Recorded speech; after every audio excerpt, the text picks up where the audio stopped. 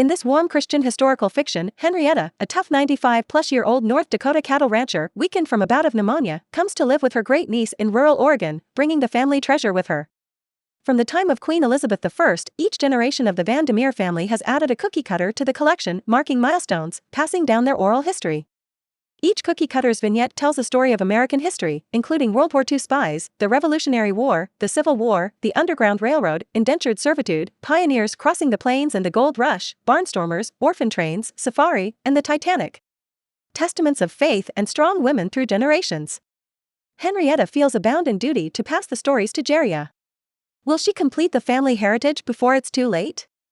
If you love warm, clean, multi-generational stories with a Christian viewpoint, you'll love The Cookie Cutter's Legacy by Deb Graham. Be sure to subscribe so you don't miss upcoming novels. The Cookie Cutter Legacy, a multi-generational novel, written by Deb Graham, narrated by Hannah Johnson. Copyright 2018, all rights reserved and held by the author, who, although a nice person, doesn't share well at all. DebGrahamAuthor.com. Chapter 1. Have you the time for another cookie cutter story, Jeria, while the cardamom pastries bake off? It's my bounden duty to tell you about every last one of them before I lay down in my grave, and I think you'll like this one. Sure, I'm expecting a call from that woman who's interested in the Dixon house by the river, but if you don't mind an interruption, I'd love a story. Jeria set aside her paperwork and pulled the old wooden box from behind the sofa. Since Henrietta had moved in with them, the old woman said she felt it her bounden duty to relate the family stories through the generations. Some families keep journals. The Vandermeers kept cookie cutters, with each succeeding generation adding at least one to the collection. Henrietta told each story in her own time and in no particular order. It made sense to keep the collection close at hand, never knowing when she would launch into another story. Henrietta rooted in the box until she pulled out a tin cookie cutter with a rolled edge and handed it to her great niece. Isn't this a German symbol, Aunt? Jeria turned it in her hand. When were you in Germany? Yes, an iron cross, that's what they call it. I never did go there, but did I ever tell you about my shortwave radio during the Second World War? Jeffers thought it important to keep in touch with other ranchers and folks in town during the severe winters, and the phone lines were often down during storms, right when we needed them most. What with him working out on the range so much and me at home with our young ones, it made sense for me to learn to talk on the shortwave radio. I loved listening to the foreign-sounding voices late at night when the dark pressed in on the ranch, and I couldn't sleep until Jeffers came in. She smoothed her dress. Some other nights, when I was up nursing a baby, it was a comfort to hear low voices through the radio while everyone else was abed. In our early marriage, the babies came fast, one every year or two until all 8 were on the earth, and I had a lot of nights up with one babe or another. I remember nights like that, too, when I was up with a baby. It was hard to stay awake. Having somebody to talk to would have been a treat. Most young mothers go through the same thing.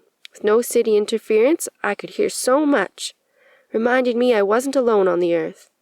It was a marvel, me in North Dakota, folks across the world, and sometimes, if the words were in English, I joined in speaking like I had a right to be there, and I didn't even have to worry none about my words being repeated where they ought not. She frowned. Some of our neighbors were a gossipy lot, like there was a prize for passing news the fastest. Telephones were a party line back then, but it wasn't the celebrating kind of party. You see, a string of telephones were linked on the same line through the community, and anybody who had a mind to could pick up and listen on anybody else's goings-on, and most times they did. No privacy whatsoever. One of the women near town had too much time on her hands. Vanny'd listen in any time that party line rang, and spread the word so fast she'd have you washing your hands before you knew you were going to get 'em dirty. I guess that didn't matter, were you sharing a recipe or something, but if you had need to call for a doctor or the like, every neighbor heard what your business was right off. The shortwave wasn't like that. Around that same time, during the war, a slew of prisoners of war was set in camps across America. Enemies, mostly Germans. I heard tell over 500 of these camps dotted the land, with nearly 500,000 men held in them. The government put them out away from cities, likely so calm-minded folks would stay that way. Folks would have been all worked up if they knew 500,000 enemy soldiers and even officers were on U.S. soil. And of course, it's harder to make an escape if there's nowhere to go. That makes sense. Jerry plumped a pillow behind her back. I wonder if the government will be able to keep a secret like that now. Don't think about it. They have plenty of secrets, and we're better off not knowing. Well, one of those camps was down the road a piece from our place.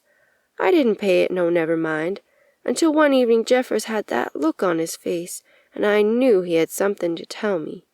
I washed up after dinner and put the children to bed early, then sat beside him by the fireplace. We always did our best talking by a fire. There's something about fire and water that draws out the deepness in folks. That's why people go to the ocean, although I reckon they don't think about the why of it. You're probably right. I hadn't thought about that. Jerry loved taking a day at the coast when her schedule permitted, always coming home refreshed. Jeffers had been having a time keeping up with the work on the ranch, although he was up before the sun and working long after it set on the horizon. I knew that and helped where I could, but running a ranch when the hands had all been called up was a task bigger than the both of us. Old Ezra was still there, but with his rheumatism, there was only so much he could do. So I sat beside my Jeffers, and I could see he had a thought rolling around in his head. I hoped he wasn't going to say we were likely to lose the place. Our home, after all. I know you didn't lose the ranch. Oh, sorry, let me take this call. Don't forget where you were. Jerry spoke on the phone for a minute, taking notes at her desk. Yes. Tomorrow at 10 a.m. will be fine. Thank you. She hung up and smiled at Henrietta. You were saying Great Uncle Jeffers had a thought. I'm proud of you, doing your work from home. Jeffers said he'd found a way to have some good, strong young men work the ranch, and we wouldn't have to pay them beyond food and a warm place to stay, and I was so happy for a minute, until I recalled the young men had all been called up. So what did he have in mind? She nodded, her thin hair bouncing. My Jeffers was always thinking. Seems he'd stopped by that prisoner camp on his way back from the grist mill and had a talk with the commanding officer. Jeffers said he saw the man had his hands full, what with keeping track of the POWs, that's what they called them, and all the paperwork and all. What would he think if Jeffers relieved him of a dozen or so of those men until the war was over and our own boys came home? The officer liked that idea real fine. He said folks were doing that in other places, except they sent the men back at the end of the day, and we lived too far out for that practicality. They made an agreement for us to take 12 of the prisoners and keep them on the ranch. Ah, a win-win for both sides. Jerry fell silent at a glance from Henrietta. Let me tell. Jeffers sat back and looked at me like he was expecting a thunderstorm, but my heart was turned to the idea right off. We'd have help on the ranch, Jeffers wouldn't be so worn out, and we could see those boys got a decent meal. It was no trouble for me. I was used to cooking for our ranch hands before they got called up. After all, these was just young men like our boys, called upon by their country to a war they wanted no part of any more than we did. Jeffers had asked the officer for some country boys, not wanting to take the time to teach a city boy how to do the work the ranch required, and ones that could speak some English, too. Some other countries teach English in school, this I know, not like America, where a new language is a special thing. 3 days later, a big open truck pulled up in front of the house, loaded with scared-looking young men, some barely old enough to shave. Jeffers signed a paper saying he'd be responsible for the men, like an extension of the camp itself. Not much chance of them running off, since they had not even been told where in the United States they'd landed. Anybody could see there was nowhere to run off to. Oh, was they a stringy lot, made me want to feed them up like they were our own. Jeffers took them to the bunkhouse to settle in, and I set to making a good supper. I told the children not to even mention the war where the men could hear us, and not to say where we lived, not even the state, in case one of the prisoners took a mind to run off. She glanced out the window. At first the men were a little standoffish, not knowing what to expect. Within a couple of days it was plain Jeffers had made a good trade. Those men were eager to work, and the officer had a few less prisoners to keep an eye on. I think they were glad to be out of the war. I often saw one or another of them staring up at the sky, like he was surprised to see a bird flying overhead, when they were used to bombers marring the good Lord's sky back where they came from. Those boys admired our children. I could see it in their eyes. Likely they had left babes of their own at home, or at least young siblings. One night as I hustled to get supper on the table, one of them asked could he pick up my baby, the one crying from a new tooth coming in. He was so tender it brought tears to my eyes. "You weren't afraid?" Jerry frowned. "It sounds risky having strangers in your home." "Our neighbors got wind of our plan, and some told us to our faces we were crazy, putting our family in harm's way, taking in unknown enemies. Likely we'd have our throats slit in the night, and not to come crying to them if those POWs killed us in our beds. I told them these were fine men, caught up in something bigger than any of us. They loved their country same as we love ours. They had no more say about the war than any of us did. They just wanted to go home to their families and rebuild their lives, soon as those fool politicians quit their bickering about some lines on a paper map. Before you know it, those men felt like they'd been there for years, working as hard as any ranch hand, even laughing sometimes. I couldn't understand a word they said when they talked among themselves, but Jeffers made a rule about only speaking English in the house, and that worked out just fine. They were pretty shook up and fearful when they came to us, but I fed them good and Jeffers set them to working. I think they were grateful to be away from the shooting war. And, of course, a hard day's work is good for settling a troubled mind." Henrietta stood and shook her skirt. "Best to go check on those cardamom pastries. They smell good to me." "I'll make some tea to go with them. Then I want to hear the rest of your story. I don't know much about that time period." A few minutes later they settled in the bay window seat in the warm kitchen. Henrietta set down her teacup and picked up her story. One man, an officer, gunner, had been a metal worker before the war. He was a deft hand at replacing gates and fashioning hinges and such. He took a shine to my little boys, and he'd often ask them to help when he was fencing. That's the thing about a ranch. One fence or another always needs redoing. He'd have one of our boys hold the wrench on a wire while he strung it. No help at all. But the boy felt included, and Gunner liked the company. He'd learned English in school, and even went on to teach it at a university. He said he liked to hear the children speak it. "Have another one. This batch turned out fine." "They're good. Wait until Will sees them when he comes in." "I do like a man who enjoys his food." The corners of Henrietta's mouth turned up. "We didn't talk much about the war in front of the men, but Gunner one time had a heart-to-heart with my Jeffers. Jeffers was a good listener. He told me about it later on. He said Gunner was thankful to be taken prisoner. Once he was on one of those Liberty ships in the ocean and saw what good care the Americans gave the POWs. Good food right from the start, medical care, and he marveled at the luxury on the trains when they were shipped to the plains. America is a vast country, you know." "The prisoner trains were luxurious?" Jerry cocked an eyebrow. "They were what you'd call requisitioned, nice passenger trains used for moving POWs and soldiers during the war.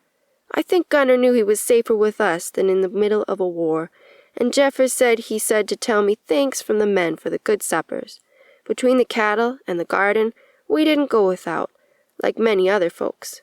Those in the cities, depending on buying everything from a store, had it tough when foodstuffs were rationed.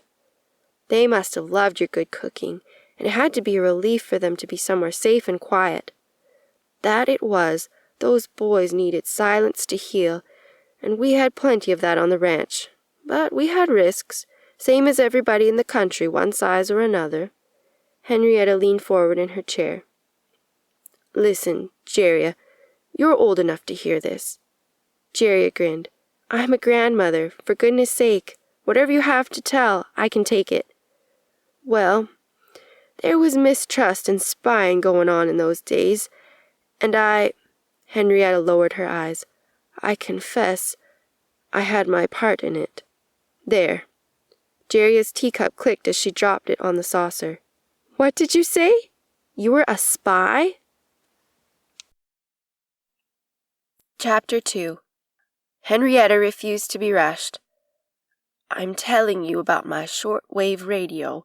One time, I was listening late at night when I thought everybody was asleep. My Sadie had a fever. She cried when I set her down, so there I sat with a toddler, half asleep on my lap in the wee hours at the kitchen table, listening to the world talk to one another. I heard some voices from Italy, then it switched to a familiar voice speaking the Queen's English. I'd heard her talk about quilts before. Gunner came in about then, saying he was having trouble sleeping, and poured himself a glass of milk. I had told those boys they were welcome to as much milk as they wanted. They were skinny as a pole beanstalk when we met them, and I didn't want their mothers to think Americans had neglected their sons when they got them back. Besides, 4 of our cows had freshened, and we had more than we could use, even what with my making butter and cheese against the next winter. I've heard about conditions in Europe during the war. They must have been happy to have enough food to eat. And I was glad to have enough to fatten them up. Henrietta frowned. Well, I knew I should turn off the shortwave radio, with an enemy officer right there in the room. But Gunner was no more threat than the calico barn cat. Besides, I was just listening to a woman who said she was in London, England, tell about a new quilting pattern she'd come upon in a book, and I was interested. Gunner sat across from me, and we sat in silence, him drinking his milk, me thinking about the wonder of somebody reading a quilting book thousands of miles from my home. I noticed Gunner seemed mighty intent for a man. I meant to ask him some other time. Maybe his wife or mother was a quilter. The voice signed off, saying she'd be back to talk about more quilts in a day or two about that same time. The shortwave signal faded. It did that whenever a stronger signal came on, or if the weather shifted, or often for no good reason I could see, and I couldn't hear through the static. Soon voices from somewhere else spoke, but I had no way of understanding what they were saying. I turned the dial, but there was nothing else to hear, so I switched it off. Henrietta's eyes darkened. I stood and lifted young Sadie over my shoulder to take her to her bed, when Gunner touched my arm. He had this stern look in his eyes, and I caught my breath. He said, Miss Henrietta, do you know what you was listening to? I told him yes I did, and the quilt blocks she talked about sounded real pretty, what with those angles and points and colors and back stitches tucking in the rounded parts. After I set down my little daughter, I had a mind to sketch it out on paper. I remember those old quilt patterns you sketched on tissue paper. You let me look at your folder when I was a little girl. This wasn't like that. Gunner let out a low whistle and said what I heard had nothing to do about quilting at all. He said he had been a communications officer in the German army before the Americans captured him, and he recognized that woman's voice when he heard it, and he thought she wasn't in London at all. He said he knew her to pass the Allied military strategies to the Germans. It was his job to take what she said and plot it on a paper grid he had. When she was talking about stitching 3 blue points on the 4th quilt square, that meant 300 Allied troops were on the move, and he could plot their whereabouts on a map. Not the main offenses, he said, but enough to do damage. Oh no! What did you do? I thought my heart was going to pound its way out of my chest. He said the Allied leaders knew about her. They hadn't yet found out who she was, or how she found out her information, but the Germans believed it to be correct. Gunner said it only made sense to those with ears to listen. To anyone else like me, it sounded like nothing more than a quilting pattern. Henrietta pushed her plate aside. Now I had a problem on my hands. Here sat a German prisoner of war in the middle of a war, at my own kitchen table, and he knew I had a short-wave radio, and he had been listening in on it, and to Allied strategies and plans to boot.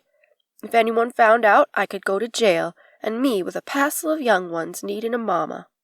She shuddered. My blood ran cold. I can recall it flooding down my spine to this day. I guess I squeezed Sadie a mite too tight, and she let out a squawk. A minute later, while I was still trying to take a full breath, Jeffers came out of the bedroom with his belt undone and offered to spell me with Sadie so I could get some sleep before the day broke. He took one look at my face and stopped with his words halfway out. "Oh my gosh, what did you do?" Nothing I could do but tell him the situation at hand. He listened with his face all still like he always did. Then he asked Gunner what did he plan to do with that information. Had he a mind to get word back to the Germans in a way that would hurt our fighting men? Gunner said he did not. He just wanted a cup of milk, and for all he knew, I was listening to a silly woman chatter on about some sewing project like women do. He said his English was none too good. He might have been mistaken altogether, and if Jeffers didn't mind, he'd like to forget the whole thing ever happened and go back to the bunkhouse. He aimed to fix the big gate on the east corral, and morning came early. Jeffers let him walk on by, watching his back until the door closed behind him. I fell into Jeffers' arms and cried like the world was ending. He was thinking hard about what to do, I could tell. When I had cried myself out, he said I'd better get some sleep, and he'd mind young Sadie, since she was wide awake again and playing on the floor. I hadn't a chance of sleeping with my mind all riled up, but I could see Jeffers needed some time to think. Jerria bit her pastry without noticing. "I had no idea you went through that. What did you do?" After breakfast, a regular breakfast like nothing had ever happened in the night, Jeffers said he had a task to see to in town, and I would go with him. He asked Maria, one of the hands' wives, who helped me cook, to mind the children and see to supper if we were not back by sundown. And keep an eye on young Sadie. Her fever broke around dawn, but it might go back up. The men filed out to get to their work, and I saw Jeffers take Gunner by the hand and tell him, "I'm trusting you." My hands were shaking as I put on my good dress. Jeffers said what we were doing required a best face forward. The rest of me started shaking when I saw where Jeffers was driving. That was the POW camp, I was certain, because nowhere else had that coiled razor wire on top of tall chain-link fencing. Concertina, they called it, and no rancher had need of it. I saw tall guard towers and uniformed men, and behind the fences the prisoners were staring at us. They'd seen what no young man should see.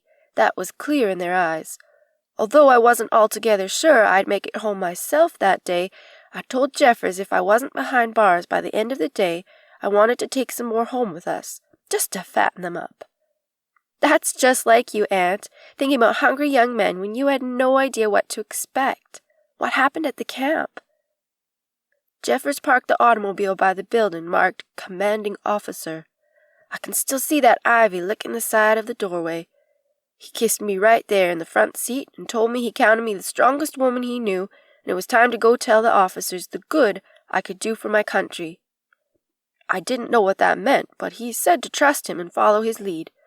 Whatever he said, I was to pick up and go with it. "You had to be scared." I was at that, so we went in and Jeffers talked to the man wearing a uniform at the desk. The commanding officer had time to meet with us. He looked plumb worn out and nervous, as if he thought the prisoners he loaned to us had caused trouble, and he'd have one more thing to do that day, sorting it out. He relaxed in his chair when Jeffers assured him we were doing fine with the men he gave us, and were of a mind to take a few more back to the ranch for the start of haying season. But first, when Jeffers said "but first," I felt a hollow in my stomach like a wind tunnel opened up through the middle of me. A cold wind blowing. Henrietta shivered. I can still feel it. With his voice calm like always, Jeffers told the officer I had some military intelligence that needed to be passed on up to somebody. He didn't know who. He said I had come upon knowledge of a lady spy in London, or somewhere, who was telling the Allies plans where God and everybody could hear it. Jerria hid a smile. She could just see the poor man, ranchers in his office, and one more thing to deal with. "Henrietta, sketch out here on this paper what you heard," Jeffers said to me. I took the officer's pencil and drew what I had heard on the short wave as if I was penciling any old quilt block, only my hand was shaking. The officer was silent, watching my hand, but he let out a big breath when I passed the paper to him. He said he knew just what it was. He'd had word by wire that very morning about a new offensive in a faraway place called Luxembourg that would take place in a few days. He said they were aware somebody was passing the plans to the Germans, but no one knew who, or how, or even when, much less how to catch the spy. I feared he'd ask where I had heard the information, but he just asked had I the means to hear more. I think he figured I'd overheard the prisoners talking out to our place, and he wanted nothing to do with it. I told him I thought I could do so, and his face lit up like he was chewing on a bucket of lightning bugs. He said he'd been having a hard time and didn't know why he'd been exiled to North Dakota. That was his word, exiled, and I could help him get a better posting if I'd be of a mind. Make him look good, he meant. If he could uncover a spy, he'd likely get more respect in the eyes of his commander. Maybe get himself transferred somewhere warmer before winter set in. Henrietta crushed a crumb on her plate. I noticed he had a picture of a woman and children in front of a palm tree on his desk. A family man, no doubt. He stood up and straightened his shoulders and asked me to stand up by his desk and put up my right hand. He held up his right hand and swore me to secrecy then and there. Jerry caught her breath. This was a side of Henrietta she'd never suspected. I couldn't breathe. I told him I woke up that morning with no intention of joining the army. The officer explained I hadn't joined up, said it was a formality, something he had to do to bind me to secrecy, that was all. He said if I could find out any more of them quilt block patterns from London, he'd be much obliged. If I told them what the spy had been saying, they could piece it together and hopefully find out where she was and stop her from telling what ought not to be told. He said that'd likely save the lives of some of our boys over there. He said I was to draw out what she said and deliver the information to his desk as quick as possible, the very day I heard it, and he'd pass it up something called the chain of command. I squared my shoulders and told the officer that being in the army or not, I had family obligations. I couldn't be expected to go running off to a POW camp on a whim. He sat back in his big chair, not accustomed to being spoken to in any way besides yes, sir, and no, sir. Jeffers was trying to hide a grin behind his mustaches, but I was right to say it. The officer called in his assistant and told him any time I made a telephone call to him and mentioned spinach or lettuce or cabbage or maple trees, anything made of leaves, he was to set aside his work and go out to our ranch. If anyone was listening in on the party line, they'd never suspect a thing. I would give him the notes I took, and he was to hie back to camp with it, did he understand? And the officer got his yes, sir, like he was wanting. From then on, when I had time late in the evenings, I'd set out the shortwave and listen in. Sometimes all I heard was static. Other times folks shared recipes or weather reports or asked for help finding loved ones misplaced in the bombings, putting their names out where people might hear them. Those hurt my heart, to think of all those innocent people hunting for their kin. She shook her head. So much loss in that war. Did you hear that quilt woman any more? Yes, the lady spy with the pretty voice talked about her quilt squares every few nights, always ending with what day she'd be back on to tell more about them. Sometimes she'd talk every night for a week, and I'd be so dragged out tired from staying up listening and writing down what she said, I could barely get my work done. Some days she didn't come over the radio at all. I tried to think of new ways to talk about leaves when I made my call to the base, so the assistant would know to come get my paper. I told him the lettuce starts in the window was coming up nicely. I talked about my cabbage salad, how fine the new leaves on the crabapple tree looked against the sky. Told him I was about to plant spinach soon as the snow was off the garden. Mentioned I was making a dress with a leafy pattern on it for our Millie, and said I was sad to see the geese leaving, heading back to wherever they spent their summers. That time I wasn't sure he'd understood, since birds leaving wasn't the same as a leaf. I was running low on ways to say it, and I didn't want any nosy neighbor to catch on, should they be listening in on the party line. He did just fine. After a week or 3, he gave me a paper in the commanding officer's hand and asked if I could read it on the shortwave, just like it was written, only using my own voice, that very night and 2 nights more. It didn't make much sense to me, something about ordering a number of snow shovels and galoshes and umbrellas, but I read it. Funny thing about that, the shortwave was a jumble of voices, and you had to listen hard to pick out one to listen to. But when I spoke those words, it went nearly silent, then picked back up again. Jerria's eyebrows shot up. Henrietta ignored her. Sometimes I'd see Gunner leaning on a post or something, watching the man from the camp come up along our drive and leave right quick, but he never mentioned the shortwave again. One evening after supper, he did ask if he might take a pint of milk to the bunkhouse in case he wanted it in the night, and gave me a slow wink. He must have seen the kitchen light on some nights and not wanted to get involved again.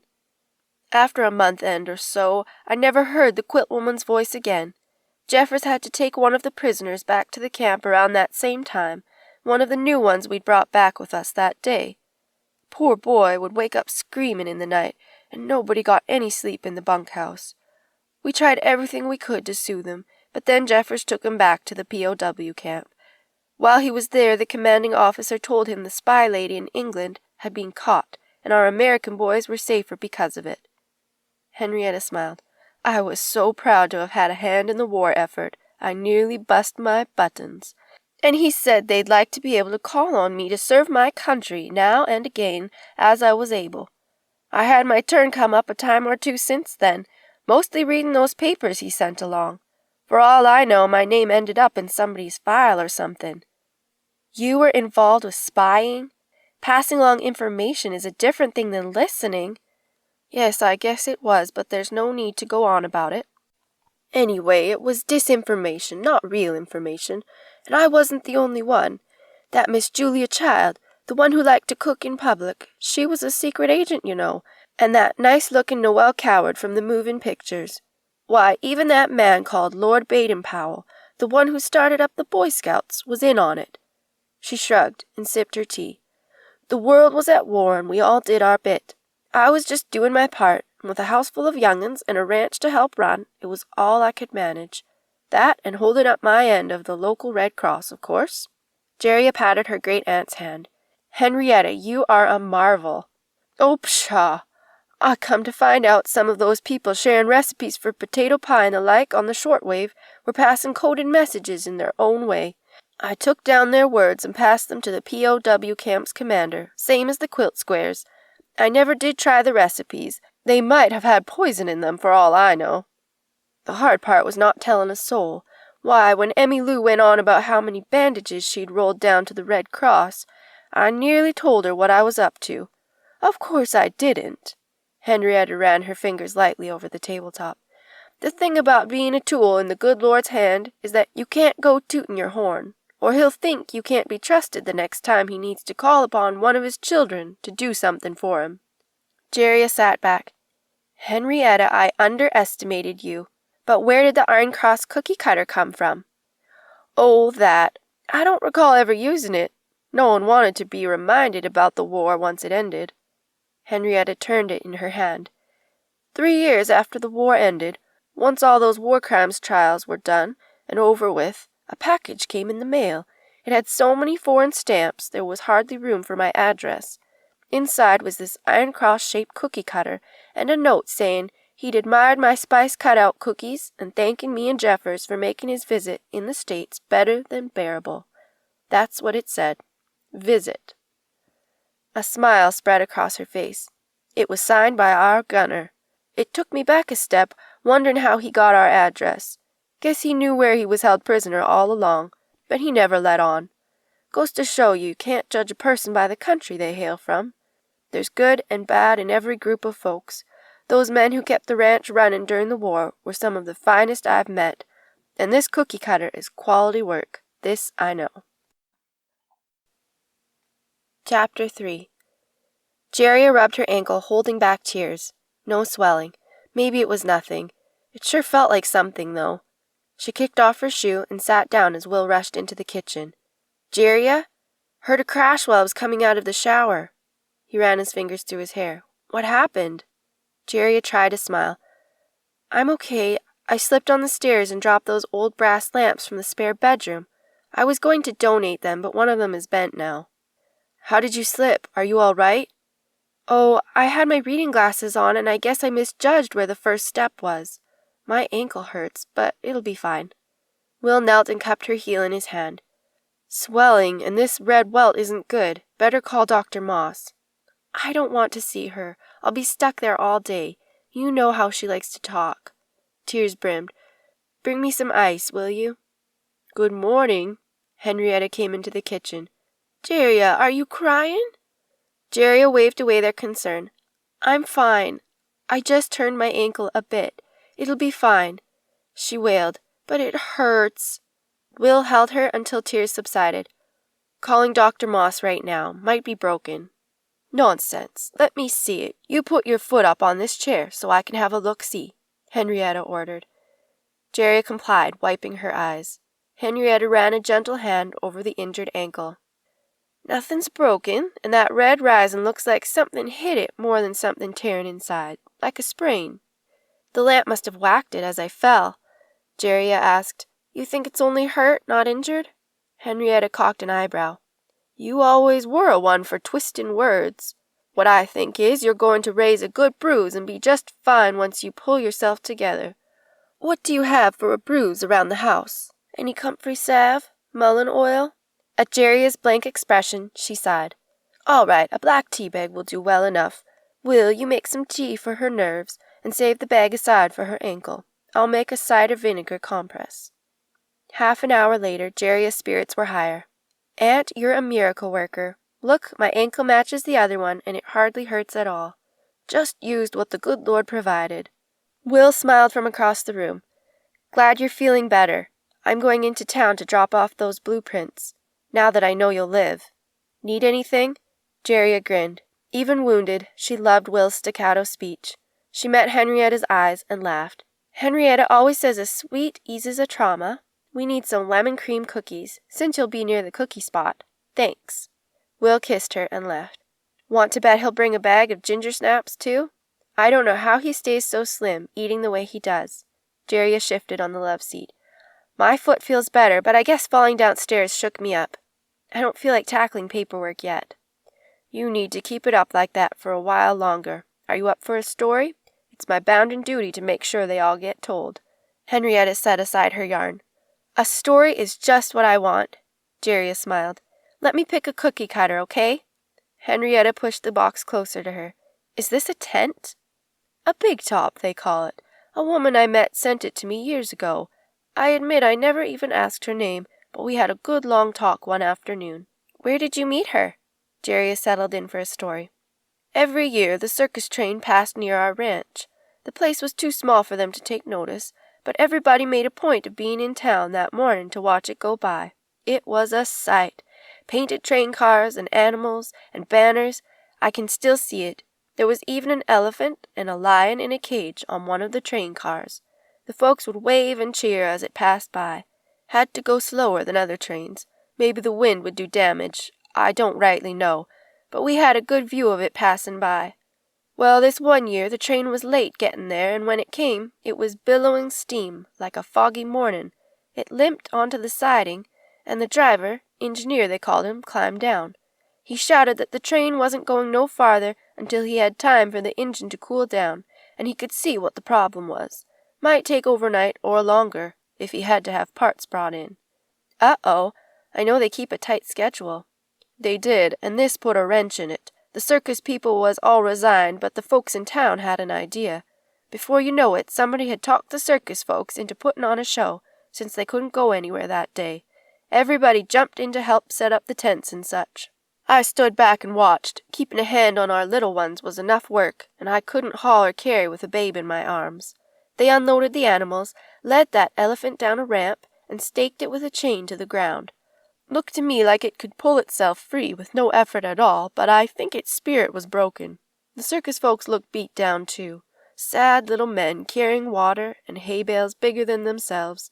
Tired-looking women with thick face paint wearing faded clothing. I saw a woman near my age taking a break behind a tent, and my heart was drawn to her. She had bright red lips, like she smeared currant jelly on them, smiling the kind of smile that never reached her eyes. I set my little ones to drawing with a stick in the dirt, and invited her to sit a spell.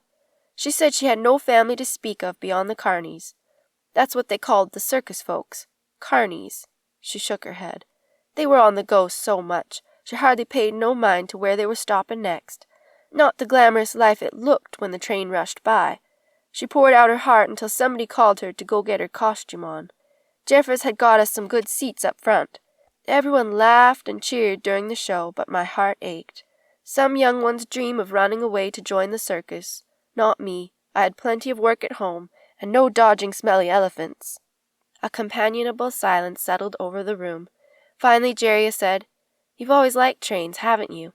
"Yes, I'd say so. Living on the plains where the land rolls on like it'll never end, and the sky arches over like a big blue bowl. Sometimes I long to go where trains took folks. Those rails were like a magic carpet to me, leading somewhere shiny and new." "You sound like a poet." "Oh, pshaw!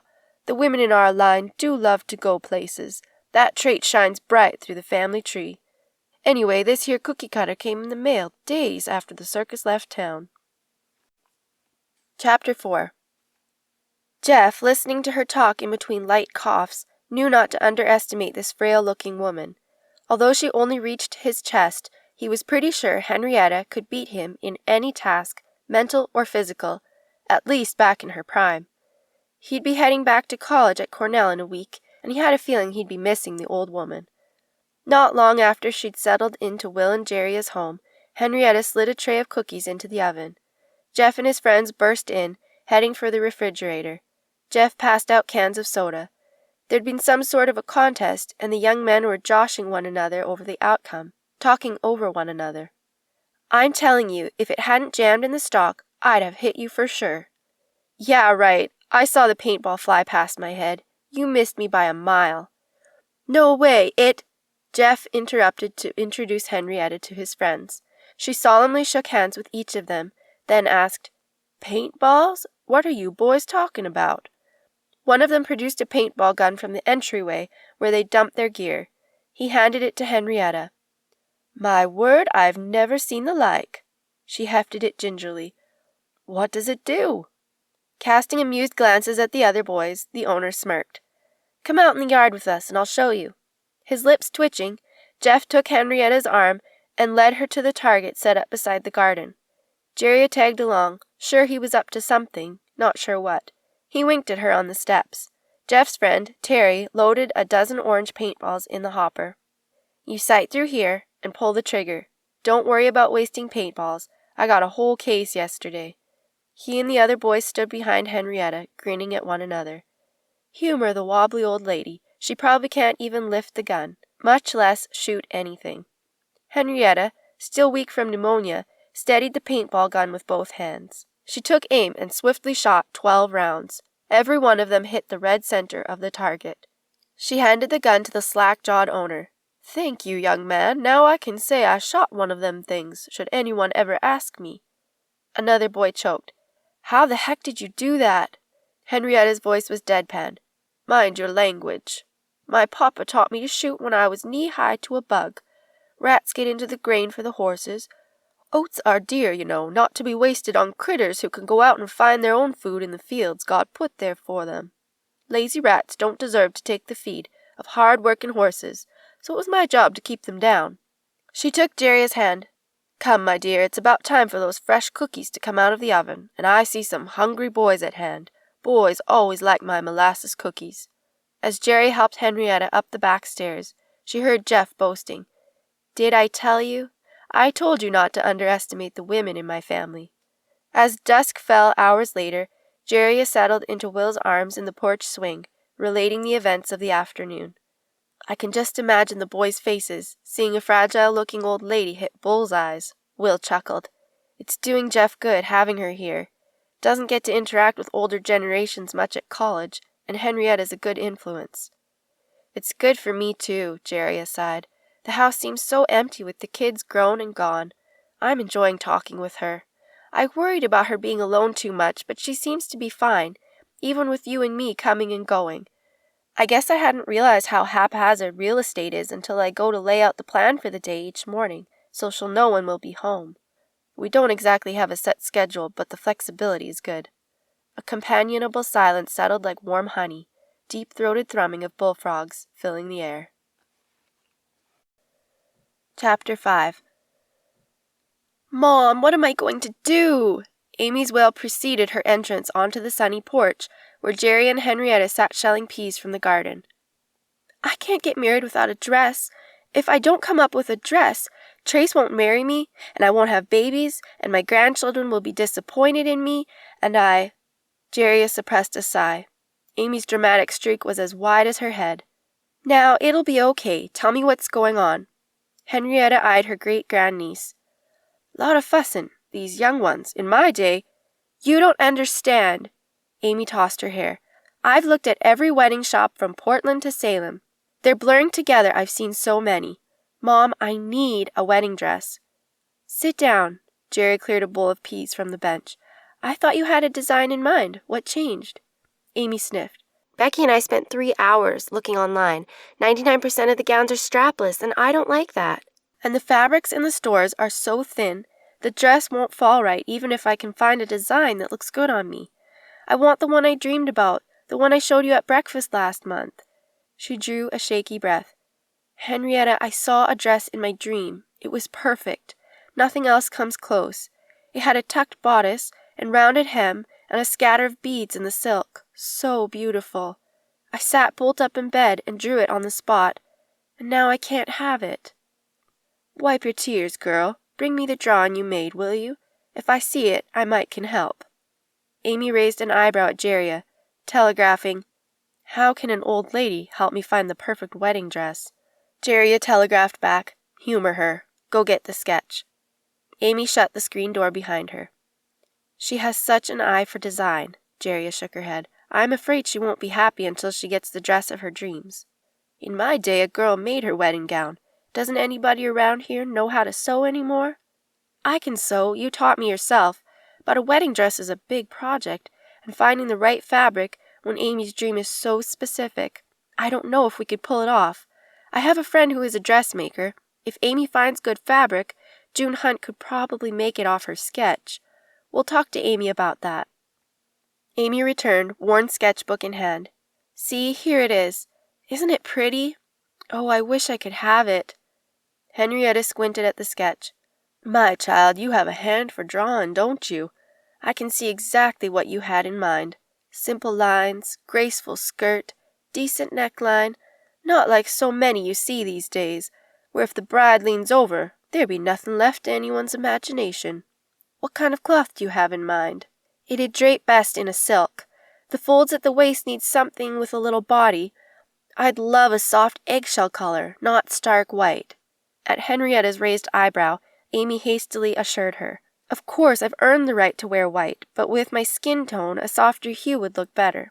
Your mamma and I were talking. If you can't get it store-bought, why don't you have it sewn for you?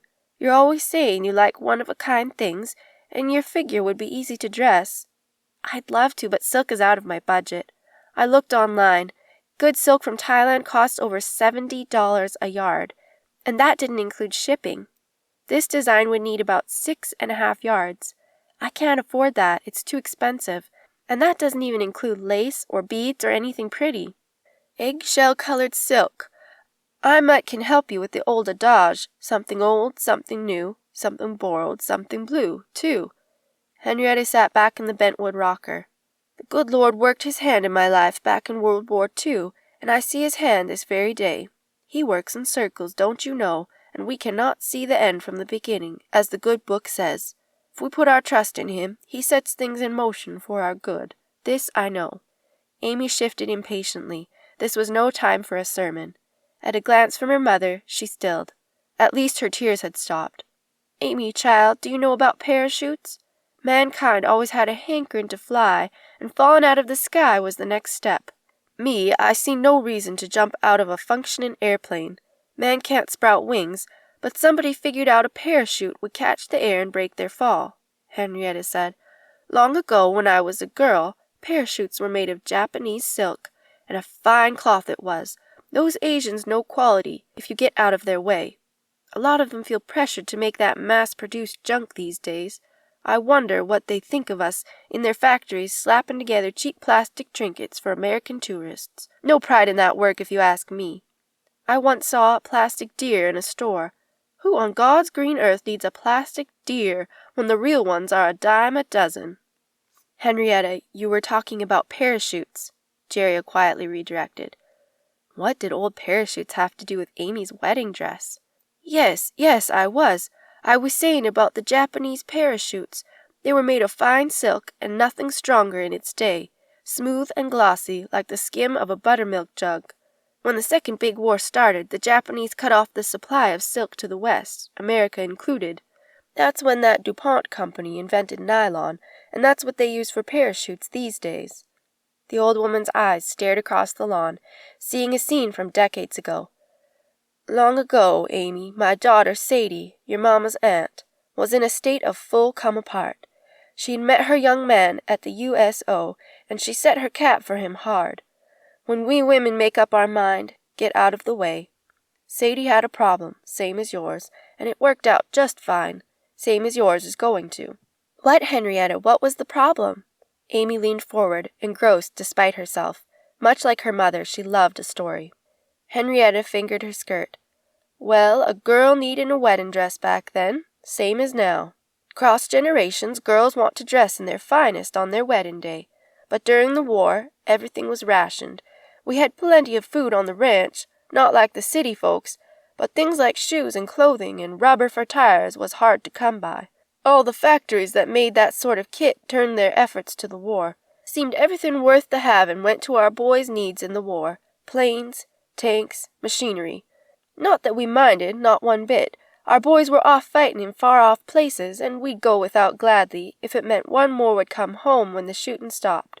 But Sadie was a young woman like you, and she hankered for a pretty wedding dress like you. There was no cloth to be had. Even if we saved up all of our ration coupons, it all went to the making of uniforms and blankets and such. It was a time to keep our minds wide open. Now, learn this. You want to keep your mind open all the time, but not so much that your good sense falls out. She wagged a finger. A situation like that called for some creative thinking. Amy, I want to show you Sadie's wedding dress. Bring me my old chest from the shed. You'll find it. It's dark green wood with 2 leather buckles. Inside is lined with cedar, but we can get rid of the smell of it if it'll make you happy. As Amy hesitated, Henrietta pointed her finger. Go, child! Jeria eyed her great-aunt. I'm always amazed at the history you keep in your mind, and you distracted Amy from crying. But what are you up to? You'll see. Henrietta picked up her bowl and innocently shelled another handful of peas, her blue eyes twinkling. Amy came around the corner and set the wooden chest on the porch floor. Phew, it's heavy. Here you go. I saved it all these years, not knowing the why of it. Henrietta stroked the leather strapping. Once the disease lay heavy upon my dear Sadie. She passed on only 5 months after her wedding. Her man's heart was broken in bits. James wanted nothing to do with the dress or any of Sadie's things. His heart was purely broken, and he took it all back to us, wedding gifts and all. My heart was so crumbled, I felt like lying down in my cold grave beside my baby girl. Didn't even see this until months later. Open it up, dear Amy. Amy knelt and unbuckled the worn leather straps, then heaved the heavy lid open. The odor of cedar wafted out. She pushed aside layers of yellowed tissue paper and caught her breath. Creamy silk shone in the sunshine like a living thing, the folds of the old wedding dress spilling onto the floor as Amy carefully lifted it from the chest. Mom, help me. The train is a mile long and I don't want to get it dirty on the porch floor. Let's take it into the living room.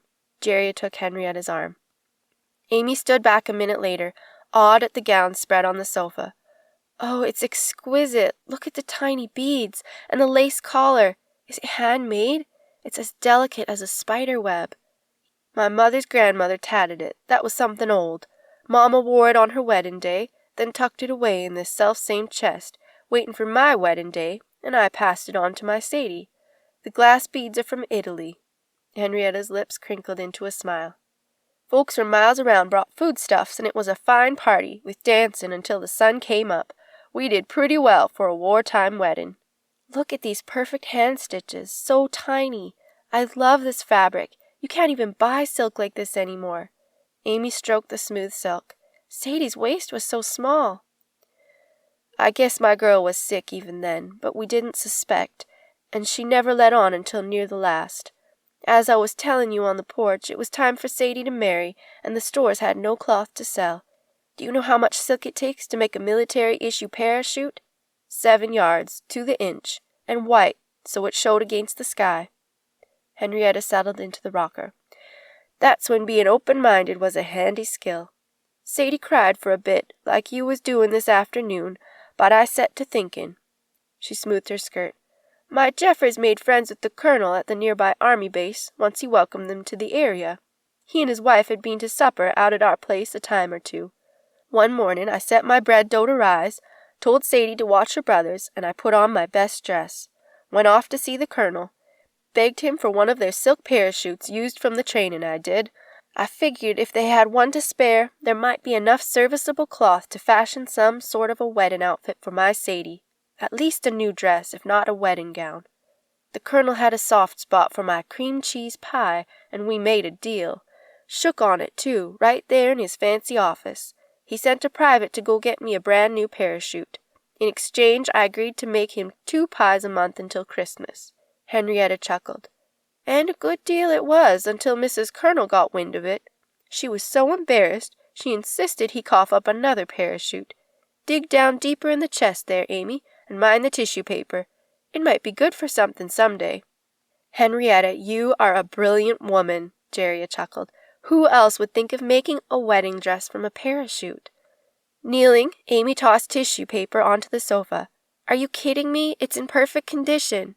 She drew out a World War II issue parachute, crossed with "for training purposes only" webbing.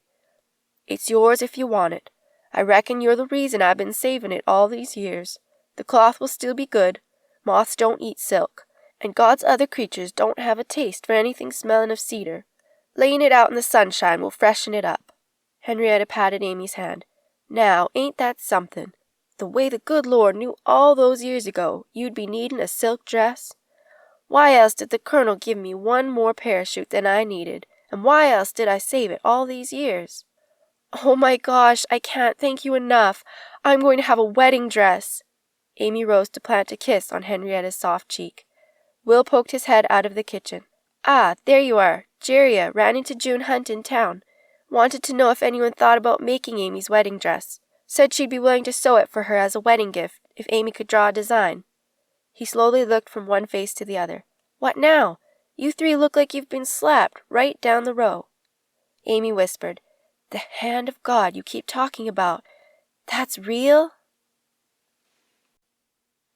Chapter 6. "As I said, I'll meet you at the house at 2 o'clock. Yes, I will be on time. Yes, I'll have the contract with me. No, you don't need to send someone to get it ahead of time. Yes. Look, I said, I have to go. I'll see you at 2. Jerry hung up the phone and swiped at a wayward curl. "Some people." "Problems, Jeria?" Henrietta looked up from her crossword puzzle. "No, not really. Just a real estate client who's quite certain I'm going to sell her dream house out from under her. I tried to tell her there's not a lot of demand for abandoned fixer-uppers in Hat's Mill these days, but she wouldn't hear me." She sat on the blue sofa and kicked off her shoes. "How's the puzzle coming?" Henrietta murmured, "P space O space M space friend of old Alex. Oh, has to be Ptolemy. That was the last clue. All done." "Ptolemy? What's a Ptolemy? Sounds like an outer planet." "A planet?" Henrietta chuckled. "No, Ptolemy was a Macedonian Greek general, served under Alexander the Great some time back." "Amazing. I don't know how you keep so much in your head. If I ever heard of him, I've long since forgotten." Jeria reached for the cookie cutter box. "We both need to clear our heads. Can you tell me another story? Wait, I'll grab my notebook." Jeria took her spiral book from the desk drawer and pulled out a tin cookie cutter. "This one looks really old. See, it has solid backing." "Yes, and a hole for the baker's finger to pull it back out. Handles didn't come into play until much later. This here is about the oldest in the collection, I figure, and it came all the way from a place called Pierce Point in England." Henrietta set her puzzle aside and moved to the sofa beside Jeria. "It belonged in the kitchen of a real member of royalty, a man called Lord Robert the Lion-Hearted. He wasn't the king or like that, but in England back then, there was 2 kinds of people. There was the peerage, the higher-ups, and the commoners." She waved her hand dismissively. "Maybe it's still like that over there. I wouldn't know. I do know none of the good Lord's children are a whit common in any way, and I don't know how he feels about some of them calling themselves Lord something or other, and putting themselves above everybody else because of their family tree. The good Lord himself knew a mite about being humble. In England, at least a while back, you were born to a place in society, and there you stood, all the days of your life. Even if you had a sharp mind and worked hard, you'd still be a house servant if your mamma was a house servant. There was no way to make good, no matter how hard a body tried, and that's the why of it. Why so many of them English men and women took it in mind to come to the colonies, what would be the United States some time later on. Good hard-working folks built America, and most of them just wanted to rise above their lot in life by the labor of their own two hands. The urge to do better is born in everybody, until some quit heeding it. Pass me that pillow, will you? My back is getting old like the rest of me. But of course the high and mighty ones, those who called themselves high and mighty anyway, they wasn't in favor of their servants taking off for any new world, leaving them without a hint of how to take care of themselves. Some of those royalty folks couldn't even dress themselves, something my babes learned around the time they figured out how to walk on their own little feet. The very idea of such laziness. How old is this, do you think? Early 1700s, maybe late 1600s. I'm not exactly sure. Henrietta shifted the pillow behind her back. Well, as I said, it was in the kitchen of Lord Robert, along with this rabbit, pig, and chicken. They go together. You see, this one is in the likeness of a lion. He chose that name for himself, but when there was turning of the tides, seems old Robert's heart was as weak as a rabbit, if he had one at all. What happened? Well, I know the story, and it's my bounden duty to tell it to you. Seems back then at old Sir Robert's place, his daughter, Lady Iris was her name, gave her heart to a commoner.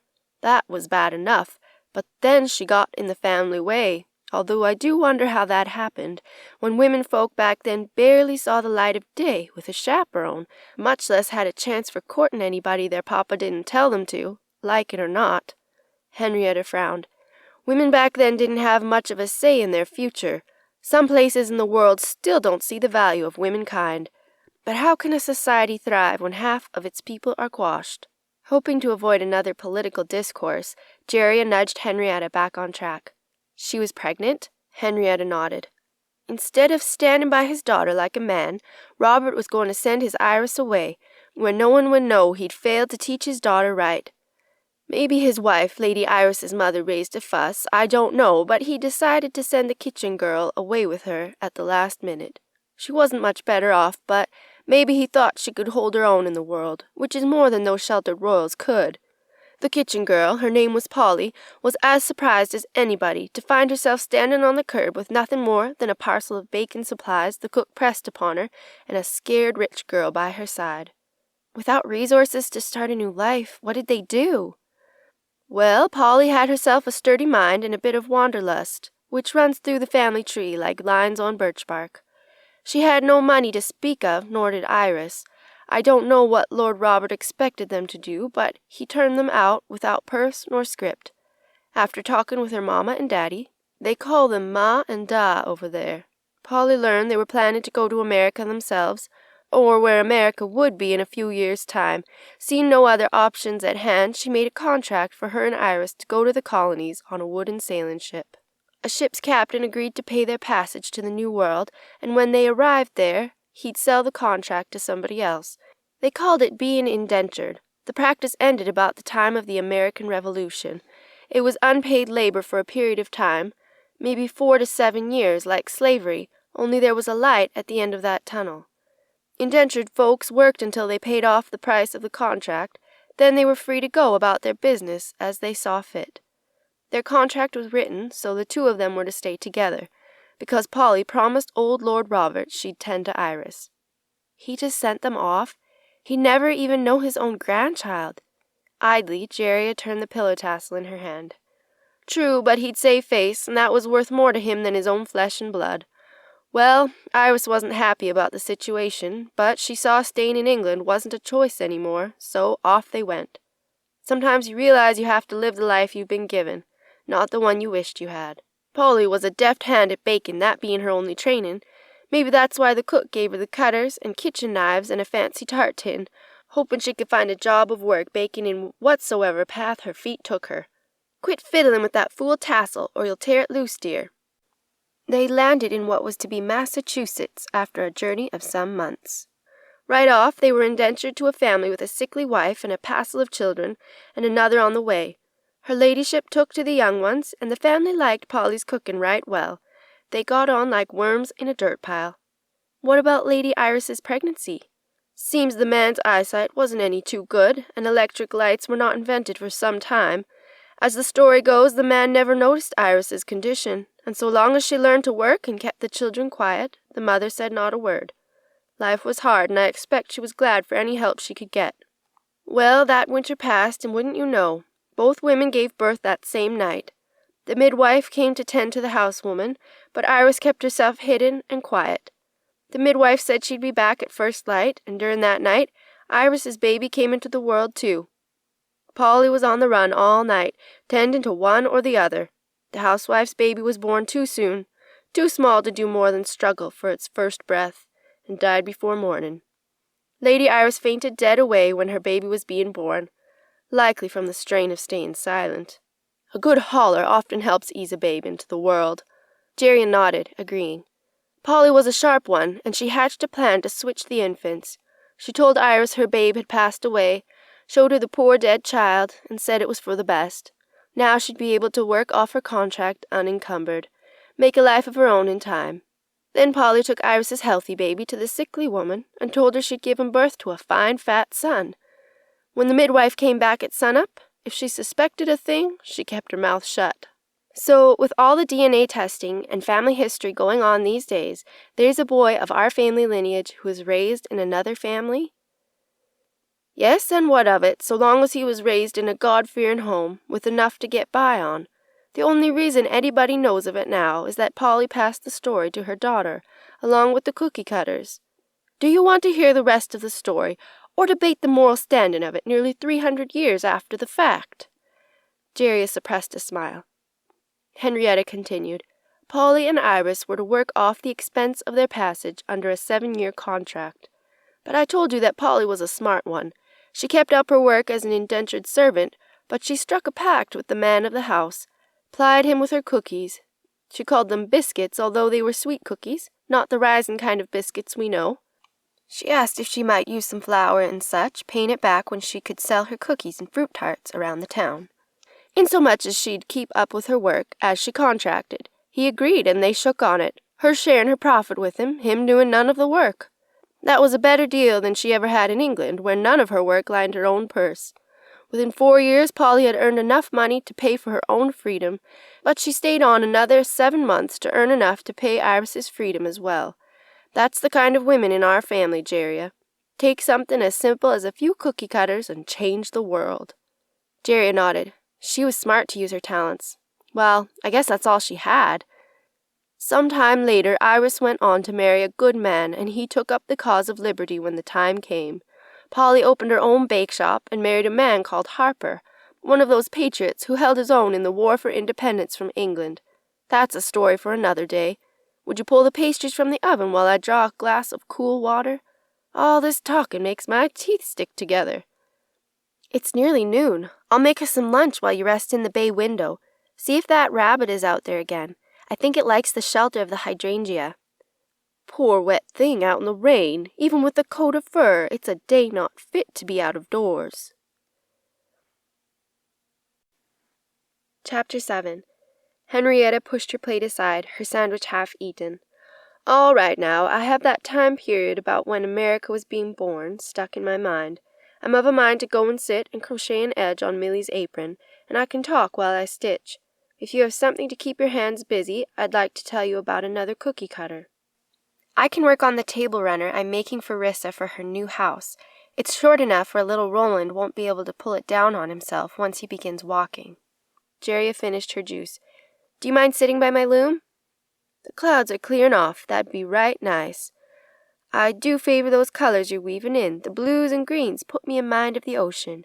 You said Rissa's house overlooks a lake, didn't you? Yes, blues are so calming. I'd like to finish it before they come for Rowdy's birthday this weekend. With a boy child called that, she'll need all the calm she can muster. Looking forward to seeing her little boy. Nothing sweeter than a little one learning to walk on his own, and he'll be running before you know it."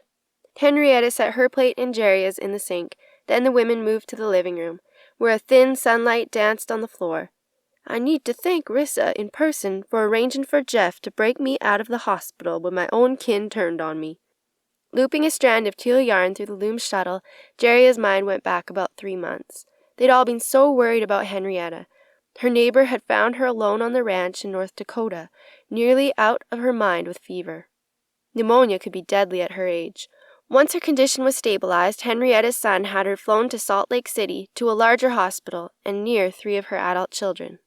All of her living children, grandparents themselves, met at the hospital, while their mother apparently napped. They talked about which of them would take her in with them when she was strong enough to be released. She'd been alone on the ranch the past 12 years, since Jeffers died, and they should have moved her out before now. What if old Bill hadn't thought to check on her? The family had been weighing options for days.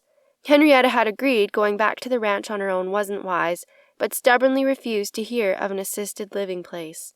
Suddenly, Henrietta sat bolt upright in bed and declared she'd only go to Jerry's and Will's place, if they'd have her, and she was not going to back down. With the heart and oxygen monitors spiking, a nurse and doctor ran in. The doctor heard her out, then said it wasn't good for her to be upset. Could they make it happen? A call was made to Jerry. Although Jerry was only a great-grandniece, she and Henrietta had always been close. She and Will readily agreed. Their house was plenty big enough, and they could have the empty bonus room converted to an apartment for Henrietta. She'd have a private bedroom, bath, and a sitting room with French doors opening onto the side deck. She wouldn't need much care. She just shouldn't be alone anymore. Plans were made, a contractor hired, and Henrietta was satisfied. Jerry and Will booked a cruise to Alaska during the construction commotion. The doctor said Henrietta would be well enough to make the move in a couple of weeks, if she continued to improve. While Jerry and Will were on the cruise, Henrietta overheard 2 of her sons arguing in the hallway after they'd left her hospital room. Wyatt said his opinion had not been heard. He thought his mother was too weak, and he wanted her to move to one of those old folks' homes with a 24-hour nurse on staff. After all, she was an old lady, late 90s at least. Timothy said he'd better not let Mama hear him talking about her age, or she'd rap his knuckles for sure. Tim thought she'd be fine moving to Oregon with Jerry and Will. Another voice, her daughter, chimed in, saying maybe Wyatt was right and they decided too quickly. She'd make some calls and see about getting Henrietta moved into a nursing home as soon as possible. It would be easier for them all. Timothy's protests faded as they moved down the hall. Henrietta fumed, sniffed a little, then took matters into her own hands. She dug out her little red book. Jerry had called to check on her before she left on vacation and assured Henrietta she could call any of her kids if she needed to talk. Henrietta's fingers skimmed the long list of family members. Ah, Rissa. Jerry's daughter, the level-headed one, would help her. Rissa picked up her cell phone and listened. Yes, of course she understood, but the baby had a fever and she'd need to call Henrietta back. 25 minutes later, Jeff called Henrietta. He said his sister had told him to move some mountains. Jeff explained he was at university in New York and it was finals week. He'd already arranged with a professor to take his last exam 3 days early. If Henrietta could wait until he finished his Agro 201 final this afternoon, he'd come get her. Henrietta exclaimed, "You dear boy! I knew I could count on Jerry's young ones to save me from my own. But how will we get to your folks' house?" "I have an idea, but I don't know if you're up to it." Jeff paused. "Mom said you were pretty sick for a while there." "I'm a sight better, and I can't wait until they get back from their cruise. I'll do anything, just get me out of here before they ship me off to one of those places where old folks go to die. You know, nobody comes out the front door once they go in. What have you in mind?" "Well, I'm thinking I could fly to my parents' home in Oregon, borrow my mom's car, drive to Utah, and bring you back to their place. I promise I'll drive like my mother thinks I do, and we can stop as often as you need to.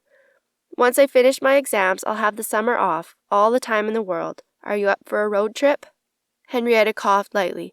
"Oh my, yes. I'd love to see that part of the country again, and it'd be easier on my lungs than flying. Dear boy, I'd like very much to take a road trip with you." Jeff chuckled.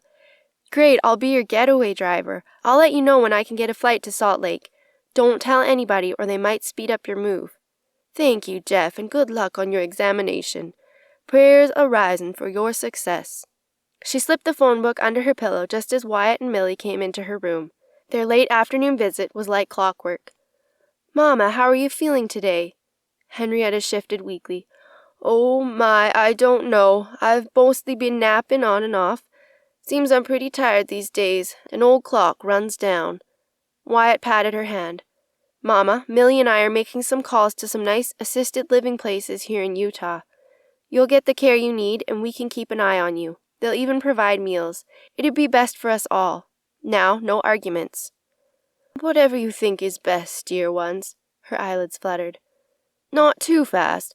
I'm just too tired to think about that kind of commotion." Wyatt blinked.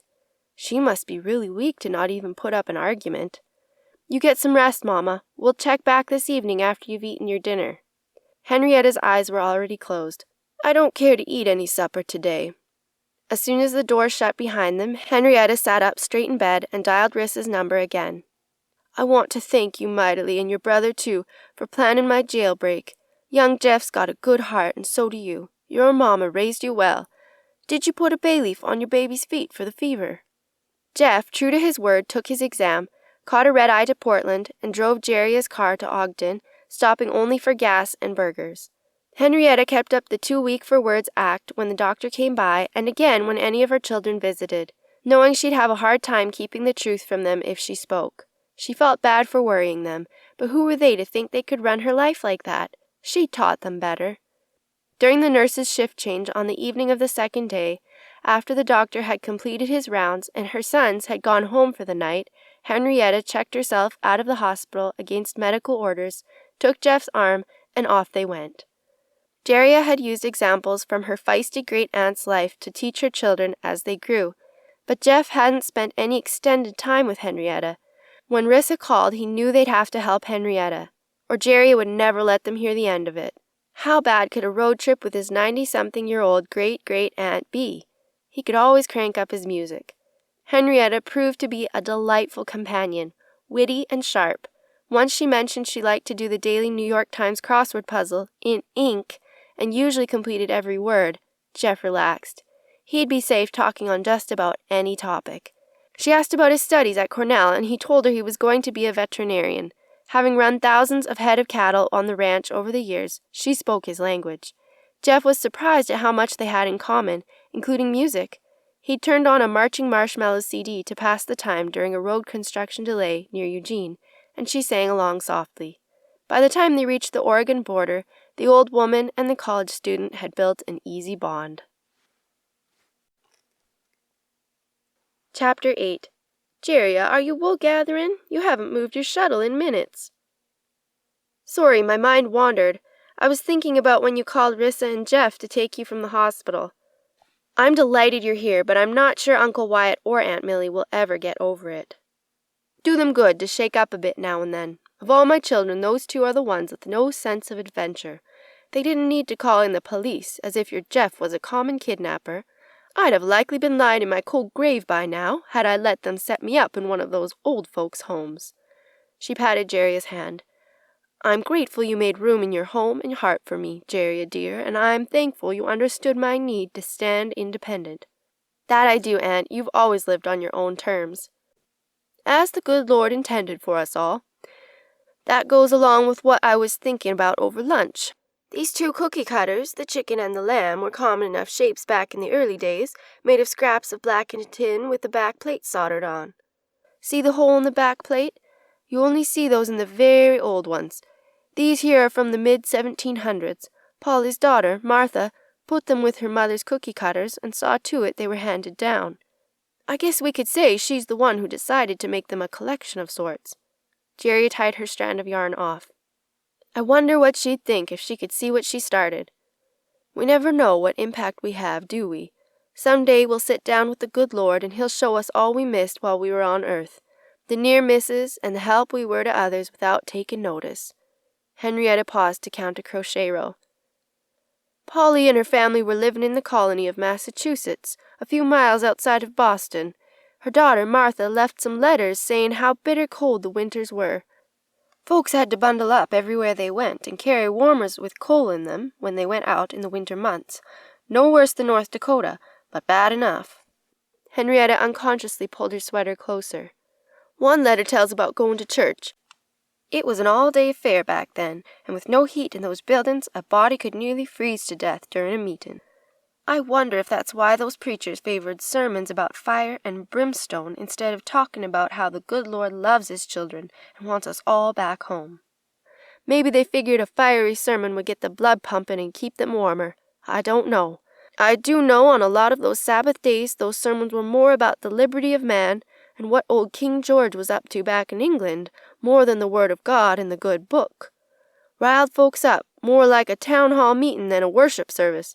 Hardly seems fittin'. Jerry hid a smile. Henrietta was particular about her sermon topics. She'd certainly heard enough over the years to have an opinion. Polly liked the feeling of a coin in her hand, put there by her own labor, even after she had a husband with a good income. Polly had an eye for numbers, but never learned to write.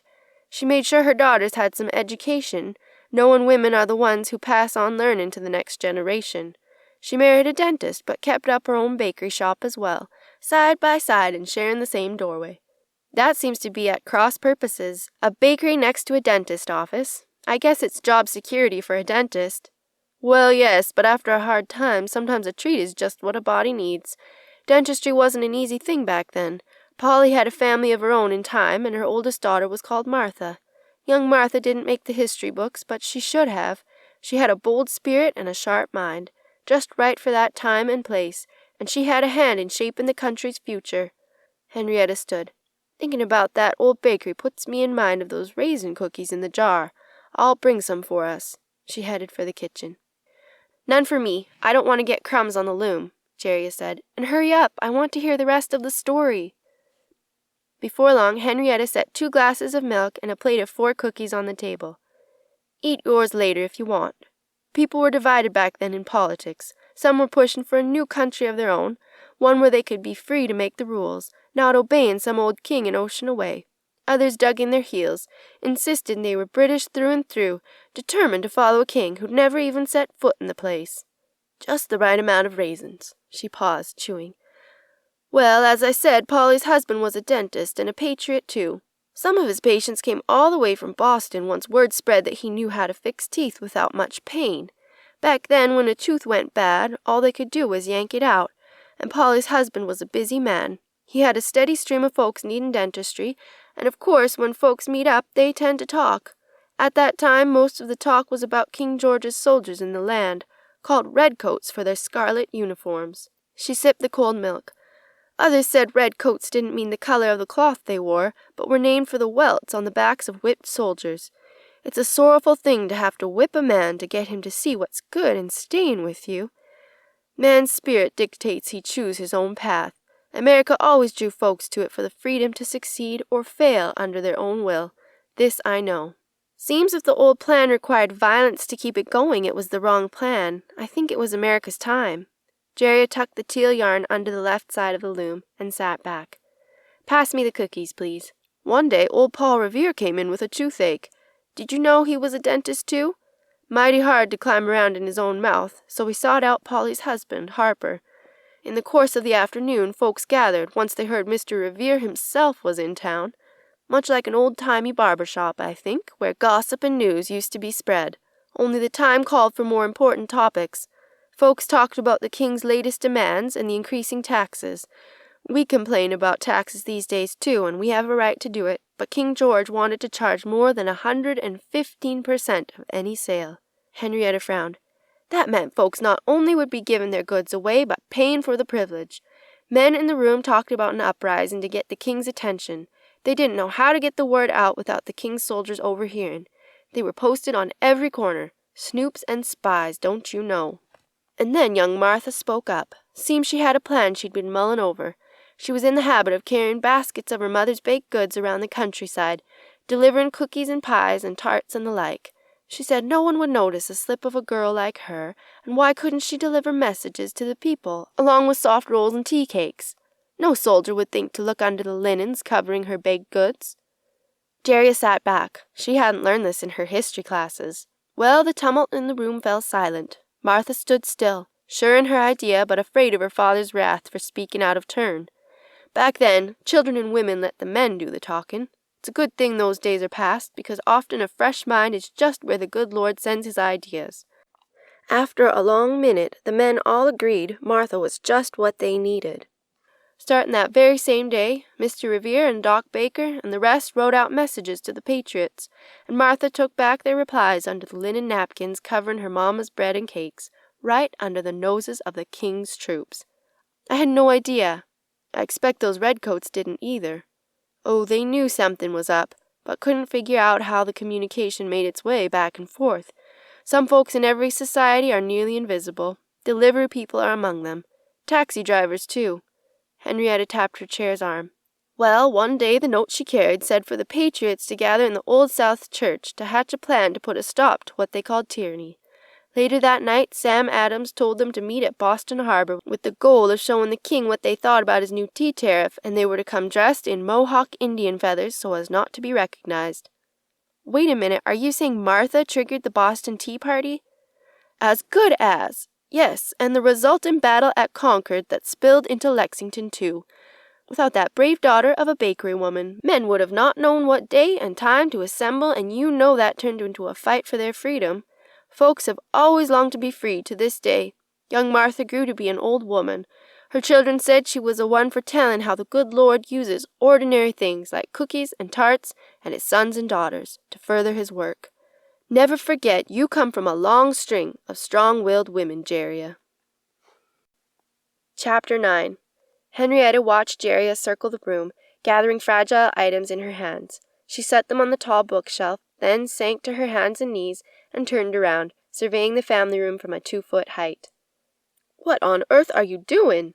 Henrietta set her knitting in her lap. Are you taken sick? Jeria grinned. Nope. Rissa called while I was in the garden earlier. Her husband has to go to a business meeting in Seattle, so she and her baby are on their way, and Mark'll come in tomorrow. I'm trying to remove anything little Rowdy can pull down on himself. He's just learning to walk. I remember, but I didn't see what that had to do with a grown woman on her all fours in the sunshine. Looking forward to seeing Rissa again and meeting her baby. Does she really call him Rowdy? Seems the little boy is full of beans enough on his own without hanging such a name on him. Jeria stood, dusting her knees. That's everything except the lamp cord, and we'll just have to keep an eye on him. I agree, Rowdy sounds like foretelling mischief. He's really cute. Wait till you see him. Puts me in mind of Lucy's son, Gabriel. A preacher told her one time it was her own fault she had to carry him out of services every Sabbath hollerin'. Said she should have named him after somebody quieter, not the archangel himself. Gabe is a noisy teen, too, isn't he? Jeria chuckled. You'll love Rowdy. He's a sweet boy. I'm glad they're coming here to celebrate his birthday. Jeria moved to the bay window. I think I hear a car door. They're here! Jeria ran to greet Rissa while Henrietta stood in the doorway. She carried Rissa's overnight bag into the house. Rissa trailed with a blanket-covered car seat in one hand and a bulky diaper bag over her shoulder. Good grief, you'd think I was staying a week. Hi, Henrietta, good to see you. Rissa set the carrier down and planted a kiss on the old woman's cheek. It's good to be here. I know I'm being a baby about it, but I didn't want to stay alone with Mark gone tonight. That old house creaks. You know you're welcome. Is Rowdy sleeping? Jeria knelt and pulled back the blanket covering the car seat. Oh, he looks like a little boy doll. I don't know how a woman can carry that much weight at the end of your arm. Henrietta leaned over and stroked the baby's hand. My, he's a beauty, isn't he? Look at those chubby red cheeks. Enjoy the quiet. He'll be up and going in no time. Rissa unbuttoned her jacket, smiling at Henrietta. How are you? Settling in? Mom said you've been talking about the old cookie cutters. I hope you'll show me a few while I'm here. She opened the bag at her feet. Mom, I need your help with a quilt, please. These scalloped edges aren't laying flat. Henrietta, you quilt too, don't you? Of course. Well, I did. These old fingers are not much for close work anymore. I made my first quilt at age 10. In my day, making a quilt was a rite of passage, and a girl needed 13 done before she could marry.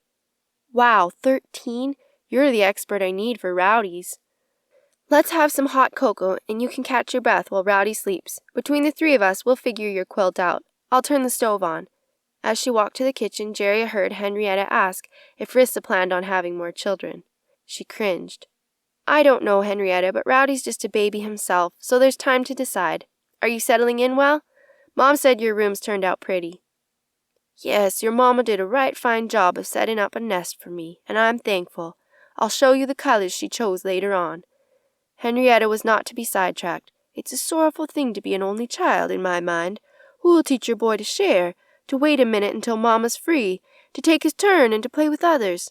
I see children nowadays living in a grown-up world before their time, and a lot of them end up on the evening news. As Rissa opened her mouth to respond, the baby let out a yell. She unbuckled Roland's car seat straps and cuddled her wailing son to her shoulder. Now, you're all right, sweetie. Rissa wrapped him in the soft blanket that had covered his car seat, murmuring in his little ear. Within moments he quieted, his thumb firmly in his mouth. Wide-eyed he leaned against his mother, surveying the scene. Henrietta nodded approvingly. You're a good mother, I can see that right off. Some young mothers these days let their babes cry. All that shows them is they can't count on the world to come to their aid when they need something.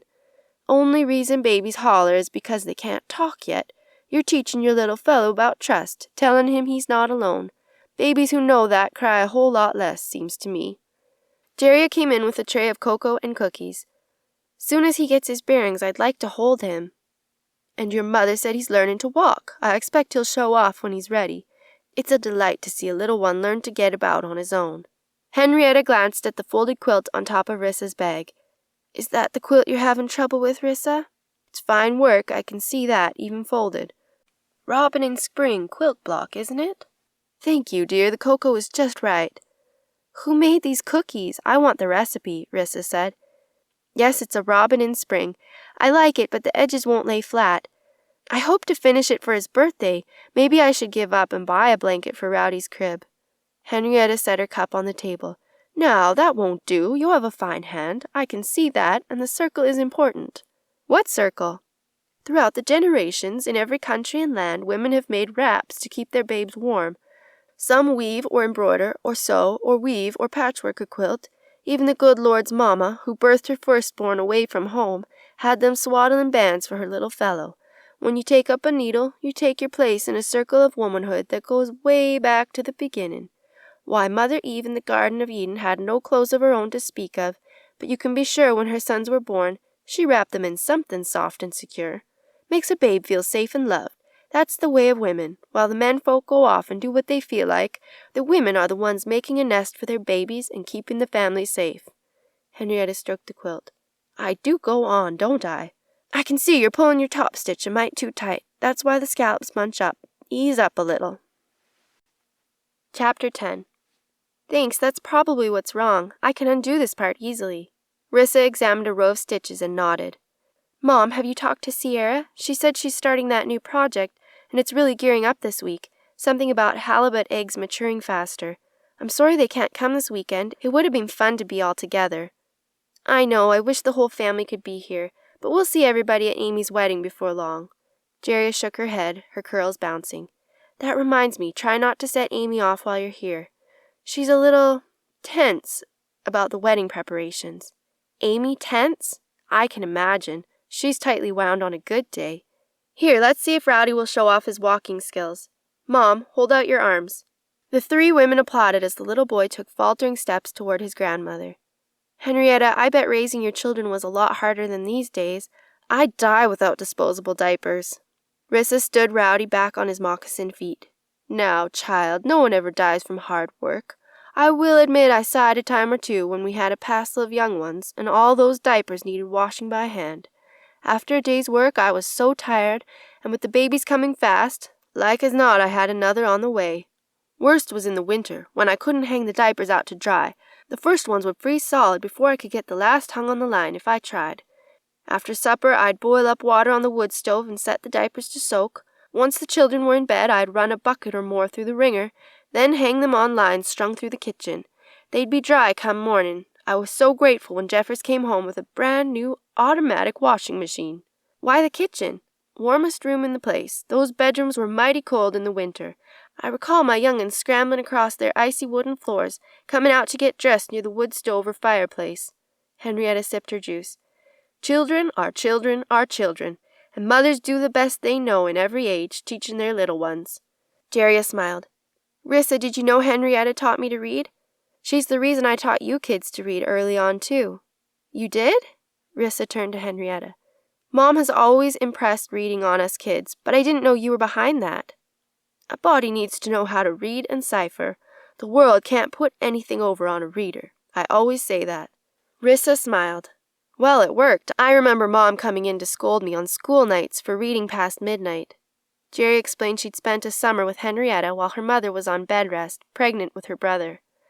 I had such fun on the ranch, running like a wild thing, she smiled. It was far from home, but I guess my parents thought it was the best solution. After all, Henrietta nearly raised my dad. Not really. Your mom insisted she'd keep you at home with the help of a neighbor lady, Henrietta shrugged. I fought for you to come stay with us. Your mother is a prideful woman, and I feared she'd lose that baby, too, if she tried to care for you and take care of herself at the same time. And I knew a 4-year-old would be miserable cooped up in a sick room. I can still see you teaching me to ride a bike, running beside me with your skirts flapping, shouting encouragement. I remember you had lemon drops in your apron pocket for when I fell down.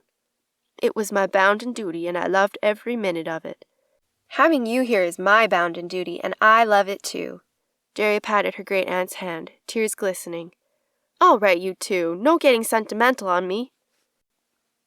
Chapter 11. The aroma of bacon and fresh bread drew Rissa to the kitchen early the next morning. Baby Roland over her shoulder, she pushed open the kitchen door and smiled at Jerria. Smells like heaven in here, Mom. Good morning, Rissa. So nice having you here. Come here, grandson. Did you sleep well?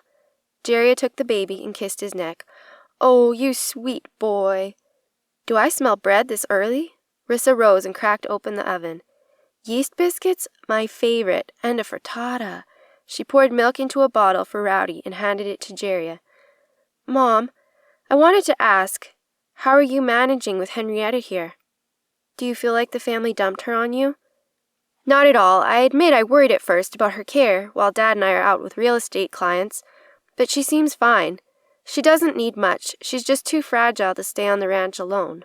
Jerria settled Rowdy into her arms as he lunged for the bottle. Henrietta has been a joy to have here. She's used to working hard, and I worry about her feeling at loose ends. She and your dad are getting along great. They spend a lot of time in the wood shop. He's making things for Christmas already. I think being with him reminds her of the shop Jeffers had on the ranch. Jerria wiped Rowdy's chin and kissed his hand. Breakfast will be ready in a few minutes. Check the frittata, will you? Henrietta has an urgency to tell her life story and pass the family history to me through the cookie cutters. I suspect it's keeping her going. I never thought much about cookie cutters until you mentioned them on the phone. How many does she have?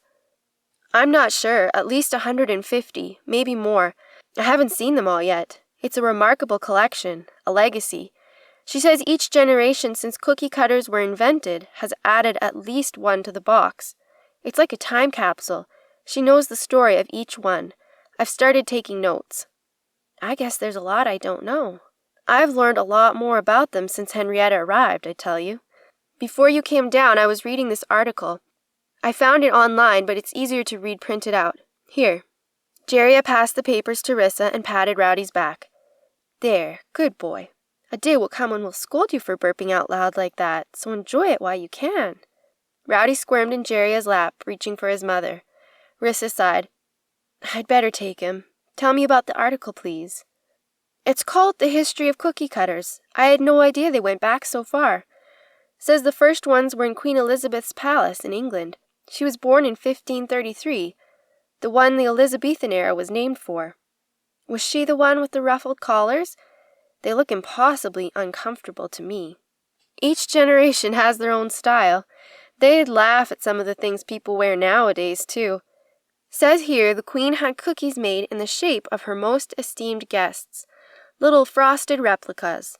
One day she wanted 500 identical cookies made in the likeness of a French dignitary, and the palace baker had an idea. Until this time they traced shapes with a paring knife in the rolled-out dough, and to make that many all the same was a challenge. So the baker had a manservant bend a scrap of tin steel into the shape of the visitor's head. I'm not sure what tin steel is. Do you know? I think it's iron dipped in melted tin. That's probably what the surviving cookie cutters are made of. They'd be sturdier than soft tin, and it wouldn't rust. Oh, anyway, she was able to turn out the cookies as ordered, and a lot faster, too. Funny thing, the Queen had a tiff with the visiting dignitary and ordered the heads broken off of every cookie before he arrived. Off with his head? The baker had to be furious. Rissa smiled as Rowdy toddled across the floor to Jeria. Pretty smart to come up with the idea. Imagine cutting 500 cookies with a paring knife. What else does it say? It says modern cookie cutters are the exact shape desired with a rolled edge, but in the early days they had a solid, flat backing with a hole in it, until somebody thought to add a handle in the early 1800s. I saw a couple of flat-backed ones in Henrietta's box. I didn't realize how old they were. What else? It says early cookie cutters were often bought by housewives from itinerant tinware peddlers, and the peddlers made whimsical shapes to catch their eye, using scraps of tin from bigger projects, soldered or riveted. Listen, cookie cutters have always been inexpensive, and a housewife could find a coin to spare. A talented tinsmith could fashion a cookie cutter on the spot. Being made in haste, the quality of early cutters wasn't good. Most found at auction today are bent or broken from much use. Few very early ones remain, and those that do show wear and tear and scratches, along with soldering marks. They were to be used, not for display. That makes sense. Here, this part says the wealthy often commissioned special shapes in unique designs from tinware artists to commemorate special occasions. Back to the Queen with her occasions. Does it say what shapes the early ones were? Rissa tickled Rowdy's bare foot. Let's see. Oh, here. Early colonial shapes were stars, hearts, and birds. People were uncommon, due to the Puritans frowning on graven images. That's confusing. How is a gingerbread man a graven image, but not a bird? Rissa shrugged. Overthinking, I guess. Jeria continued. During the Civil War era, chickens, Lincoln's profile with his hat, horses, and sheep were most common, along with circles used to cut moon phases, and butterflies and roosters. The writer says cookies were a common treat to push back the darkness of the era. I'll check the oven in a minute. Listen to this part. It says that cookie molds were the first type of mass-produced cookie shapers. Then the open-form design came about. The first cutters had a frame with a solid backing before wooden or metal handles were added. Modern versions are made of steel, aluminum, copper with rubber stops, and plastic. She shifted. It says the first plastic ones were made in the 1940s. Interesting. I'm impressed with the craftsmanship, even made on the fly. Imagine how surprised those tinsmiths would be to see their hasty artwork sold at auctions decades or centuries later. I know, some of Henrietta's seem so fragile, I'm afraid to touch them. I vaguely recall playing with some of them on the rag rugs at the ranch house when my family visited. And I told you I stayed with her and Jeffers that summer before my brother was born. I was about 4 years old, and I guess that's when Henrietta and I grew close. Henrietta entered the kitchen as the oven timer rang. My, something smells good. Rissa jumped up and stepped to the oven, Rowdy on her hip. Let me get that. I don't want you to overdo. She pulled the biscuits and frittata from the oven, set them on the stovetop, then opened the cupboard and took down plates. Henrietta's eyes flashed, her hands on bony hips. I swan, I ran 1,200 head of cattle for 14 years after my Jeffers met his lord, and you think pulling biscuits from an electric oven is overdoing it, child? As Rissa stammered some reply, Henrietta said, I hope you don't think I was laying abed this late in the morning, Jeria. Walking by the bow window with the sun streaming in made me forget the laundry I was on my way to fold. That window seat in my room is pleasant on a day like this. She set a carafe of juice on the table. I tell you, I wasn't sure it was going to stop raining this time. Nearly 2 weeks. Why don't the clouds save up and rain all at once, instead of setting out in drips and drabs? Why, in North Dakota when it rained, you knew it. Rissa chuckled. You get used to it. At least most people do. I'm with you. On pretty days like this, I'm willing to set aside my work and sit in any sunny window. I'll go find Dad for breakfast. She turned back at the doorway. Mom and I have been talking about cookie cutters. Later, Henrietta, will you tell me a story? Surely I will. I feel it my bounden duty to tell those stories. There's something endearing about them, same as a metal cookie cutter. You'll see no plastic ones in the legacy box. Chapter 12. Jerry slipped her lightweight jacket on. Would the rain never let up? Seemed this year was wetter than most. Will, are you almost ready? Henrietta said she wanted to come to town with us. I'll check on her. A while later at the building supply store, her hand in Will's, Jerry debated. I like these red stones, but the gray is pretty too. Either would do for the retaining wall. Which do you prefer? Will ran his finger over a mottled gray stone. Seems this would catch light better.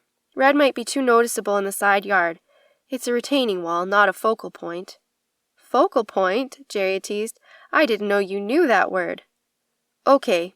Talked to Amy this morning, Will admitted, was leaning toward the smooth black stones because they're smaller and would be easier on my back and hands. Got a full-scale lecture on rocks.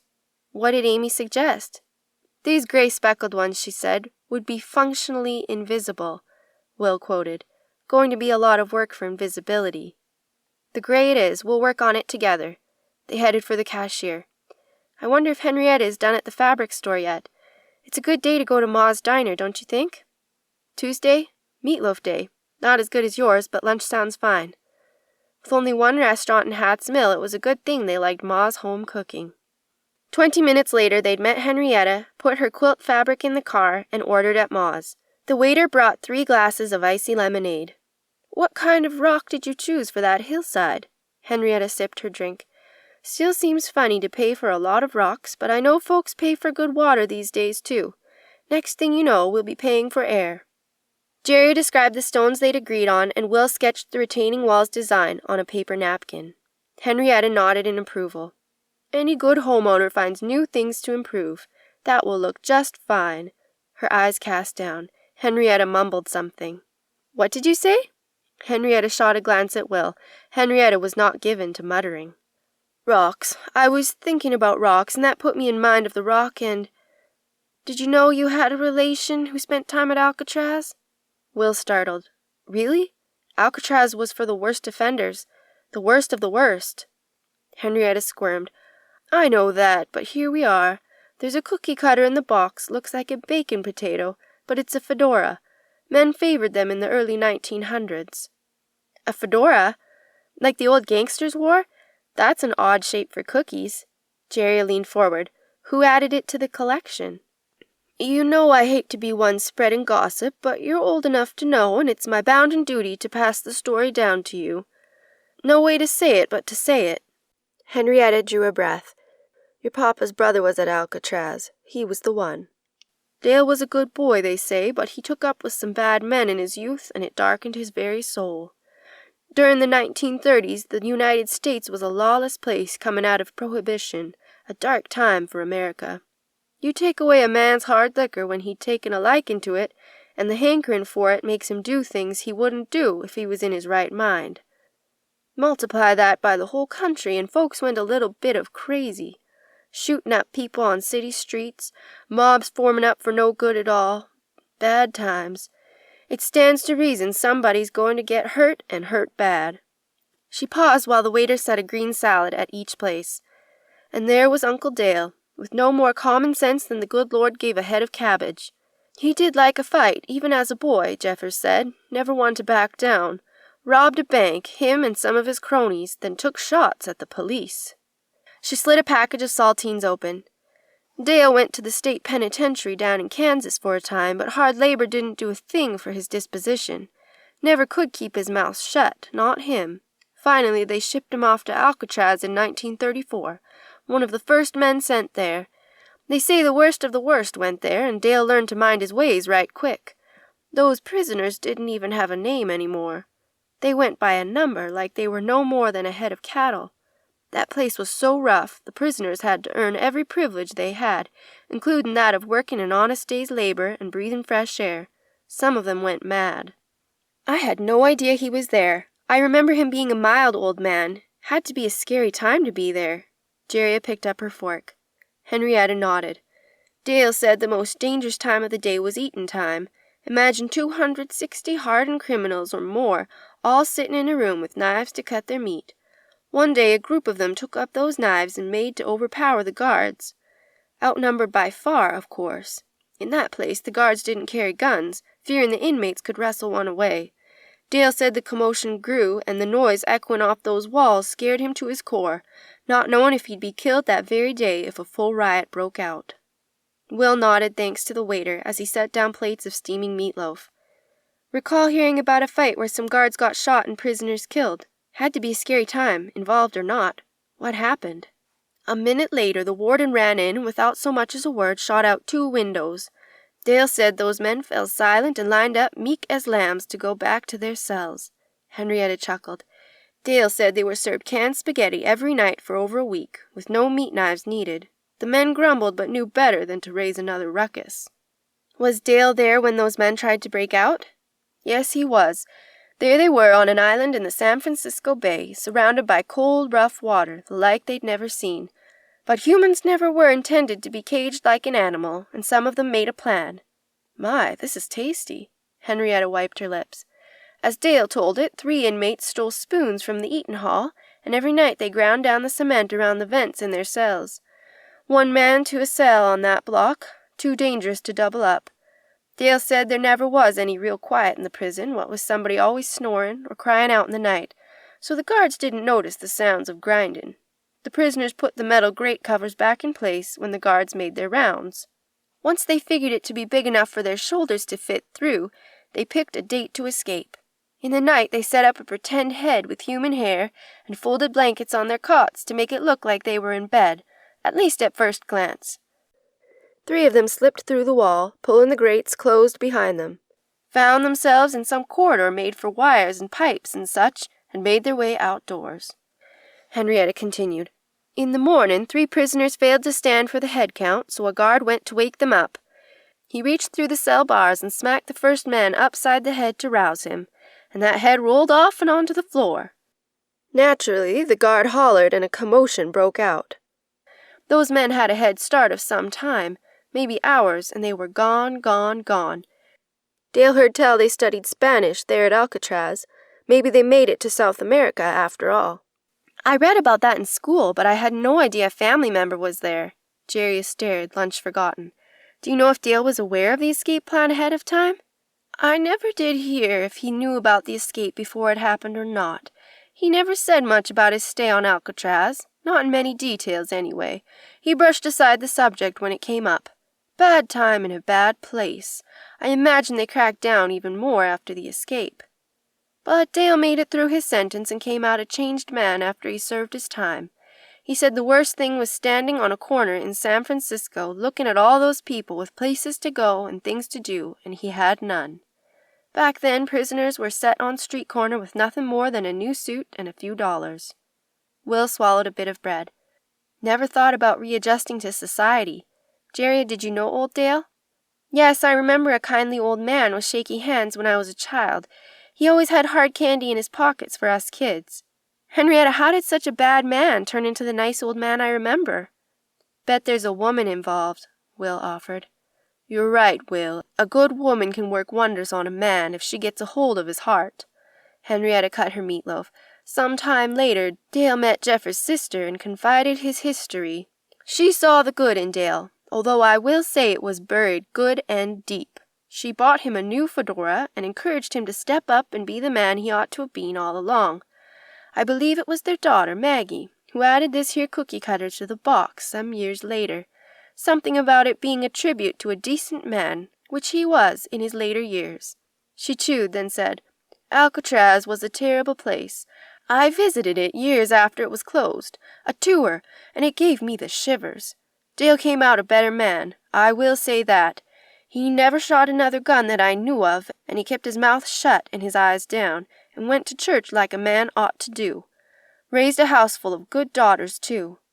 Funny thing, for a time after he came home he would go up to a door and stand there for a spell, waiting for it to open on its own, like it did when he was in prison.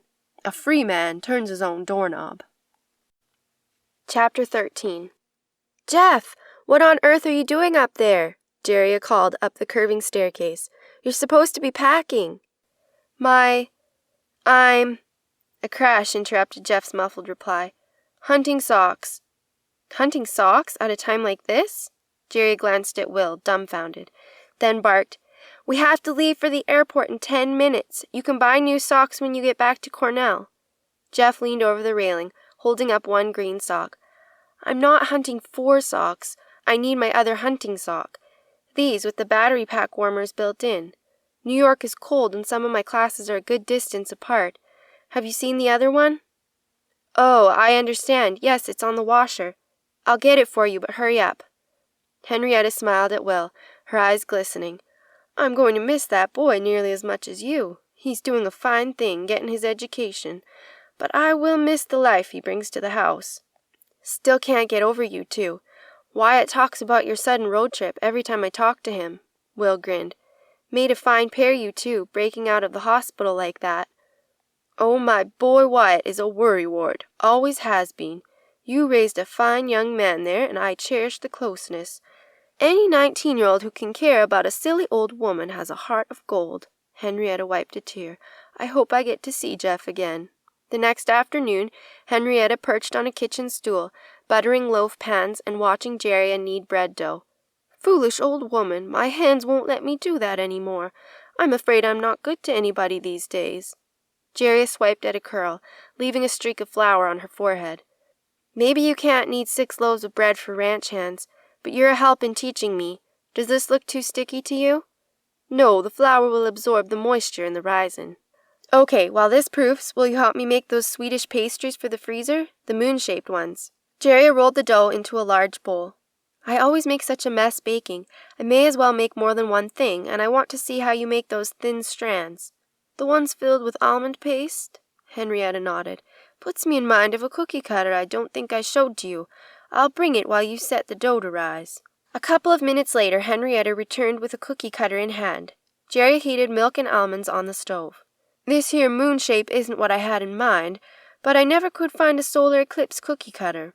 We saw one in 1941, right over the ranch. Heard it was coming on the radio, so Jeffers smoked glass good and dark to protect our eyes ahead of time. February, but the snows had stopped, and the day shone clear and bright and cold. Land, was it cold. We stood together in the front yard waiting for the time the newspaper said to look up. One of the ranch hands spat a wad of tobacco, and it froze before it hit the ground.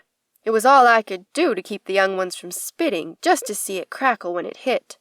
Jeffers finally started a snowball fight to distract the boys, and it warmed us all up.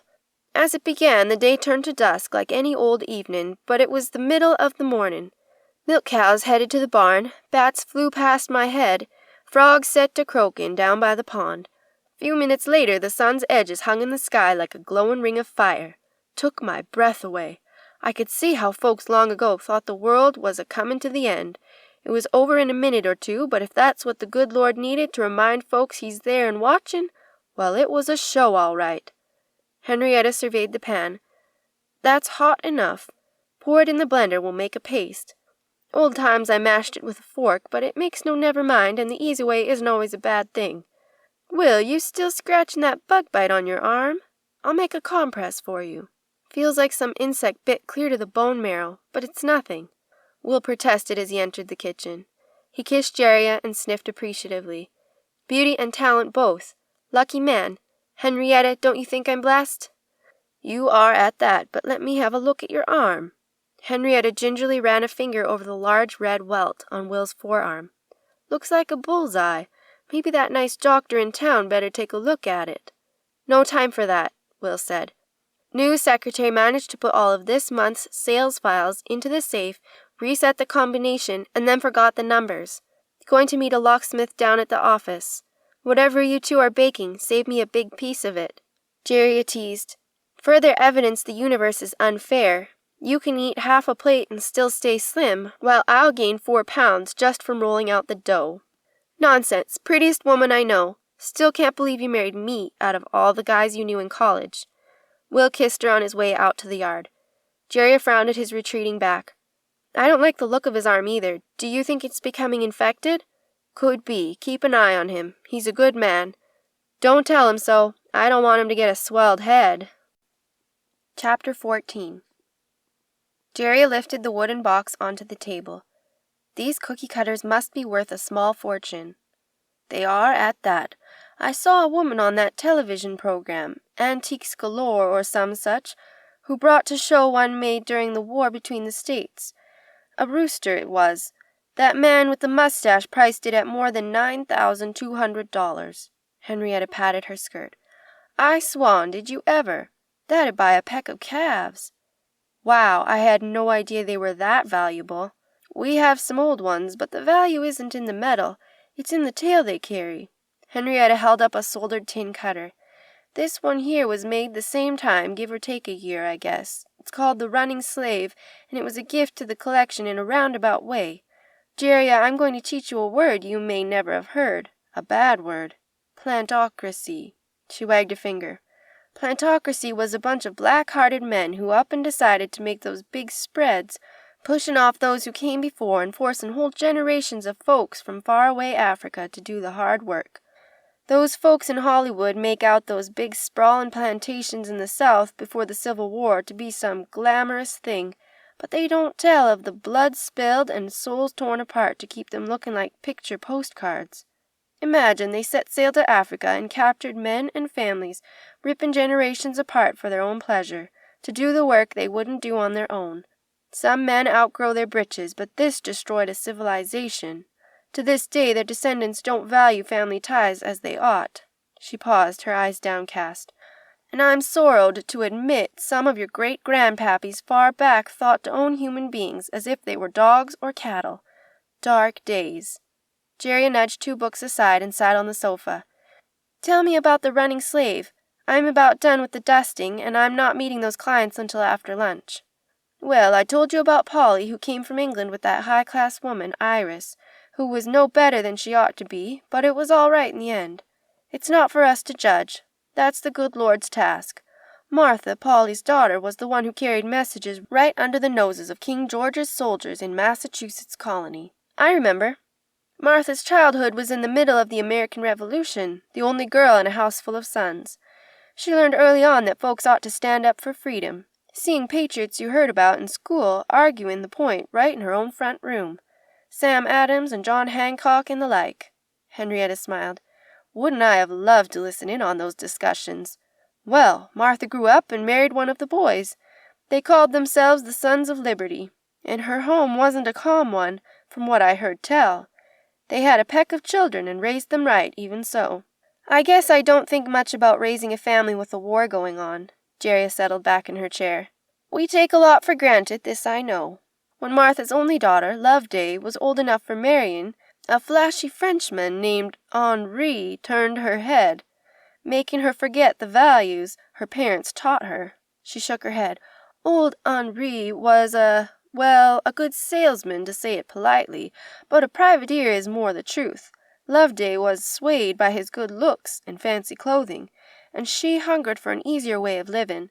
New England in the baby stages of America was a hard scrabble, no doubt. I can see how a young woman would be tempted by an easier life.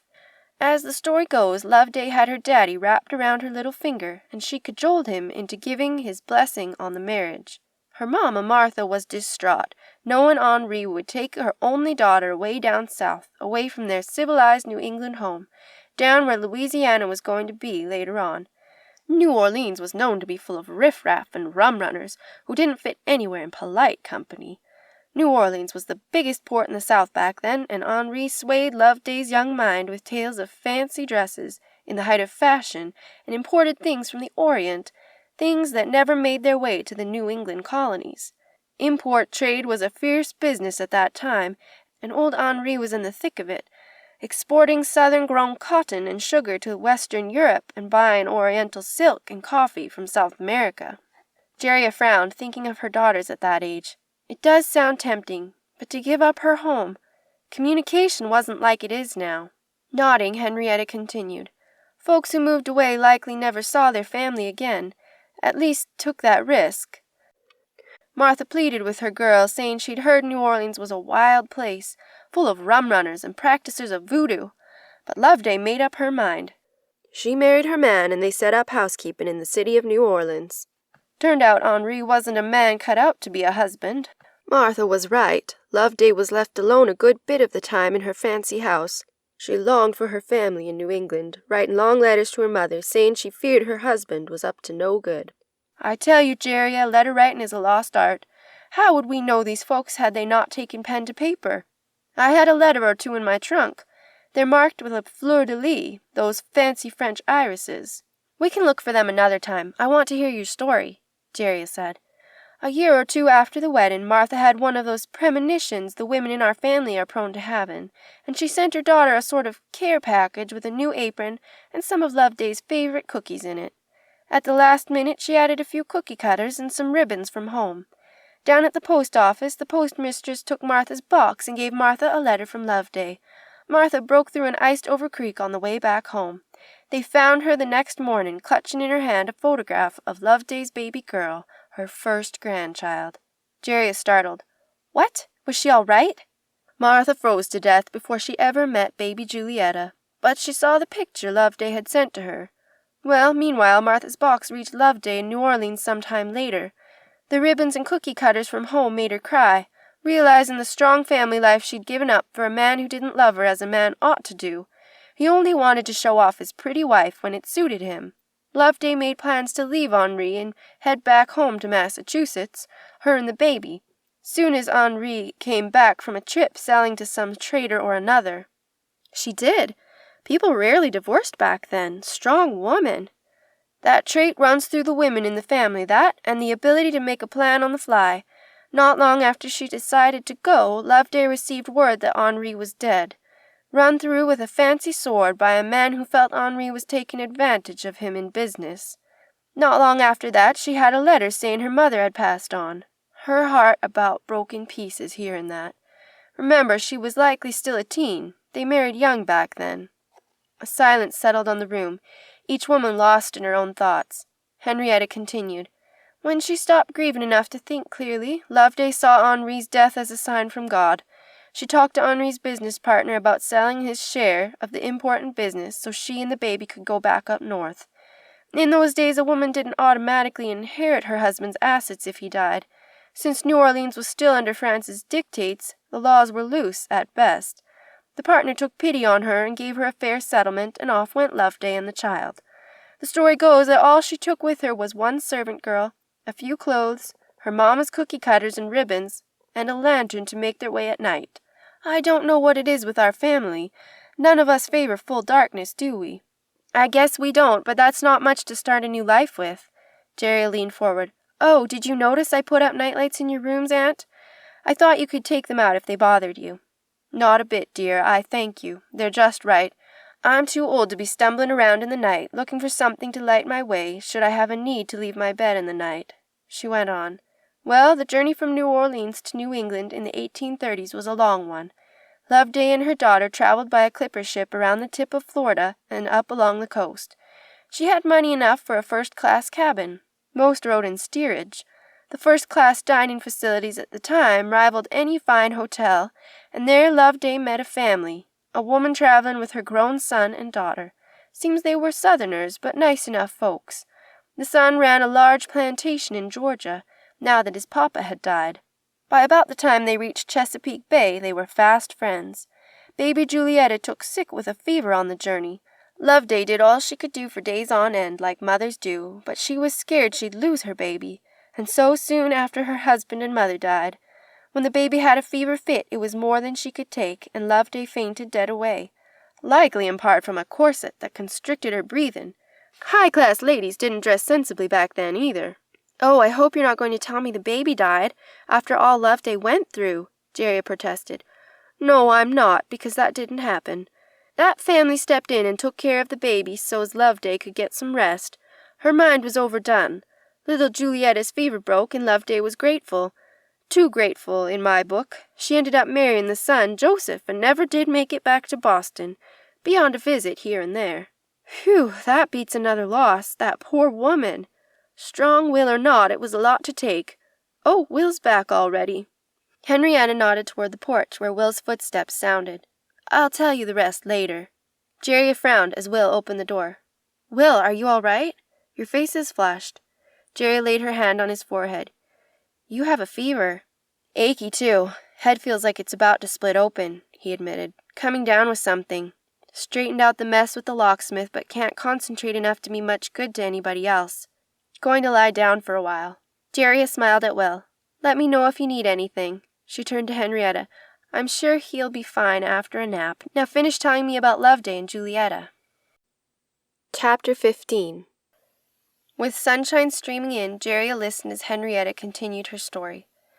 Once her mama married, Julietta ended up growing up on that big old plantation down in Georgia. She gave her mother a scare with that bout of fever when she was a baby. Oh, she recovered in time, but her mama didn't get over it. Loveday called her delicate, and Julietta spent her childhood shut up in her rooms, not allowed to run and play as a child ought. Her new papa bought her a little girl her same age to be a companion. Bought her, like you'd buy a calf or a pup. Mary was born into slavery, but Julietta taught Mary to read and write and cipher. Whatsoever her tutor taught her, she taught Mary. The girls grew up, one the daughter of a plantation owner, the other a slave. They became friends and confidants, as little girls do. I know it was a different time, but I can't imagine Will buying a child for any of our kids. No, my Jeffers either. We had the sense to marry good men, this I know. Julietta's papa gave Mary to her when she grew up and married. Julietta didn't have the power to free her. Woman had very little say in those times. Her husband saw Mary as nothing more than a piece of property, of no more value than a chair or a table. Well, delicate or not, Julietta outlasted her husband. He took sick a few years into their marriage and died from some kind of swamp fever. A week after his funeral, once all the coming and going was past, Julietta gave Mary a tin box of money her husband kept hid in his desk and a few dollars she'd squirreled away herself, along with a sack of small kitchen tools. Seems Mary was a skilled baker. Julietta must have thought it had set her up in her new life. While her sons were away at school, Julietta sent Mary on the Underground Railroad. They say she'd made friends of a Quaker family outside of town. I read a book a while ago that talked about the Underground Railway. The safe houses were called stations, and the family used ingenious ways to signal to incoming runaway slaves, even clotheslines. Clotheslines? What do you mean? The way they hung items out to dry told slaves when it was safe to come in, and also indicated directions on where to go next. It was a pretty intricate system. 3 aprons hung together meant go 3 miles east, for example. Even the way a quilt was folded on a porch told them something. I saw a quilt in a museum that had a design meant to indicate the route through the mountains, a road map of colored calicos, too. I guess the directions all had to be passed on orally. Jerriah shifted in her chair. The fugitives hid nearby until the coast was clear, then came to the house until it was safe to press on. It had to be a scary time, living in fear of being caught and sold or beaten. Henrietta nodded. Dark times, but good always finds a way. You mind my words, in every situation, there are always decent people knowing what's right and trying to do it. A lot of those folks sacrifice their friends and their living and even their lives trying to free some of God's children. Julietta risked her friend's life by sending her away, likely her own, too. Who knows what her neighbors would have done to her if they heard tell of what she'd done? Another tough woman. There is a distinct thread through the family. Oh, yes. Well, Mary made her way all the way to Toronto, up in Canada, where slavery was an abomination, as it should be. She married a free man and took her place in society, thanks to Julietta teaching her social niceties and more skills than many other slaves had. Mary called it her own mission to help other women and children who made their way north out of slavery. She set up home schools for them to learn to read. Henrietta smiled. I always say you can't put anything over on a person who can read. Many years later, Mary's granddaughter sent back the sack of old kitchen tools to Julietta's granddaughter. Somehow the two families kept tabs on one another all those years. Somebody, maybe Mary herself, had added this cutter called Runnin' Slave to the sack, and here it is. I love the story, but I wonder how much it's worth now. Millie brought a man from one of those television shows by the house years ago, looking for old kitchen tools. Pretty much drooled on my kitchen, called my everyday things vintage and antiques. Henrietta sniffed.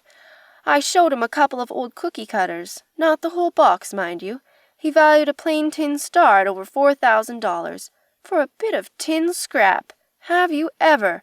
I don't know what he'd have done had he seen Runnin' Slave. You're holding a treasure. Amazing that generations have added to the collection all these years. The real treasure is the stories preserved in them, Jerriah. Every one of these cutters has a tale to tell. This I know. Story is the important thing that holds us together as a family. As a civilized people, too. You don't see raccoons sitting around the fire at the end of a day, telling tales and spinning yarns, do you? Every generation added their bit to the collection, tied together with the story that goes with it. I've heard tell of old cookie cutters sold at auction with their owner forgotten. Those folks drive a hard bargain. Their only value is if they're sold. Otherwise, they're keepsakes. And the keepin' is the valuable part. Henrietta mused. None of my own children showed an interest beyond Milly. She wanted to hang them on up her kitchen wall like they were art. You were wise beyond your years when you were a tiny girl, and I can count on you when I'm gone. It's my bounden duty to pass the stories to you, and it's your bounden duty to see to it they're not lost. Don't be the one to let the chain fall apart, after so many good women upheld their part. Oh, now, you're not going for a long time, Jeria protested, and I'm sure one of your kids would want the box. I love you, but there's a generation between us. My dear mother was charged with the keeping of the box by her mother, and she passed it to me, her eldest daughter. That's the way of it, passing down the line, one daughter at a time. She sighed heavily, and here I stand with one foot in the grave. Sadie was my oldest, but you know she died too young. Milly would display them in frames like some fool's paintings. Lucy has no more sense than God gave a cabbage when it comes to what really matters. I never could get either of them to sit through a single story, much less the whole collection. Well, what about your sons? No, they'd leave it to their wives, and they don't know the value of it. Why, Scarlett would sell them on that eBay place faster than snow melts on a May afternoon. It's not her fault, the way she's been brung up, and named after a color crayon to boot. Still, my Timothy loves her. Henrietta took Jeria's hand. I must have my way, Jeria. I'm entrusting the collection to you, and the stories too. Jeria locked eyes. We have plenty of time to talk about this. What do you want to eat for dinner? Chicken or pork? Fix whatever Will likes best. If he's ailing, a good meal will do him good. Chapter 16. A few days later, Henrietta pushed open the door to Will's workshop. She slipped in and took her customary place on the low bench by the window, waiting until the table saw stilled. Will smiled and took out his earplugs. Hi, Henrietta. All well? Never finer, thank you. I just had a mind to come sit out there with you, if I'm not a bother. The smell of fresh wood puts me in mind of my Jeffers. He liked to work with his hands, too. What's that you're cutting? Wish I could smell it. Head is still stuffy from that cold I had. Making a train set for my favorite grandson for Christmas. Hard to find a spare minute to work on it. Will dusted his hands on a rag and passed a wooden block to her. This will be the logging car. A little boy needs a train, don't you think? Oh, he does at that, and a good wooden one is the best kind. Henrietta breathed in the sharp pine scent. I'm not so sure about you calling Rowdy your favorite, howsomever. Will chuckled. Rowdy is my favorite, until the next grandchild comes along. He'll always be my favorite, oldest grandson. Might have a favorite blonde one, or a favorite born in March. You see? Pass me the hand plane, will you? Jeria said Dr. Moss said that was no cold at all, a reaction to your bug bite more like. Henrietta bent to pick a wide pine curl from the floor, turning it over in her hand. My little girls used to play around Jeffers' feet when he was in his wood shop. I can still see them in my mind's eye, dancing around with wood shavings piled on their heads. I know, daughters used to do the same thing. Strange how time flies. Seems like just last year when we had our daughters' wedding parties, but they're grandmothers themselves now. And look at me, a great-great-grandmother. She shook herself back to the present. However did I grow so old? Henrietta, I know you're going to scold me for my manners, but I know your birthday is in August. Wondering how old you are, Will ventured. I swan, a lady never tells her age. The only one who really needs to know is my doctor. She wagged a bony finger. If truth prevails, I must say I don't rightly know. I was born during haying season, I know that, and no one thought to write down what day I was born. Mamma had her hands full with so many little ones, she plumb lost track of who came to the family when. What does your birth certificate say? Oh my, those papers weren't required back then. When I went to normal school to learn teaching, they said I had to have a birth date. So I picked one. I guess I'm 96, or maybe 98, maybe a little older. I can't rightly say. She straightened. I know I'm not 100. I'd know it if I was that old. Well, don't look a day over 80, Will winked and reached for the sandpaper. You always were a charmer, Will Danson. I took to you the first time Jerry showed you to me. She blew a speck of sawdust off her blouse front. However long it's been, I've been richly blessed and highly favored, and I'm grateful. A red-winged blackbird's call broke the comfortable silence a few minutes later. Will, did I ever tell you the time I saw the Queen of England? I added a train cookie cutter to the collection, an old-fashioned one like you're making, after that day. The newer trains are so sleek, they lack the smokestack. Makes for a faster journey, but a strange-looking cookie, I'd think.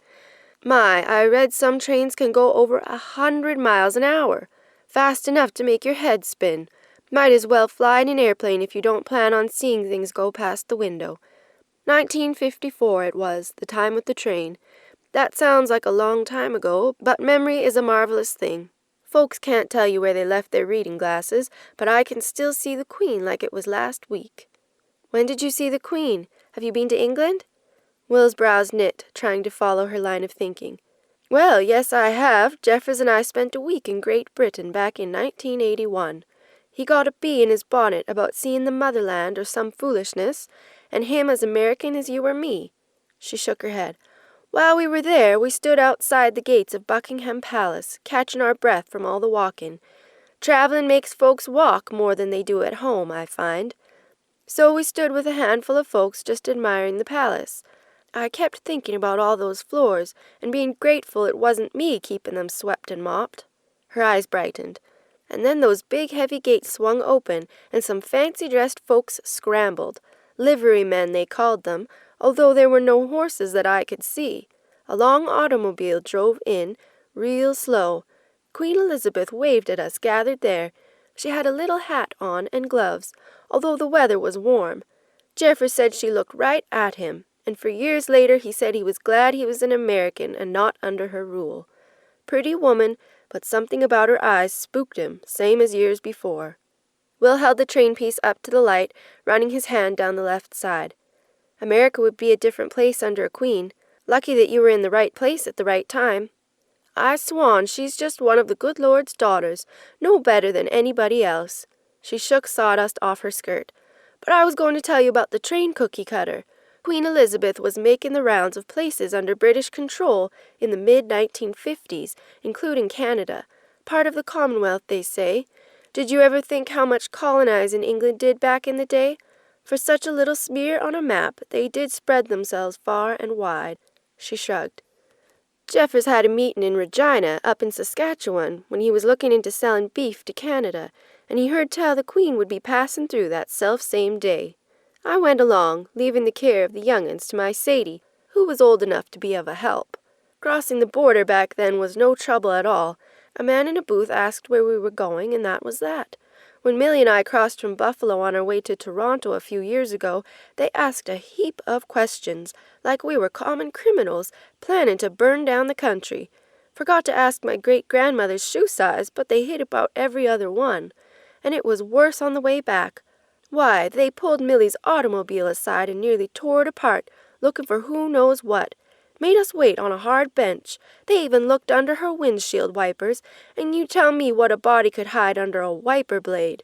We live in strange times, Will, this I know, she harumphed. As I was saying, going with Jeffers was no hardship back then, and we enjoyed being together when we could manage it.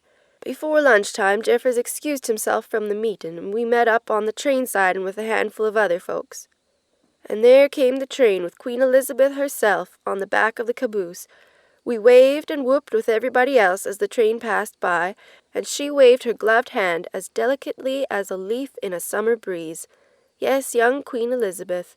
Pretty woman back then, although never let it be said wrinkles don't enhance a woman's features, so long as she puts them in the right places. Laugh lines make a soft face pleasant, don't you think? Now, a fretwork of wrinkles isn't becoming on anybody. Jeffers said something about her eyes gave him the shivers. Maybe it was her disdain for us common folk, or the feeling of being thankful we were not ruled by her like. Give me the President of the United States any day of the week, flaws and all. Chapter 17. The following afternoon found Henrietta critically eyeing Will's wooden train pieces in the wood shop. her yellow shawl around her shoulders. "Maybe a little more coal in this coal car. Make it heapin'," she said to herself. "I was thinking the same thing. That's why I came out here." Will looked up from the scrap bin. Henrietta jumped, her hand to her throat. "Oh, I thought you'd be working this morning. Hope you don't mind me messin' with your work here. I was thinking—" Will grinned. "Not at all. Pleased to have your opinion. Jerry took my clients today, same ones I met with before I got sick. Must have showed them a dozen houses. All they did was nod and scribble on their clipboards. About to give up on them. That's why I asked Jerry to deal with them this morning. Has a way of getting people to tell her what they're really looking for." "She does, at that. Did they end up buying a house after all?" "Did they ever!" Jerry burst into the workshop and set down her briefcase. "You'll never guess what happened. Turns out they were representing Smithson University. They needed housing for the professors they're bringing over from other countries to teach for a year each. They bought 9 houses. "Honey, that's wonderful."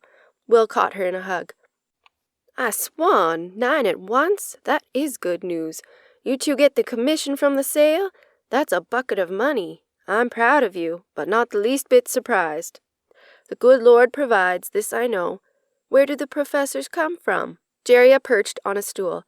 "They said the first ones will come from Spain, Japan, and Africa. It'll be good for the students, being exposed to people from faraway places. I wish they'd had this program when our girls attended Smithson." "I agree. It's not good for young ones to grow up thinking the only place of importance is their own hometown." Henrietta set the train car on the workbench. "Did I ever tell you about the time we went to Africa?" "Story coming on, and I'm interested. But first, tell me how much coal you want in this train car." Will settled at the workbench, sweeping sawdust away. "I can glue while we listen." "A goodly heap, I'd say. Are you going to paint it red or blue?" "Stop, you too. I want to hear about your trip." Jeria poked his arm with a smile. "Will, don't distract her. When did you go to Africa?" "I'd say blue paint would be fine," Henrietta said. "It was that year after Jeffers had his appendix taken out. The doctor said he had no need of that body part, but the idea of being that sick with infection made Jeffers take things more serious-like, realizing life isn't as endless as it seems when you're young. He fought being in the hospital, and as soon as he got out, he began making big plans. With the last of our children raised and on their own, now was our time, he said." "Smart man," Will muttered. "Keep telling Jerry the same thing. Tied down at home for 2 decades. Jerry shot him a glance. "You know we had fun with our kids, too. Maybe we can travel more once we retire. Go on, Henrietta." "Jeffers insisted he had always wanted to see a real elephant in the wild. We had seen a few when the circus train came through, but he had in mind to go where they live and roam. Well, I wasn't about to go wandering around darkest Africa on our own, so we hired on with a guide who was taking folks on safari. I tell you, this earth is bigger than folks think, looking from their own front porch. We flew to Chicago, to Amsterdam, then to Egypt, and ended up in Zimbabwe. 2 days and a night and most of another day. I almost agreed with Millie and Wyatt, who ran themselves hoarse trying to convince us we were too old to go on a safari. I was glad to get back on solid ground and walk on my own 2 feet, as the good Lord intended, once we finally reached Africa. But, oh my, it was worth every ache and pain from those cramped airplanes." Jerry did some quick math in her head. "Jeffers had appendicitis when he was 78, right?" "No, he was closer to 81. I keep telling you, age is only a number some folks write down." Henrietta ran her hand over the side bench, then flicked off sawdust. One day she'd come and give the shop a good cleaning. "Jeffers arranged for us to meet up with the guide in Zimbabwe, one of those places you see on the cover of National Geographic. The safari lasted 2 weeks, and it was an experience. There were 5 other couples, 12 of us in all, and we came to know one another right well during that time. One of the women was a squealer, always going off like a siren over a bug or a snake or this or that. I steered clear of her best I could. A university professor said a doctor told him he was dying, so he decided to go do everything he'd put off all his lifetime. And that was why he was in Africa. His wife kept sniffing into a hanky, said the dust was bothering her, but I knew it was from seeing her man enjoying himself so much, knowing his time was short. Well, who of us knows how long we have left?" Jeria shot a glance at Will, and he winked. "The first day or 2 the guide talked to us like he was reading a script. After that we convinced him to talk to us like real folks, telling us about what he knew. After all, he grew up in those parts, and who knows more than a local? One of the things he said was that women in rural Africa, away from the cities, do about 80% of the work at hand. I know women to be hard workers, but I didn't believe him. Where were the men folk? So I paid a close mind as we traveled and stopped in those villages. Henrietta's lips pursed. I swan he was right. While the women were sewing and cooking and raising chickens and tending children and what all, the men sat around smoking and talking like they had servants and nothing required of them. I couldn't believe my eyes. I told Jeffers again I was right glad I'd found him, because the lives those women lived looked mighty hard. Not that they knew it. They seemed happy and smiling and wore bright clothing. It's harder to feel happy clothed in drab colors. Did you know they carry things on their heads in those parts? Left their hands free, and that was a blessing, but it takes some balance. It's different if you've been raised doing it like that. She smiled. I did try. Borrowed a basket from a woman. She laughed herself to tears watching me try to hold it steady. We both ended up laughing like we'd been friends for years. I wish I could have spoken their language, that being nowhere near what I was used to. I wanted to know what was in their cooking pots, but then I figured if someone told me, I'd know, and sometimes not knowing is best. I caught a whiff of something one day, smelled like Hattie's own peppers cooking. I can just see you with a big basket on your head, Jeria giggled. You're a good sport, Henrietta. You've always said it's important to be where you are. True, and the children. Land, those little ones were a delight. Smiling and singing everywhere we went. The school children wore matching uniforms, some blue, others plaid, and they took learning seriously. Did you know in most places in Africa, the government only pays for schooling for a few years? After that, children have to take a big old test to move on. Henrietta nodded approvingly at Will, who held up the coal car for her inspection. The girls have the disadvantage. A lot of the work falls to them, same as their mothers, and by the time they hike a few miles to haul water, day and night, time left over for studying is hard to come by before darkness falls. We saw a lot of places with no electricity, although it's been invented a good long time. Many of the girls quit school early on, knowing they can't compete with boys who can study to pass the tests. Such a sorrow to waste all that God-given potential. The good Lord loves his daughters the same as his sons. Jeria smiled, her mind flashing back to a sharp scolding her brother received when Henrietta overheard him boast that boys were better than girls. Larson couldn't have been older than 7, but the lesson stuck with him. Good thing, since he was raising 4 daughters of his own now. Henrietta went on. The guide told us about a new water system some American students came up with, and we asked could we see it. He detoured to take us to a place called Karamawanga, a few miles past the edge of nowhere, seemed to me. The nearest fresh water was a good 5 miles away, and the time wasted by young girls hauling it was a crying shame. Why didn't they settle the village where there's water in the first place? Some folks make you want to snap their heads off and shout sense down their necks. How did they expect the people to thrive without water? Her face brightened.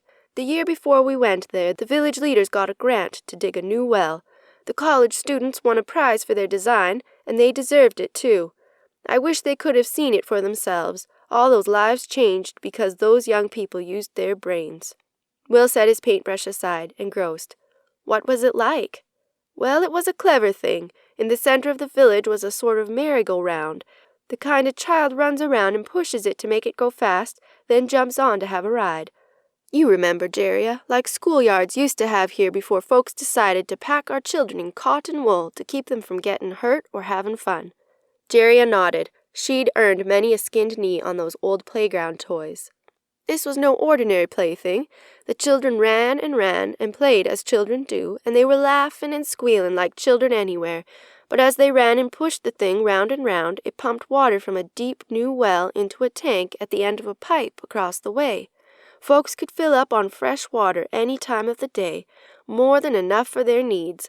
Besides freeing up the girls from having to carry water every day, this water was cleaner, too, being from deep in the good Lord's earth, and that cut down on sickness.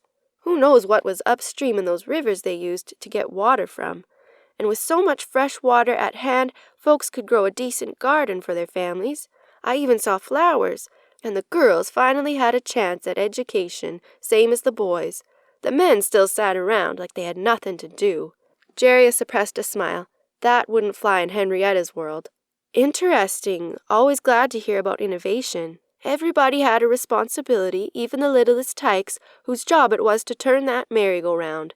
Any time the tank ran low, somebody hollered at the children to get out there and play some more. Henrietta stacked the sandpaper sheets. We traveled during the days and stayed somewhere different nearly every night. One night they put us up in a classy 5-star hotel, another in a hunting lodge. We camped in fancy tents with electricity and rugs on the ground and tall beds 2 nights. They called that glampin'. That's what happens when folks smack 2 words together. Even the mosquito netting had lace on it, all fancy-like. The nights I liked best were out on the range, far from any city lights. The stars were the same ones we see at home, only the constellations were upside down. Still the good Lord's hand was over us all. What was the rest of the safari like? Jerry glanced at Will, idly wondering if he'd go for a safari someday. I don't have the words to tell you how wonderful it was. The travel company promised to show us what they call the Big 5, a lion, elephant, rhinoceros, leopard, and a Cape buffalo. Of course, we had seen buffalo at home, and these weren't that different, but the other things were real interesting, and my Jeffers was happy seeing an elephant in the wild where it belonged. We even saw a baby elephant with its mama, only a few days old, somebody said. Funny little thing, looked like it didn't know what to do with its trunk, kept tripping over it like a toddler learning to walk, but it listened real good to its mother. She nudged it back under her belly any time it started to step away. There it stayed between her feet. I don't know why baby critters of all kinds tend to obey their mothers better than human young ones. The way some people raise their children these days. She stood. 9 houses sold in one morning. You 2 rest a mite and I'll set to making lunch. Thanks, we'll be right in. Jerry watched Henrietta cross the yard and climb the deck stairs. Will, what would you think about going to Africa someday? He took her hand. With you? I'd go anywhere. Lunch first. Chapter 18. Hello, Henrietta, did I miss anything? Jerry set the grocery bags on the kitchen counter. I tell you, I ran into such a crabby person at the store. I'm still mad over it. Calm down now. Folks can be pig-headed, this I know. But it's always better to tend your own patch than point out the weeds across the way. Why, my sister Esther had a mother-in-law who was as two-faced as could be. She carried a carton of eggs to the refrigerator. A story will take your mind off. Pearl Hampton would say something spiteful behind a body's back, then act as sweet as new honey when they came in the room. Pearl talked like any conversation was a sprint, and she had to get there first, running over all and sundry, and if a kind word passed her lips, it wasn't on purpose. I can still hear her biting her words off like they hurt when they came out. Ouch! A mother-in-law can do so much damage. Will and I both lucked out. Henrietta set 2 cucumbers by the sink to wash. Esther's husband, Thomas, was a good and decent man, but I don't know how that happened. He was hen-pecked, I will tell you, by his mother, even after they married. Esther was a saint, or close to it. I never heard her say a bad thing about Thomas's mother. And she did have cause. Esther was a sweet woman, always offering a helping hand, full of life. If you said you were going to the moon on Tuesday, she'd be right there beside you, figuring out how to make it so. She liked to sew, did Esther. Her little girls were always dressed like store-bought dolls, and her house. My, she had a talent for design, like your Amy. Stepping into her living room was like opening a magazine. That nice, but homey and welcoming. Hand me the butter. I'll put it in the freezer. It was on sale, so I bought extra. I remember Thomas, always working a jigsaw puzzle on a corner table. He kept hard candy in his pocket for us kids. Yes, Thomas was a quiet man, deliberate in all he did, and not one for traveling. Once he was in a place, he about took root, happy as a flea on a pup. Born and raised in Wisconsin he was, and hardly set foot 100 miles from home until he was an adult. Oh, these radishes look fine. I thought we'd try that new salad recipe I found. Let's finish putting this stuff away later. I want to hear your story. They moved to the welcoming window seat. Jerry kicked off her shoes, ignoring Henrietta's raised eyebrow. He met Esther when she came to his hometown for a choir competition and was smitten right off. That was the one time he moved fast, knowing he might never see her again once she went home.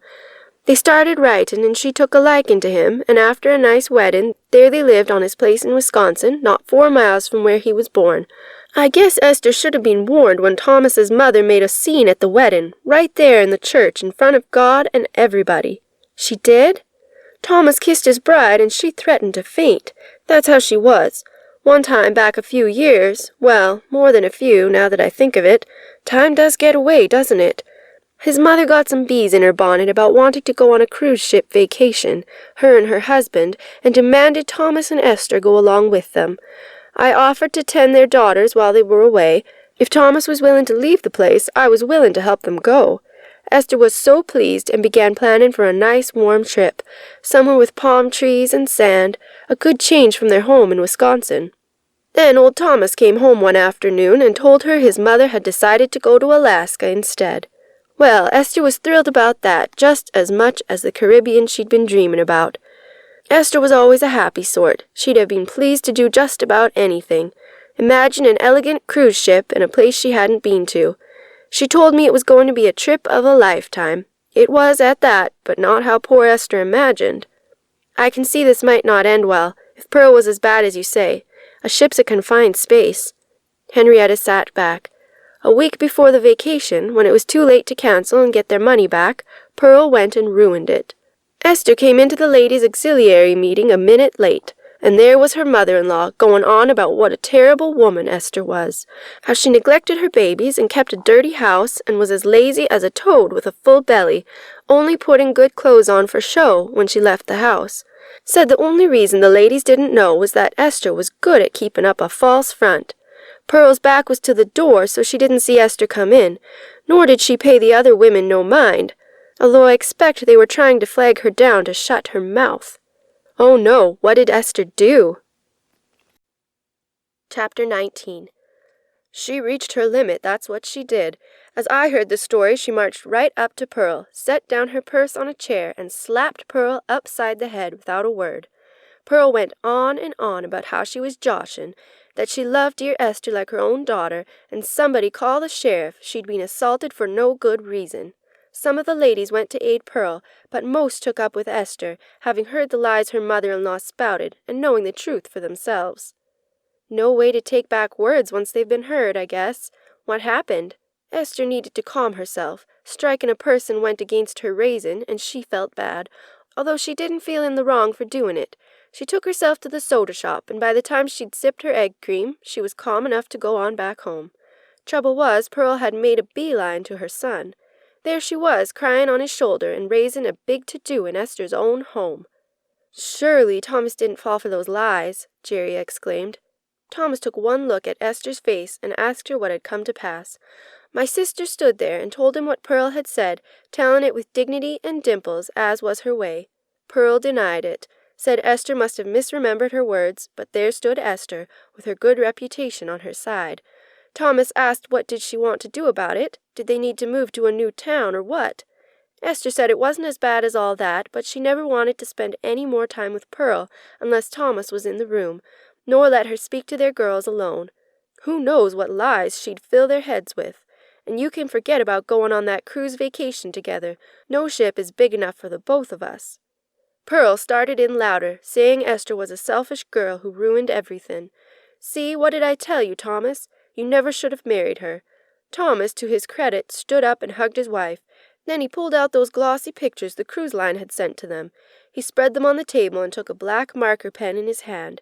Thomas wasn't much for words, likely because he got so few in edgewise, growing up with his mamma the way she was. A marker? What did he do? He was as wise as Solomon. Esther told me all about it the next day, proud as could be for the way he took her side. Her man wasn't much for saying he loved her, but he surely showed it. She said he drew a thick black line right down the dead center of the page with the cruise ship's deck layout. He told Pearl she was to stay on the left-hand side of the ship during the entire cruise. No ifs, ands, or buts. Esther was to stay on the right-hand side unless she felt a desire to cross that line herself. He ignored his mother's hollering and asked Esther if she'd be willing to go on the vacation with those rules in place. She allowed how she had been looking forward to the trip, and he'd be ashamed to miss out on a cruise to Alaska, it being paid for and all. My goodness, did they actually do that? Well, they had those assigned dinner tables set in stone, so they did cross paths once a day, but Thomas kept himself between his wife and his mother. Pearl was on her best behavior, having been told off by her own husband after she went home that night. Thomas told his father what had come about on the telephone before she got home. Did it change her behavior?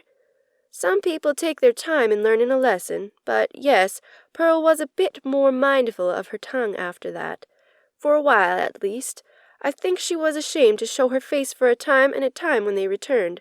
She knew she had lost the respect of the ladies' auxiliary, tearing down a God-fearing woman like Esther. You know how those folks can gossip, Henrietta smiled. Too bad, too, because Esther said the cruise was wonderful. She read books on deck, played shipboard games with Thomas, danced into the night, sat in a deck chair watching glaciers sail by, had a good old time on her side of the ship. I can tell you it must have galled Pearl to know Esther was the one telling all about it. I bet it did. I'm glad Esther didn't miss out. That she didn't. Esther and Pearl never had a warm relationship. They got along like chalk and cheese, till Pearl's dying day, which I'm afraid Esther greeted with relief more than grieving. The main thing is, the vacation opened Thomas's eyes both to his mamma's meanness and to seeing places past his county line. Henrietta gazed at a deer browsing in the side yard. After a bit she said, "Did I tell you about the moose cookie cutter in the box? Esther had a way of telling a story like you were right there with her. This one she had tears streaming in the telling, laughing so hard, and old Thomas joined right in." Henrietta chuckled. "Seems one day on the cruise they were in a port, and they were hiking up by a stream, and they came upon a moose taking a drink across the way. Well, Thomas was thunderstruck, never having seen a moose in his life. Moose didn't venture as far south as his hometown. He must have loved that. At dinner on the ship that evening he was telling their table mates about it, and a man asked, was it a bull or a cow? Thomas said no, it was a moose. He was certain of that. The man asked again, was it a cow or a bull? Well, old Thomas was confused by that point, and he said, I'm from Wisconsin, the dairy state, and I know what a cow is. This was a moose. The other man slowly asked, was it a boy moose or a girl moose? Esther said she laughed so hard. Thomas was a good sport about it. He picked up this moose cookie cutter for the family box the next day. I don't know that it's ever been used. Seems it'd be hard to get the cookie dough to come out of the antlers nicely. Maybe a plain shortbread.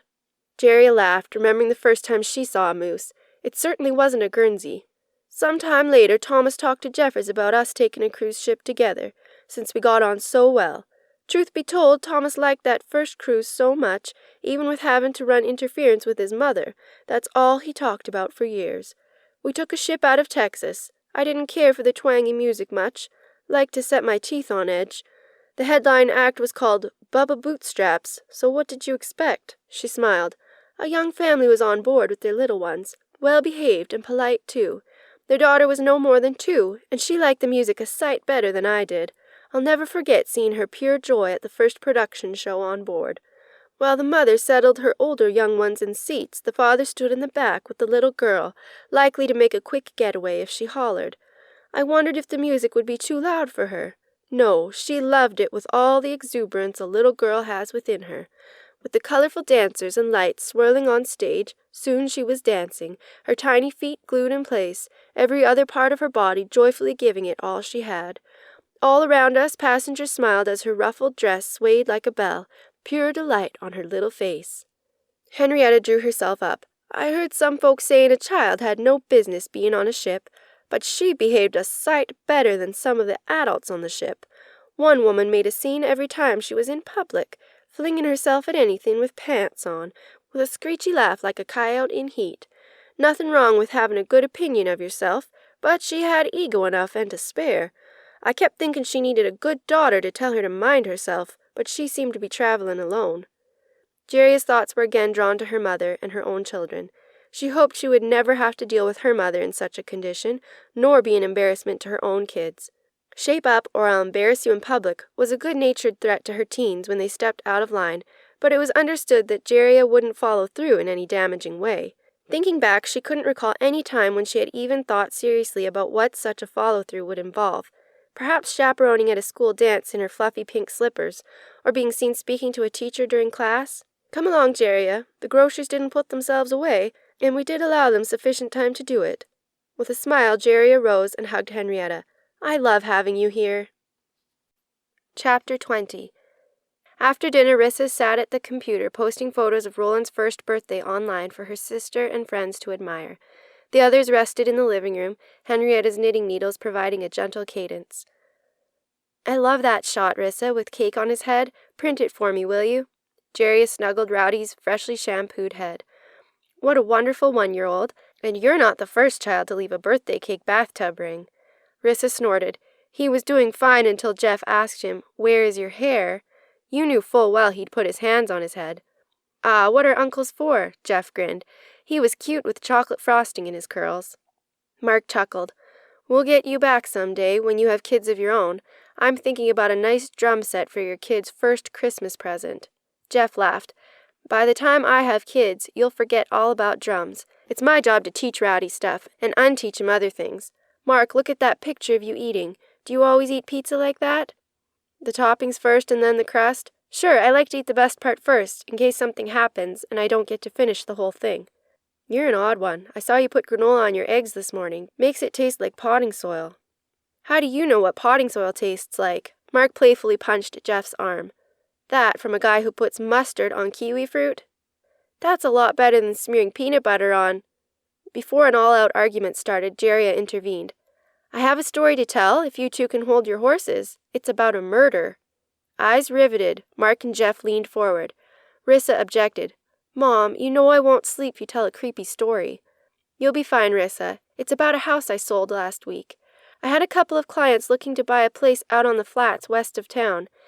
They were sick of the severe Minnesota winters. I thought the sale would go through without a hitch, but there was a hiccup there at the last." Jeria glanced down at Rowdy's face in her lap. "He's asleep. I was there during the walk-through final inspection last Tuesday. The buyer loved the house, but balked at a water stain on the garage ceiling. The inspector said he didn't know anything about roofs, but if it leaked, it'd cost about $8,000 to replace." Will shook his head. "He's right. I avoid selling places with roof damage if I can help it. Often it's worse than at first glance." "True, but they loved the house otherwise. Anyway, the homeowner was with us, but of course he had to be silent so as not to sway the inspection one way or the other. I could see he was starting to sweat when the buyers talked about having to change their offer on the house, or maybe even back out. Well, the inspector hadn't found a single other item wrong with the house beyond that water stain. It had been kept up beautifully, and it was immaculate. The couple really wanted the house, but that stain gave them pause." "I can see that," Henrietta nodded over her knitting. "Never good to buy somebody else's problems." "I know, but this house was perfect for them," Jeria said. "The other agent had told me the seller was counting on the money from the sale. I could see he was getting anxious. Finally, he couldn't take it another minute. He grabbed the woman by the hand and said she had to trust him. He said, 'I can't tell you why until after the contract is signed, but let me assure you, the roof is fine and you don't need another inspection. If you trust me, I'll tell you about the water spot at closing. It's a great story.'" Jeria chuckled. "Who would buy a house on a promised story?" Rissa's hair bounced as she shook her head. "Well, that was unexpected, and they looked to me, but I had nothing to say. I didn't know any more than they did." Jeria continued. "But the sellers sure looked sincere to me. I guess they agreed, and who doesn't like a story?" The inspector signed off and drove away, and the couple made their offer on the spot, full asking price, so long as they could close before they had to fly back to Minnesota before the weekend. Jeria shifted Rowdy to her shoulder. "Closing was on Thursday. Everybody signed all the papers. So much for the Paperwork Reduction Act," and they all shook hands. The buyer said the seller owed her a story, and when he said there was a murder in the garage, she about fainted on the spot. "Mom, how could you sell a place where somebody was murdered?" Rissa protested. "You said it wasn't a scary story." "Calm down. He hastily said it was a fake murder, not a real one. His son was filming a scene for a college acting class while they were out of town, staged it there in the garage.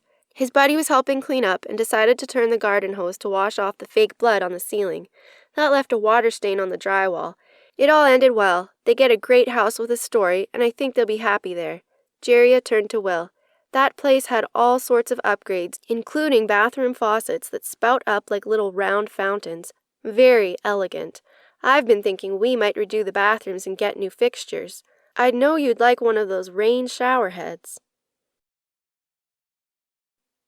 Chapter 21. Jerry, I notice you're not feeling free to look in the cookie cutter box, although I told you it's your legacy to pass on once I leave the earth. Why don't you reach in there now and pull one out? It's a good time for a story now that the house is so quiet. Too quiet. I do favor the sound of a young one. I miss them already, too, and they've been gone less than an hour. Puzzled, Jerry held up a steel cookie cutter. A dinosaur? Whoever put this in the box? It seems out of place. Jeffers bought that cookie cutter himself that summer in 1945 when some men from the university came out to our place.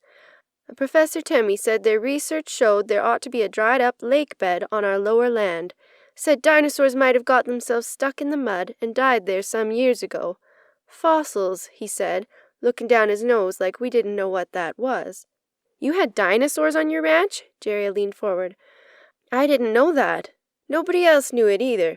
Jeffers had covered near every inch of our land outright in one time or another, and he said the place they'd mapped out was more of a rock pit than a lake bed. He'd know if there were dinosaurs anywhere about. But the professor wheedled and talked him into taking his team out there. Henrietta sipped her tea. I fed them a good supper, and we let them stay in the old bunkhouse that night. By then our hands had moved to the new one with the big windows. They were up before the sun rose the next morning, clanking around like they were on the verge of a big old discovery. She chuckled. The ranch hands were puzzled. Why would Jeffers take them out there, knowing the lay of the land? But Jeffers figured those men wouldn't be content until they saw for themselves. They were all het up, sure they'd be hauling dinosaur bones up by the bucketful. Jeffers asked me to come along, saying the change of scenery would do me good. I think he wanted me there to watch, knowing I liked to learn how people do their work. Dinosaur research was new to us all. Off we went with those men all piled in the back of Jeffers' pickup. They didn't have their own vehicle? That little old sedan they came in wouldn't have stood up to the range. They were men of book learning. I doubt they'd ever seen that part of the country outside of their maps and charts. They kept looking around like they expected to see a Triceratops or T-Rex come lumbering over the next rise in the flesh. Jeffers told them did they find anything new, they'd have to name it a Jeffersaurus, and they wrote that down in their little notebooks like he was serious. Jeffers always was one for joking. She pulled out her crocheting. They were so sure they'd find some old bones or an egg, maybe even a full skeleton. They dug around in the dirt, turning over rocks and tapping with their little hammers. The sun rose higher in the sky, and they kept on scrambling over the rocks like they were about to find something wonderful. I heard one say they'd be written up in some journal, maybe even be on the evening news. What did you do? I had my sewing basket. With a house full of young ones, there was always mending to do and hems to be let down, and I was glad to have a piece of time to catch up on it. I sat in the shade of the truck, keeping an eye on the goings-on. Jeffers left for a time to walk a fence line. When he came back, the researchers came running up to show us a rock they'd found.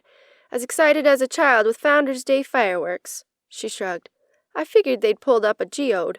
We had geodes all over the ranch. Some right beautiful, like fairies had built a crystal city inside. This one, sad to say, was a plain gray rock with a shiny thread of fool's gold running through it. One of the men said if they couldn't find dinosaur skeletons, maybe they'd strike it rich on gold. Henrietta's blue eyes twinkled. I was proud of Jeffers keeping a straight face, although his mustache was twitching. Hard for me to look at him without laughing out loud, without even telling them that any gold found on our ranch wouldn't change their lives. He told them they'd found a fine example of leverite. He was sure of it. Jerry smiled. She hadn't heard that word in years. Those university men were fairly dancing at the discovery of a word they hadn't heard in all their studying. They chattered like a flock of magpies about how a new rock type would get them into a textbook just as fast as any old dinosaur fossils. Maybe he wasn't so much a hick as they thought. They asked Jeffers to spell it for them, since he obviously knew all about leverite. Jerry giggled. He didn't.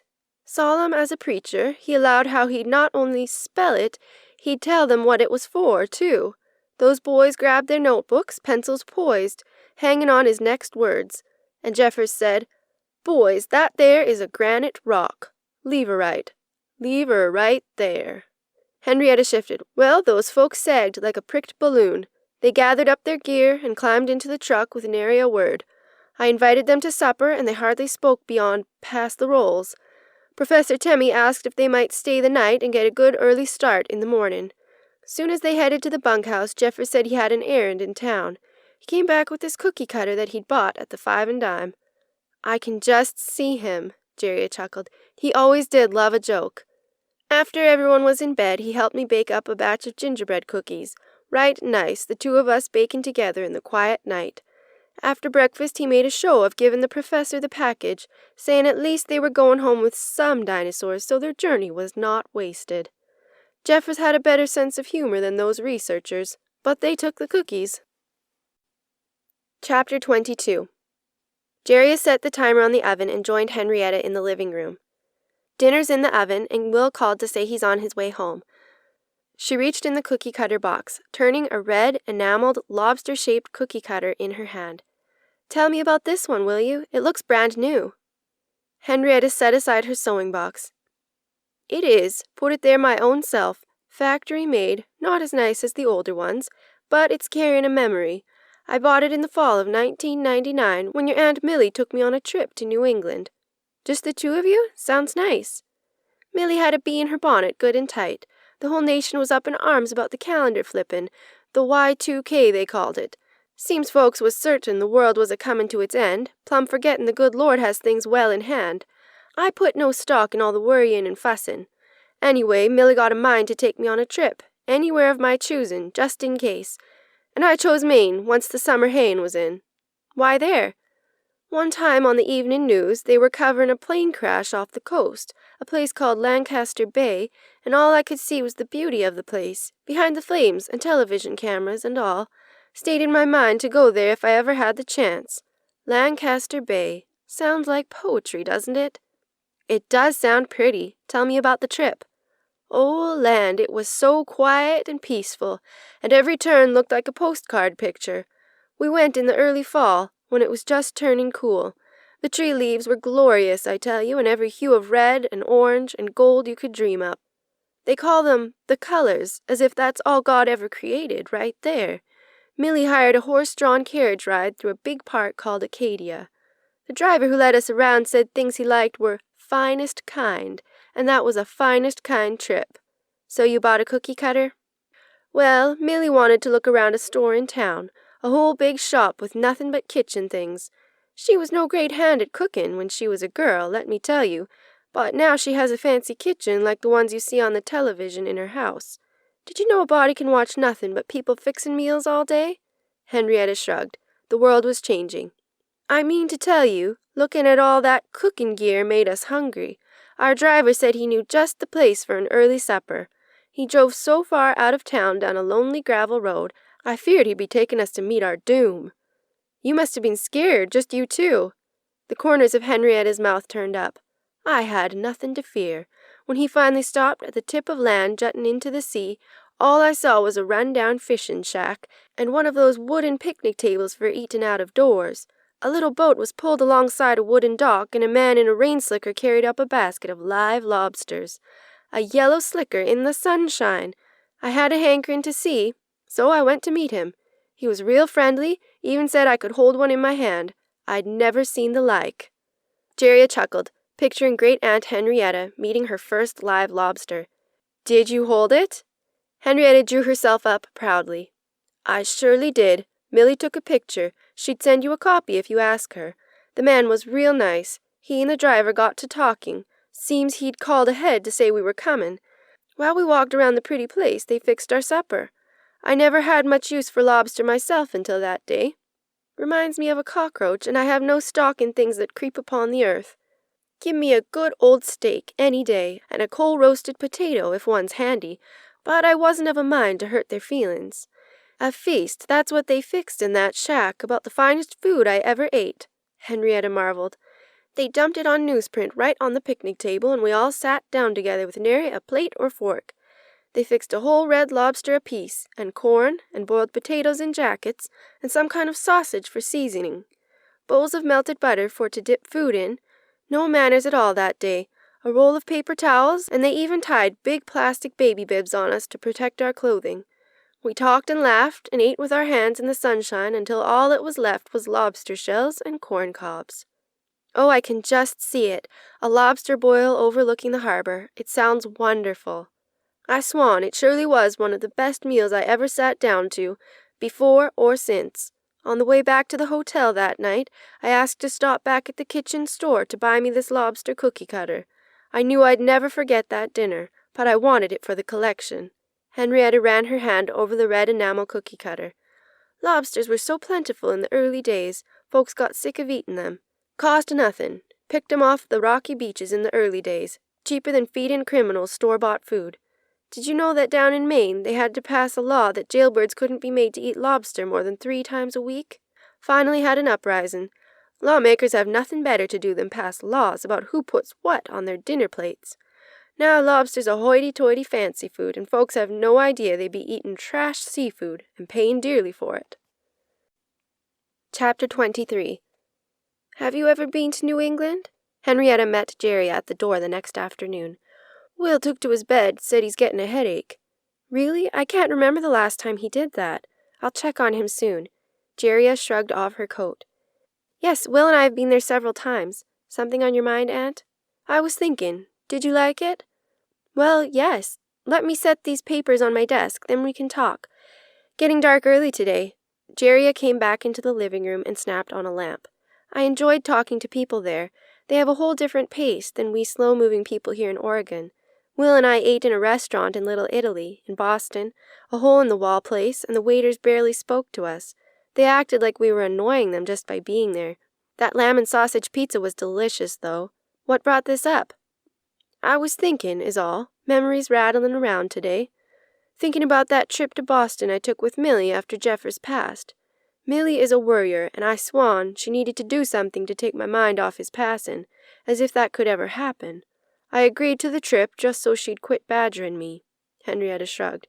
"Fact is, she'd lost her daddy, too, and the journey did us both good. One evening we asked a taxicab driver to take us to the T station. That's what they call their underground subway. Under river, too, but I tried not to consider that fact. Never was one for deep water, nor being under it." Henrietta shook her head. "We wanted to get back to the hotel Millie had booked for us on Boston Common. The driver refused to take us. Plumb refused." "What? That's his job." "He said he'd never heard of any visitors to Boston ever going home and telling folks what a fine subway ride they'd had. He said we'd be taking the water taxi across the harbor instead, no 2 ways about it. He drove us to a little dock with a small black and white checkered boat. It held no more than half a handful of people. Millie and I stood out on the front part of the boat, watching the city lights turn on as the sun set. I wished I could have told that driver he was right. That little boat ride was a sweet memory maker. Good for our souls, this I know." "Sounds lovely. You're right, Bostonians are a different sort. We toured the Constitution early one morning. On the way we asked our cabbie how far the Constitution Museum was from the ship. He said it was a bowling ball's throw away. We don't measure distance like that here." Jerry kicked her shoes off. "I loved the feeling of history around Boston. Places I only read about in my school books, right in front of me. I liked walking through the old cemeteries, reading the messages on the tombstones." "You've always been a one for graveyards. I recollect you wanting to go up to the family plot on the hill on the ranch, bringing daisies and wildflowers and pulling weeds around the fence. Did you walk the Freedom Trail, dear?" "Yes, we did. I thought about the early families who lived there. Paul Revere raised 16 children in a house no bigger than my garage. Will was eager to climb the monument at Bunker Hill, but I was happier sitting on a sunny bench, watching people go by." "Our family has deep roots in Boston. Some folks say Philadelphia is the birthplace of America, and maybe it was, but Boston was the labor room, where the hard work got done first. Folks overlook the work behind the scenes, tending to focus on the flashy parts that everybody sees. A family is like that. What is American but a whole slew of families? Those families teach their children, and those values form society, but it never makes the evening news." Henrietta stood, smoothing her apron. "Well, you've had a busy day. I believe I'll take myself to the sitting room and work a crossword puzzle. Let you have some time to yourself. The doctor at the hospital said it'd keep my mind sharp." Jerry watched her retreating back. Those puzzles must be having an effect. Chapter 24. Jerry snapped her pencil in half. "How am I supposed to concentrate on these floor plans with that constant droning?" Now, that pencil never did you no harm. I'm sure those big planes will stop circling soon. Do you know what they're doing?" "Wasting my tax dollars," Jerry groused.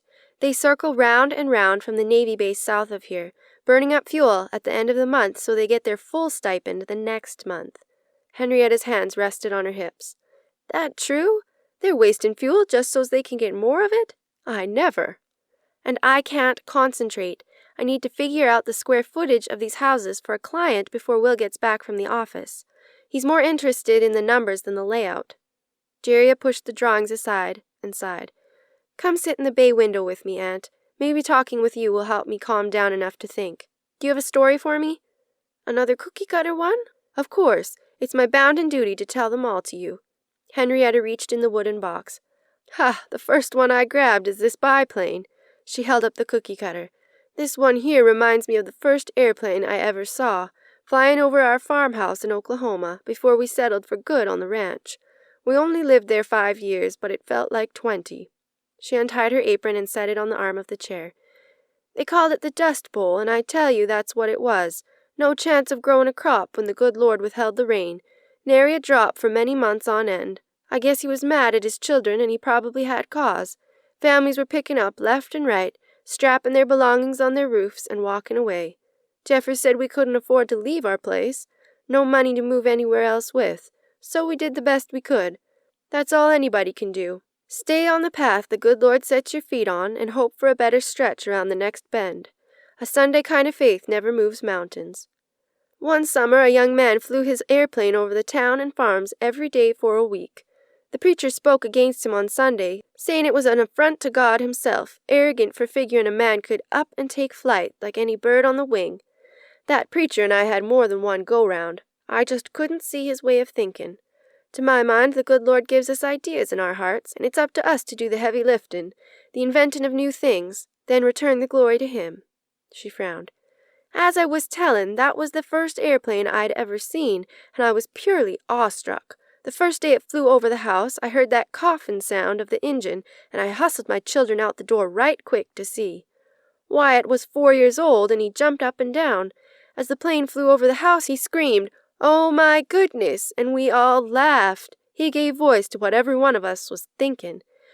Every day for a week I'd hear the low rumble in the sky, and run out to wave to the pilot with my good apron, bright yellow, and he'd waggle his wings to let me know I'd been seen. At the county fair I wore that same apron, and the pilot sought me out. Come to find out, he fancied himself a barnstormer, one of those courageous folks who did fancy tricks in their airplanes before the government put their foot down with all their regulations.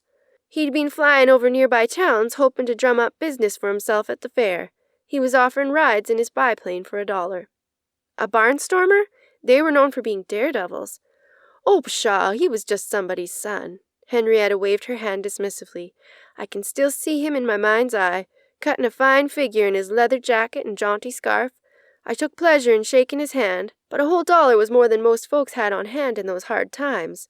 But my Jeffers must have seen me running out every afternoon to wave my apron, and he stepped up. He said, I can't give you $1, sir, but I can give you 50 cents and a place to rest your head for a day or two if you'll take my wife up in your fancy airplane. She's a mighty fine cook, and I know you'll enjoy not being on the go for a while. I remember Jeffers always doing things to make you happy, but that was a big thing. Henrietta nodded. And in front of the whole town, nearly. I stood there with my face red in front of everybody while the men shook on it, and then the pilot took my hand, and Jeffers boosted me up on the wing of the biplane. My heart like to left my chest, I was that excited. Not the pilot, he was cool as the center seat of a cucumber. At first I felt pushed back in my seat as if somebody heavy had sat down on my lap. Then it leveled out and we were flying. And oh my, to fly! To feel the wind on my face and look down on the landscape spread like a patchwork quilt below. The houses looked like toys and the roads like ribbons. Land that Oklahoma was flat and brown, nothing growing green, and it was something to see our place from the view of a bird. I felt the airplane tilt as the pilot turned, and I saw the county fair. It didn't look like much from the sky, but I saw my children and Jeffers waving at me with all their might, and the love I felt for that man overwhelmed me. Back on the good Lord's earth, I hung on to Jeffers until my knees quit shaking. Oh, I can just imagine you with a grin on your face and the wind in your hair. That was a brave thing to do. Oh, I admit it took my breath away. I would have rued it to this day had I shied away from the experience. When the good Lord gives us an opportunity, we need to step up. Henrietta passed the tin cookie cutter to Jeria. Jeffers had this cookie cutter made by the tinsmith that very day. Paid 10 cents we really couldn't spare, to remember how I was the first in 3 counties to ride in a flying machine. Didn't the ladies smile when I served biplane-shaped shortbreads at the next Ladies' Aid Society? They were all so proud of me, except Mabel, who'd missed the fair due to her babe being sick. She said I was out to give my guardian angel gray hair, but I paid her no never mind. After the pilot left our home the next afternoon, I went to change my baby's diaper and found 5 $10 silver coins in her cradle under the blanket. The pilot shook hands with each of us before he left, and he patted the littlest one. He must have slipped the coins in then. $50 in silver was a fortune back then. Jeffers called it an answer to prayer from the heavens, and I guess it was. We used it to pull up stakes and move to the ranch in North Dakota. Jeffers' mother held the land for him when his daddy passed. We just hadn't had the wherewithal to get ourselves up there. Jeria sat back and folded her legs under her. That's just what I needed, thanks. When you feel awe, show it. Don't be like those jaded adults who merely nod, yet all the while their insides are leaping like a child's. Had I not been excited enough to run out to wave to the pilot, I would never have had that ride, and he wouldn't have been the answer to prayer for us to move to the ranch. The blessings that came from the living there would fill eternity. Never hold back the awe. Henrietta smiled. It's quiet now. Can you get back to your papers?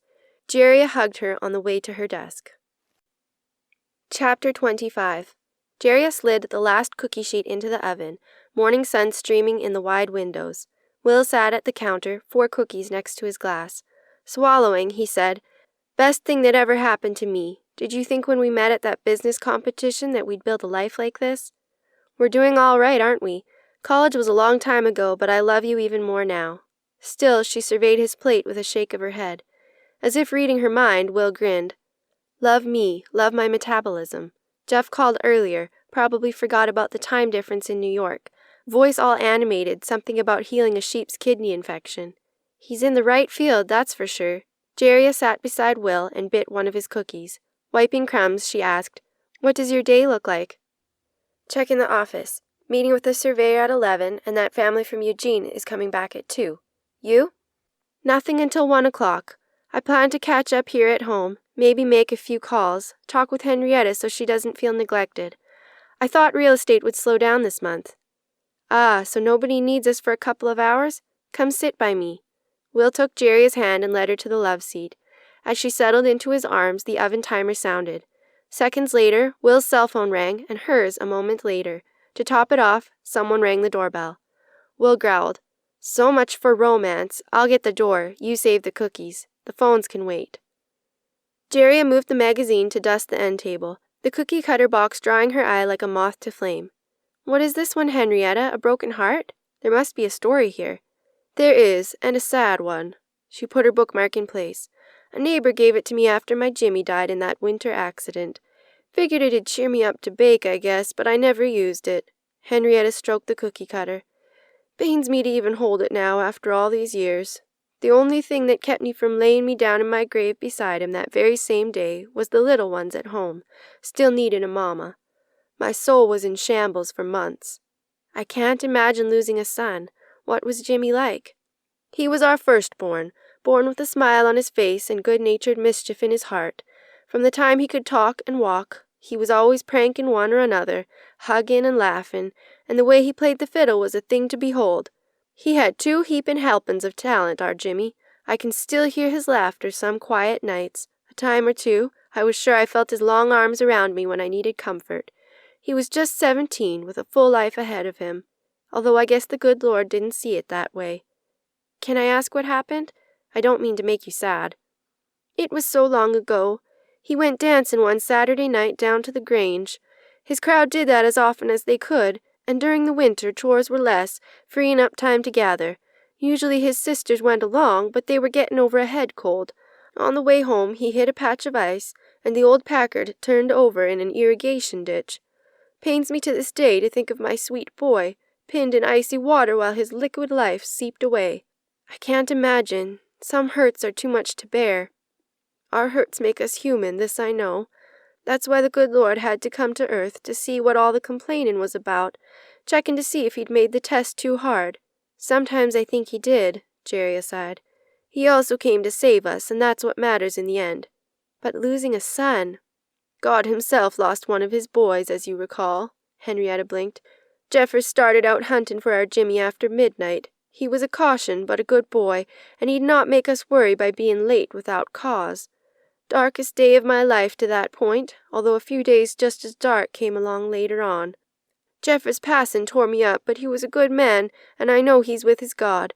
He loved us all, and while I miss him, he and I talked and agreed it was his time to go once he had that stroke. He would have hated being confined to a wheelchair like an invalid, but to lose a child, that's not natural.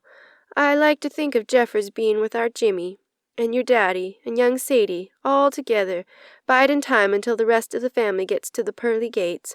They're likely telling stories. My Jeffers was a one for storytelling. You're a strong woman, Henrietta. You never know how strong you are until strong is the only option you have." Chapter 26. Jerry looked up from her book as Henrietta came into the living room. "Are you busy? I thought I'd tell you about this oak tree, if you have time for me. I'm feeling the stories pressing on my mind, needing to get out and told." "Of course, come sit by me. I'm trying to get into this novel. Sandy recommended it, but it's as dry as stale toast." Jerry set it on the table beside her. "An oak tree cookie cutter. It looks well used." "That it was, and I'll tell you why." Henrietta settled beside Jerry. "My mamma added that wide-spreading tree to the collection back in 1901, before I was even born. But I know the story as well as if I was there myself. Mom and Papa were living in eastern Arkansas then. They uprooted a few times in their early marriage. That's where I was born, and some of the others. Papa saw Mama was tiring from having the care of so many young ones, but Mama wasn't one for taking a day of rest, except on the Sabbath, of course. And the only time she lay abed was after the birth of another baby. He hatched a plan. Around the time of their 10th anniversary, he called for Mama's mother and 2 of her sisters to come stay at our place and tend the passel of little ones. He must have figured it'd take 3 women to keep up with us kids. Mama complained about leaving the children and the work of the place, but her own mother told her to straighten up and go with her husband. Papa took Mama on a trip, just the 2 of them, plus the baby. I'm not sure which one that was, but Mama didn't believe in hardly setting a young baby down, much less going off and leaving one behind. My granny and aunts had the care of the rest of the children, and Papa and Mama set off to Savannah, Georgia, in their white automobile." "It was a white car? I'm surprised you recalled that detail." "No, a white automobile, one of the White Company's new combustion engine models. A change from the steam-powered vehicles. Papa did love a shiny new car to his dying day and could tell you about every one he'd ever owned, and many he didn't. He never drove much over 20 miles an hour a day in his life, but back then, nobody expected him to. Folks back then, like as not, took the bus on long journeys, but Papa said it'd stop at every pig trail and they'd never get there. Mama talked about how fine they felt, dressed up and having dinner in a fancy hotel every night with the sleeping baby in a basket at her feet. She said she loved sitting along the harbor watching the boats and walking the streets of the city lined with big old live oak trees. Mama always said that was the nicest thing anyone ever did for her, making her take that trip against her wishes. To the end of her life, her eyes sparkled like gemstones when she talked about it. Papa bought her a new hat with yellow ribbons, and this here live oak cookie cutter from a tin man they came upon on the way back home." "Great story. And you can see that cookie cutter has seen good use. Ever after, whenever Mama felt particularly overwhelmed, she'd bake up a batch of her molasses cookies with the live oak cookie cutter. Smart woman was my Mama. The cookies quieted us children down, and Papa got a silent message he'd better step up and take care of his wife a bit better, and not let slide, as some men do. He sounds like a wonderful husband. My Papa was better than most, this I know." Henrietta folded her hands in her lap. "My Jeffers was a good man, but a little bit of crazy about motors and things in his early years, like my Papa. We needed a truck on the ranch, of course, but soon as he saw his way clear, he bought one of those Continentals. In his defense, and he needed one, it did fit all of the children in the back seat. Jeffers fussed over that automobile like a live thing until little Elsa took sick with that scarlet fever. He picked her up, wrapped her in a quilt, and drove like Satan himself was after him to the hospital over in Fargo. She had a time and a time, but she did get better, and the experience cured Jeffers of his care for the automobile. He remembered which things in his life truly needed babying. Oh, he still took care of it, but he quit wiping and polishing it every time he passed by." Chapter 27. "Jerry, are you well? Why are you sitting on the floor like a child?" Jeria held up her hand. "I was reaching for this red ball. I guess the cat rolled it under the table. It reminded me of an almost round cookie cutter I saw when I was pulling out another one, and I was wondering what it was. While I was on the floor, sitting in this shaft of sunlight felt good." She stretched her arms over her head. "Let me get the cookie cutter I was thinking about. If you're not busy, I'd like to hear about it." "Land, what does an old woman like me have to be busy with? I wonder if the good Lord forgot I'm still here, waiting to go home. Let me see what you've got there." A smile made her wrinkles scatter. "This here cookie cutter looks like a ball that had a bad experience, but it's a fruit, and one that saved the soul of a sorrowful woman. It was fashioned in 1879, sometime after Louisa met Davis and moved to Arkansas from her home down south. She and Davis homesteaded, and I think had she known what she was in for, maybe she'd have forgotten all about loving him. The Deep South is called that, far as I can tell, because the place sinks deep into the bones. Louisa told stories about how things was before the war between the states. She talked about the peach trees her pappy grew, and the acres of cotton fields and the silks he'd import from China for her to have fancy skirts with hoops in them, so wide she'd have to use double doors to pass from one room to another. They never lifted a finger to work, what with house slaves and field slaves and cooking slaves and what all. I can't imagine that kind of a life. Well, it didn't last. By the time Louisa met Davis after the war, those folks had lost nearly everything, had nothing left but their pride. She said things were so bad came a time when all they had to eat was the dried corn they'd set aside for the animals. Once General Sherman cut his wide swath, there was nothing to folks to eat, so the few critters left were on their own. They made that dried corn into something called corn pone, but they made it in fancy shapes and ate it with Thanksgiving. I heard tell Louisa spoke in a soft drawl her whole life, saying her piece like she had all day long to fashion a sentence. She called ordinary things by strange names, like grits when she meant to say cornmeal mush, and hoe cakes when she served flapjacks. Well, she missed the South something fierce, and the family said she cried nearly every day those first years after she married Davis. I doubt she'd ever turned her hand to a bit of work, and going from a plantation to the wide open prairie was quite a change. With her soul in disarray, she spent most of her days grieving for her lost way of living, although it was lost to them all, not just her. It was probably a shock having to adapt to a very different way of life. Maybe depression, too, I don't know. One day when the Tin Man came by their place, Louisa asked if he had anything to remind her of her home. The Tin Man pulled out this here peach-shaped cookie cutter, and she sat right down on the ground and bawled, clutching it to her bosom like a lifeline. Perhaps it was. From that day on, I heard tell, she never cried another tear. I guess she finally noticed that places with peach trees and places with wide open spaces both have value, and her home was where she made it with her husband and children. Homesickness can do a body in, if they choose to let it. That day Louisa grew a spine of her own. Jerry took Henrietta's soft hand. "Are you homesick, Aunt?" "Not a bit, dear. I'm settling in nicely, although the ranch is on my mind a good bit. You ever seen a big old spider on a tomato plant? I've moved many a spider with a stick, from a place I needed to be to a place where it could do its work and not have the temptation of running up my arm. A spider, if you move it, shakes itself off and sets to spinning a new web, making a home for itself, and that's what I'm doing here. I'm pleased you took an old lady in, and I love you for it." Henrietta patted Jeria's other hand. "There are times and seasons in life, and my time for running a ranch is past and gone. I do think I might go lie down a spell, if you don't have need of my help this afternoon." Later that afternoon Will came in, wiping his feet on the mat. He kissed Jeria. "Temperature's dropping. What are you up to? Hardly ever get that tray down." "I'm making broth and toast for Henrietta. Is she all right? Need to call Dr. Moss's office? She's not sick, is she?" "No, I don't think so, but you're a good man to care." Jeria buttered the toast. "She was telling me a story about the cookie cutters, and she said she'd like a nap, and I haven't heard a peep in 2 hours. I'm taking her a snack, so I'll have an excuse to knock on her door. I hope I'm not tiring her out. She keeps saying it's her bounden duty to tell me about each one in the collection, but I worry she's pushing herself to get it all told. Go ahead, I'll set the table for dinner. Something smells great." Chapter 28. "Will!" Will dropped the rake and bolted around the back of the house. He'd only heard Jeria scream like that one other time, and he blocked his mind against that as he ran. Jeria knelt over Henrietta on the teak deck. Her eyes flickered open, and she waved Jeria off, struggling to sit. "Now, girl, let me set up. No need for a fuss," she protested.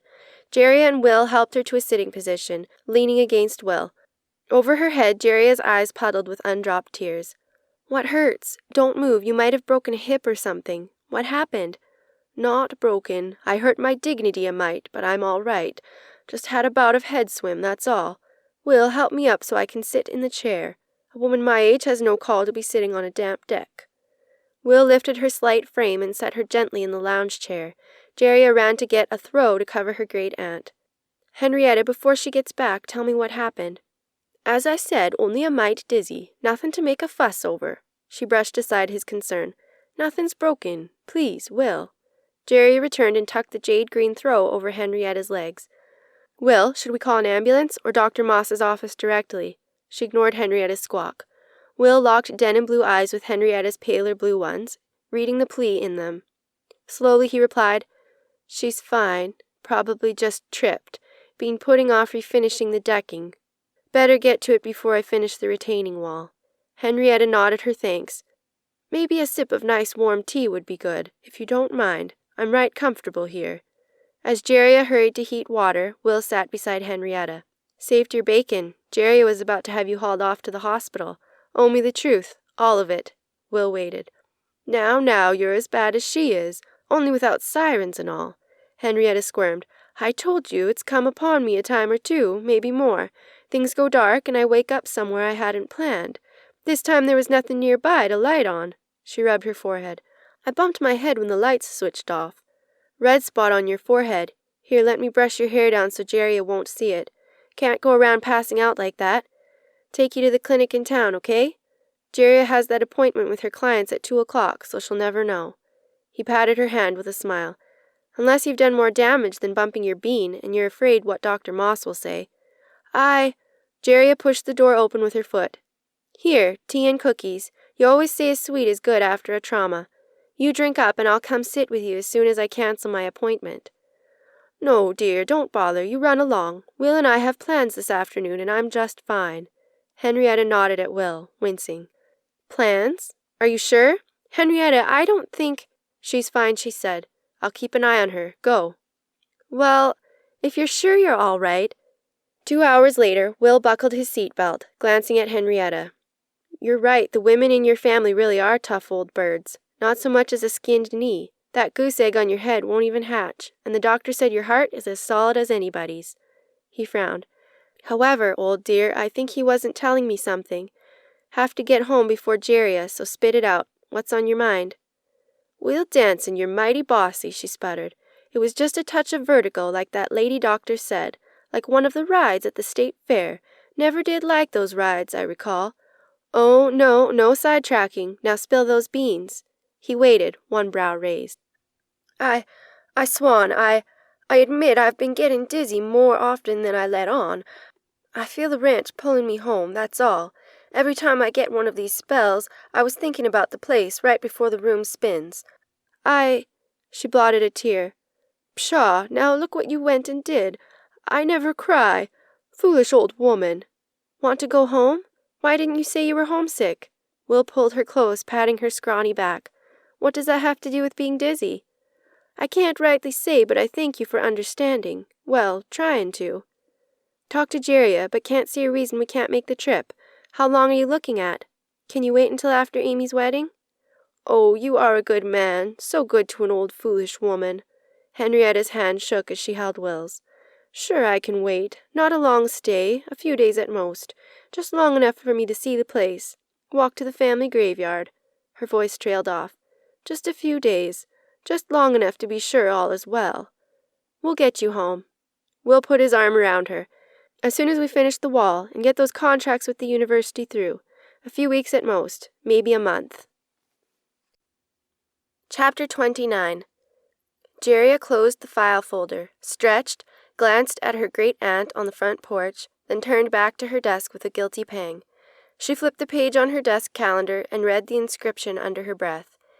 "If it is to be, it is up to me." The paperwork could wait. She'd had a busy week, selling 4 houses and leasing that empty shop by the diner. Henrietta hadn't complained, but it defeated the purpose of her living with them if she was alone so much. Enough. Jerria slid the stack of papers into her desk drawer, flicked off the desk lamp, and pushed open the porch door. "There you are. Are you warm enough out here?"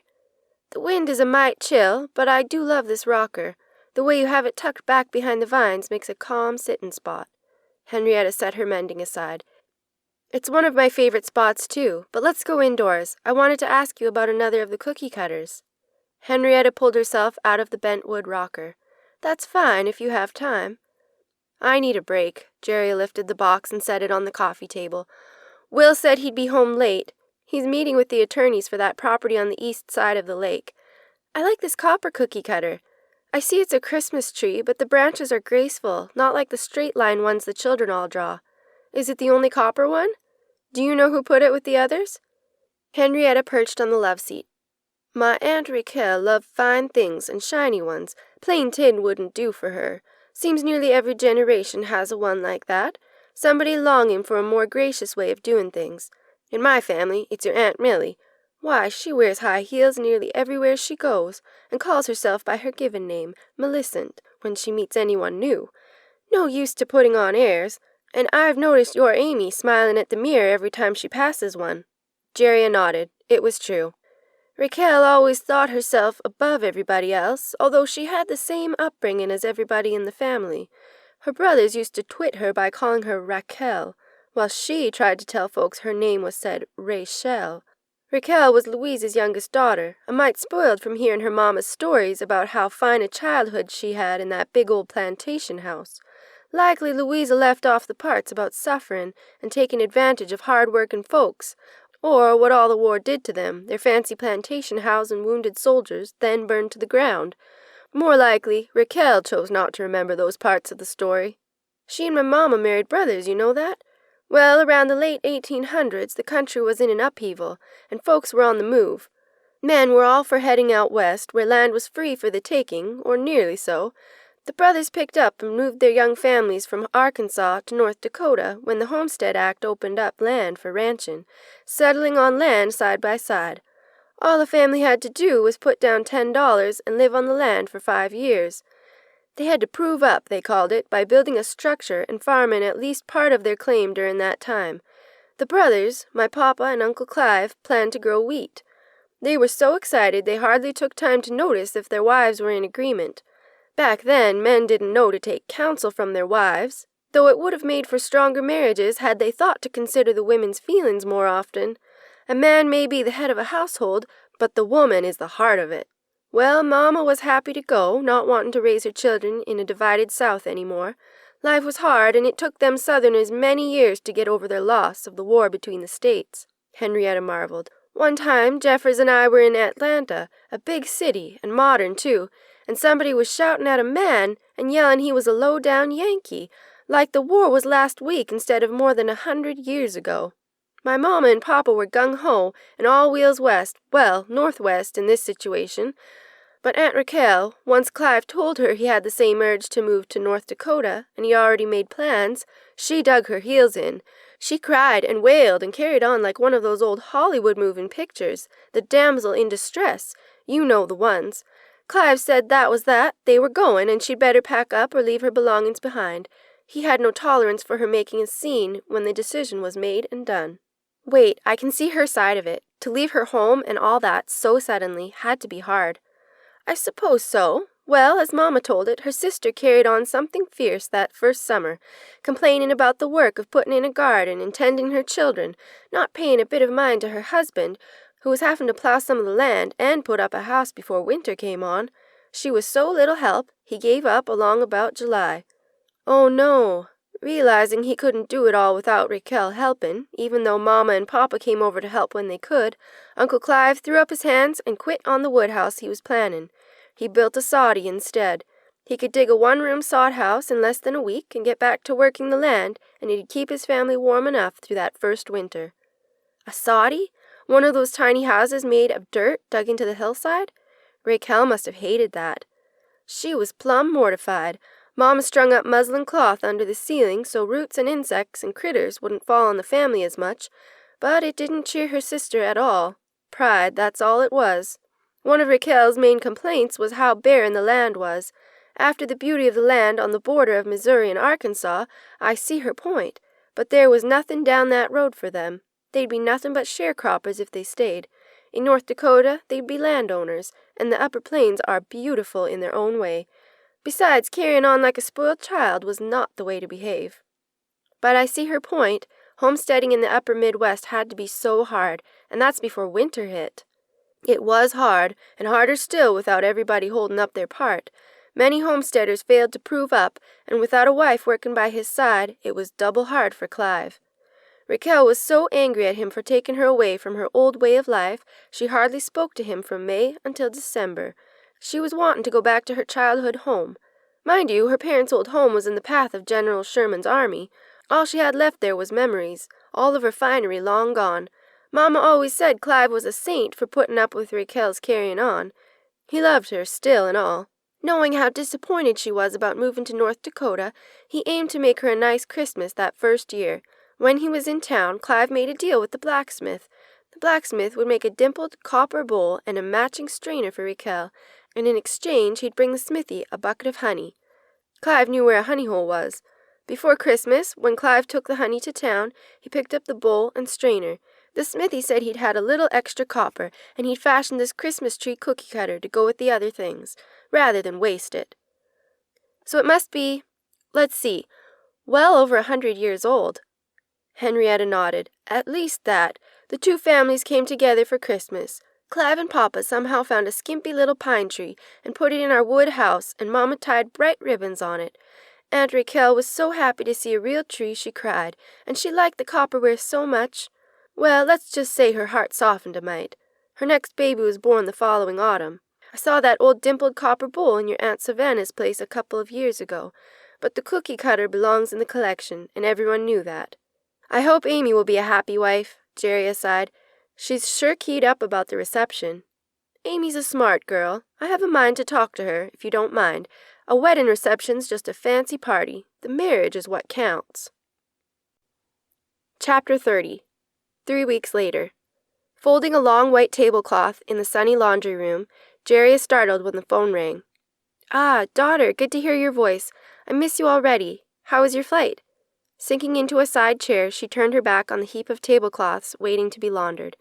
She put her feet up. Now that the wedding was over, she could relax at last. She and Sierra talked about Amy's wedding 3 days ago. Wasn't her wedding dress gorgeous? And I heard her tell the story about the silk parachute a dozen times. Sierra sighed. I do love a love story, and Amy was totally joyful. Trace said she planned to hunt for 2 parachute-shaped cookie cutters on their honeymoon, one to add to the box, the other to start her own collection. I don't know if he has any idea how she gets when she has a quest on her mind. Jerry smiled. He also had no idea the long line of strong-willed women he was marrying into. He'd be smarter to order one online. I loved the dance they did at the reception. I've never seen a choreographed first dance done that well. Amy looked so happy. Trace told Matthew his face ached from smiling so much. Everyone had a good time. Little Rowdy rocked his 3-piece suit and pacifier, Sierra giggled, and Henrietta, she can really dance. She loved it. She danced until her breath gave out. Even then she sat on the sidelines watching. I saw her, beaming and clapping. It was a great party, and I'm so happy for Amy. She and Trace are good together. I'm a little envious. Imagine, going to Iceland on their honeymoon. Sierra's voice softened. Mom, how is Henrietta? I hope we didn't wear her out. Jerry's brows knit. I think she's all right. She's been a little tired from all the wedding preparations, but she loved being part of it. She hasn't argued when I've suggested she take a nap in the afternoons. She's well into her 90s after all. Maybe now that the dust is settled she can finish telling you the cookie cutter stories. I'm not sure I want her to. I think that's keeping her going. Sierra, what's that sound? Doorbell. I ordered groceries to be delivered. I'm tired too. Love you. Bye, Mom. As Jerry wrapped the last of the centerpiece vases in bubble wrap later that afternoon, Henrietta called from the kitchen. Jerry, dear, where are you? Did you move the grocery list? I'm in here. I put it with my jacket. I'm waiting for a call, then I'm going to the market. I'm of a mind to come along, if you don't mind. Henrietta entered the sitting room. I'd like to get another of those fancy dragon fruits you had at the wedding party. I can't get it off my mind. Doesn't taste like much, but the good Lord sure was creative with the design of that thing. Bright pink. Of course, I'd like you to come with me. I need to drop off some papers at the office on the way. Won't take long. Do you want to tell me another story while I wait for the phone? Jerriah held up a cookie cutter. I can't figure out what this one is meant to be. Is it a cabbage? Jerriah handed it to Henrietta. The old woman traced the shape with a thin finger. It's my bounden duty to carry the story to your mind, so you'll have it to pass on down. It's a rose bush in full bloom, one of my mother's, and it's a bit of tin fashioned to call her sister to repentance. I agree, it looks like somebody crushed the cookie cutter, then tried to straighten it back out, so's no one would know, but I know for a fact it's meant to represent a rose bush. Laugh lines danced by her eyes as she settled into the side chair. A few years after they moved to North Dakota, my grandmother Louisa came up north to visit her daughters and see their families, too. My grandmother, Granny Lou, we called her, was a one for pretty things and flower gardening, and she was mad as hops to see nothing but dirt stretching as far as the eye around Aunt Raquel's place, while my mother had planted fruit trees and flowers by her own front door. Lemon verbena. I can still smell it in my mind. I think it reminded my mamma of her childhood home. I told you Raquel was in a snit about living on the plains. She never did quite come to love the place. She told her mamma she was too busy working on her fancy stitchery to put her hand to beautifying the outdoors. If the good Lord wanted it pretty, he should have made it so himself, and she didn't want to risk breaking a fingernail digging in the dirt. Haughty she was. Granny Lou lit into her good and thorough, so I heard, although I guess it'd be hard to tell. A person scolding in a soft southern accent doesn't have the same force as a good strong voice. But Raquel heard her just the same. Louisa said about planting flower starts and rose cuttings around Raquel's place herself. Henrietta straightened her skirt. Mamma had been disappointed in her flighty sister all along, and I expect, if truth be told, she was a little jealous of their mother spending so much time working on her sister's place. Sisters never quite outgrow that foolish childhood rivalry, as I'm sure you know, what with 3 girls of your own. When the Tin Man came by, she asked him to make her a rosebush cookie cutter. He fashioned this right quick out of a scrap. You see, it's not as fine as some of the others. Is it an important phone call you're awaiting? It's a real estate client, telling me her flight so we can set up an appointment on Tuesday. Jerriah waved her hand. Finish your story. After Granny Lou went on back home, Mama baked a batch of her rolled sour cream cookies. She took her time icing the lumpy blobs into green rose bushes with delicate red roses on them. Then she went on over to her sister's place. She showed the cookie cutter to Raquel, who had no earthly idea what it could represent. Then Mama gave her the beautiful rose cookies. Raquel always was envious of Mama's skills in baking pretty things. Mama told her she never wanted to hear another word about not being able to make something plain into something worth having. And did the rose cutting by the door need more water? Mama said Raquel was red-faced and humbled. It's like that poster Amy kept in her room, "Bloom where you're planted." That's it to a T, although I don't know why a body would need to plaster a thought on their wall. Thoughts are for thinking. Oh, there's your phone. Let me get my handbag while you're talking. I keep thinking about that dragon fruit. Imagine polka dots inside a fruit. What will the good Lord think of next? Chapter 31. The weather report says this weekend is supposed to be dry. Good time to work on the retaining wall, now that the stones are here. I'll take the truck and buy some cement mix. Will shut the sitting room door behind him. You okay, honey? Jerriah?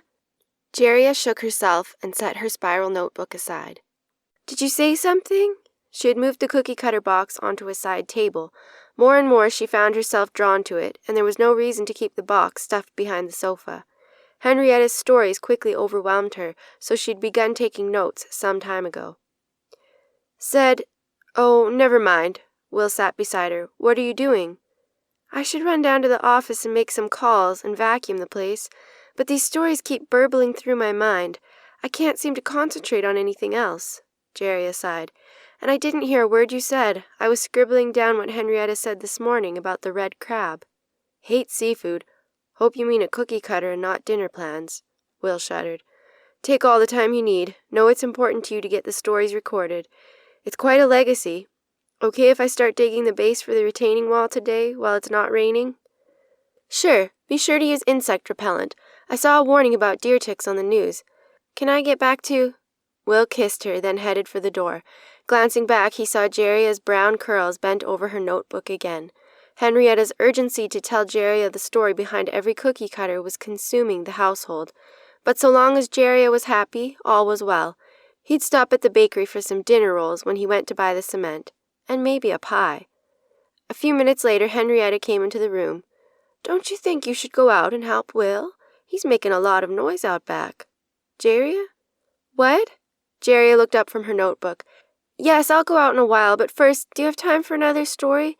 They're racing through my mind. One, then you go help your man, and I'll fix lemonade for the two of you. Henrietta settled into the bentwood rocker. Go ahead and pull out a cookie cutter. What's this one? It's a fish, but whose is it? It doesn't look all that old. Oh, the fish! Our Henry loved to fish in the river running past the lower pasture, and he brung home some fine messes of trout when he was a boy. Henrietta smiled broadly. Henry had that wanderlust thing about him. You have it too, Jeria, always thinking about a new place to go. Henry got it in his mind to someday fish in a real big lake, bigger than the pond down by the spring house where the boys liked to swim. Girls, too, on a hot summer day. Had it in mind to catch a real big fish like the ones he saw in the glossy magazine pages.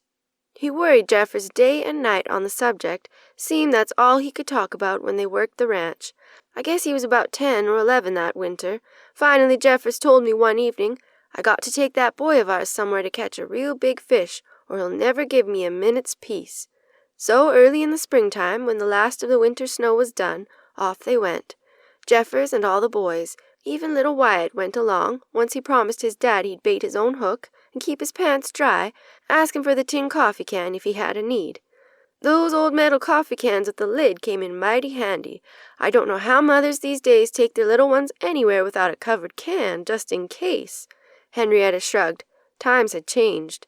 Those little boys had to be so excited, Jeria smiled. That they were. Jeffers had looked up a fish camp in Canada, not far over the border. I tell you, our Henry was fit to be tied, so excited he could hardly hold himself together. He danced around the room when his dad told them the plan. Henrietta patted the arm of the chair. And we girls did fine at home. Quiet for once, except at night, when they stayed up in my bed giggling and telling stories way late. The fish camp folks told them where the best fishing spots were and sent them out in a little motorboat with a green Coleman cooler for the fish. Jeffers said they gave them lunch, too, a bag of cornmeal, some shortening and salt, and a skillet to cook the fish they caught, plus bread and peanut butter should they fail. Young Henry was pretty proud when he gave the kitchen staff their peanut butter back untouched. They fished all day and all the next too, and when they came home 3 days later, Henry talked about nothing else, telling everybody he met the stories over and over like they were still fresh. What a great memory! It surely was. Came home with 3 big crates of fish, cleaned and packed on dry ice. Northern pike they were, big as your arm and tasty, so long as a body watched out for the pin bones. I don't know how those fish can swim, with no discernible order to their bones. Henrietta shook her head. I thought we'd keep it frozen in the ice house, but Jeffers, Henry, and the other boys had hatched a plan on their drive home. Uh-oh, Jeria grinned. A plan hatched by little boys? What was it? Henry got on the phone. We had a party line back then, so every soul with a mind to do so could listen in, and he told them to spread the word, come to a fish fry at our place that very next night. The girls and I put aside the day's work and set to cooking. We boiled up pots of small potatoes and onions and made sweet pies and bread. Bread's the best thing if you get a pin bone in your throat. No way to get it up, but bread'll push it on down. Henrietta smiled. It was quite a day. Even the hands put aside all but the most urgent work to help out, setting up wood planks on sawhorses for tables and hauling in hay bales to sit on, and all day long Henry was in a dozen places at once, eager to brag about the fishin' and not burden the rest of us overmuch. I can just imagine. Jeffers fired up the big copper kettle I used for rendering fat at harvest time, and I fried that fish there in the side yard, platters of it, dredged in cornmeal and salted good. People came from miles around, all bringing bowls of fruit and platters of vegetables. I tell you, it was a feast. Folks talked about it for months afterwards, about how good that fish from Canada tasted to them. Henry was about to bust his shirt buttons, he was that pleased. What a party it was, out in the big hay barn. Does Uncle Henry still love to fish? Didn't cure him of it, if that's what you're asking. Not a bit. Made it worse, if anything. When he was a grown man and traveling for his job or work, he tried to hire someone to take him fishing in every town he visited. Lakes, streams, even deep-sea fishing when he was near the ocean. Once his own sons, your cousins, were big enough he took them on up to a fish camp in Alaska to catch some of those big salmon. As I recollect, his boys caught a slew of them, but Henry declared the river must be broken that day. He caught nary a one, and after paying that much to get there, too. He ended up shipping home a cooler of fish, but Joe confided his dad had bought them at a market. I never liked salmon anyway, too oily for my taste. Henrietta pulled her knitting out of the bag beside the chair. Now run along and help Will. Jerry mentally rewrote her grocery list. She'd planned to grill salmon on Friday. Chapter 32. Will came out of the bathroom, toweling his hair dry. Jerry, I forgot to tell you. Funniest thing in the shower yesterday. There were little bugs like poppy seeds. Must have knocked open a nest of something when I pulled out the blackberry canes. Did they bite you? Jerry buttoned her striped blouse and straightened her skirt. Nah, I'm fine. Just a couple on my arm. Looks like that bullseye a while back, but not that red. Well, keep an eye on it. Dr. Moss said it could have been ticks, and they carry all sorts of things. Hurry up. I told Henrietta to wait until I came down to start the waffles, but I smell them already. I'll go help her. We don't want to be late for church. Will came into the kitchen a moment later, sniffing and tying a gray and blue necktie. Don't see why I have to dress up. Seems the visiting speaker ought to be the one out to impress the congregation, not the other way around. Now, you're supposed to fret more about what the good Lord thinks, not some man, visiting or not, Henrietta chided. You look right nice. Take care not to drip blueberry sauce on your good shirt. He winked at Jeria, noticing she wore an apron over her clothing, something she hadn't done until Henrietta moved in with them. Jeria piled bacon on a platter and indicated a cookie cutter on the counter. Will, I asked Henrietta about this spiky cookie cutter, and she said it reminded her of one of my old relatives who was a preacher. I wanted you to hear the story, so we waited for you. Bring the juice, please. Breakfast is ready. Henrietta swallowed. Right nice waffles, fancy for a Sunday morning, and a fine start to the good Lord's day. This story is a good one for the day, too. Now, this cookie cutter is from old Benjamin. Maybe the most important thing in the box, and my bounden duty to tell you. He was a traveling man, called himself a circuit preacher, one of those men who had a time and a time settling down, although he did at last, and raised a family, too. He was on my papa's side, that's how come we talk of him. Had he not had a family of his own, it'd be the end of the line, like cutting a branch off the family tree. She bit her waffle, chewed, then continued. Did you ever hear of the Medici family back in Italy? 1500s it was. They called themselves the House of Medici, and they pretty much ran things across the continent. Some good, mostly corrupt, but they forgot one task, that of having a child to pass things on down to. After the last one died off, the government took all their riches, and that was the end of it. Benjamin had himself a family. She waggled her fork. Drink your juice, Will. I swan, never seen a man to avoid fruit and vegetables as much as you. Benjamin had a hankering to see as much of God's earth as he could. I tell you, Jeria, that desire to wander runs through the family like a thread in a tapestry. Some time back, old Benjamin was on a paddle-wheel boat going up the Mississippi, and they came around a bend in the road, and there was a big city. He'd been by the place a few years earlier, and knew it to be swampland.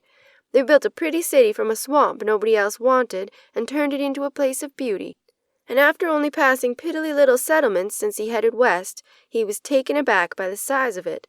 Bigger than Chicago in those days, and it looked prosperous, too, perched on a bluff by the big, wide river. The captain told him it was called Nauvoo, built by some folks called Mormons. I believe I'll have another slice of bacon. She paused, chewing. The centerpiece stood on the highest hill, a big white building. He wrote home later on about the prettiest gardens and neatly tended homes made of brick with livestock in tidy fenced paddocks. Being a curious man, he took a mind to get off the boat then and there and stay until the next boat heading south came the following day. He was a born talker, and soon he struck up conversations with the townsfolk.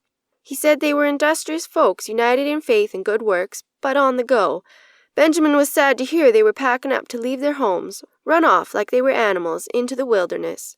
Will poured syrup on his third waffle. Know this story. Early pioneers, right? Henrietta nodded. American citizens sent into exile. They were heading west, out past the borders of the United States where they could feel safe. They'd been told to be out before first snowfall. They were trying to sell their stock and homes, but the locals knew if they couldn't sell, they could just move on in soon as those folks left. Sad part of our history, Jerry sighed. We talk a lot about tolerance in this country, but living it is a different issue. Most problems could be solved by talking things through, Henrietta continued. Even though the city was in a commotion, what with packing up and gathering supplies, Benjamin said people were as friendly as could be. At the bakery, the woman said she was closing shop the very same day, but she gave Benjamin a bag of warm gingerbread cookies. He didn't want to insult her pride, but knowing she'd need the money, he asked to buy a cookie cutter or two for his mama.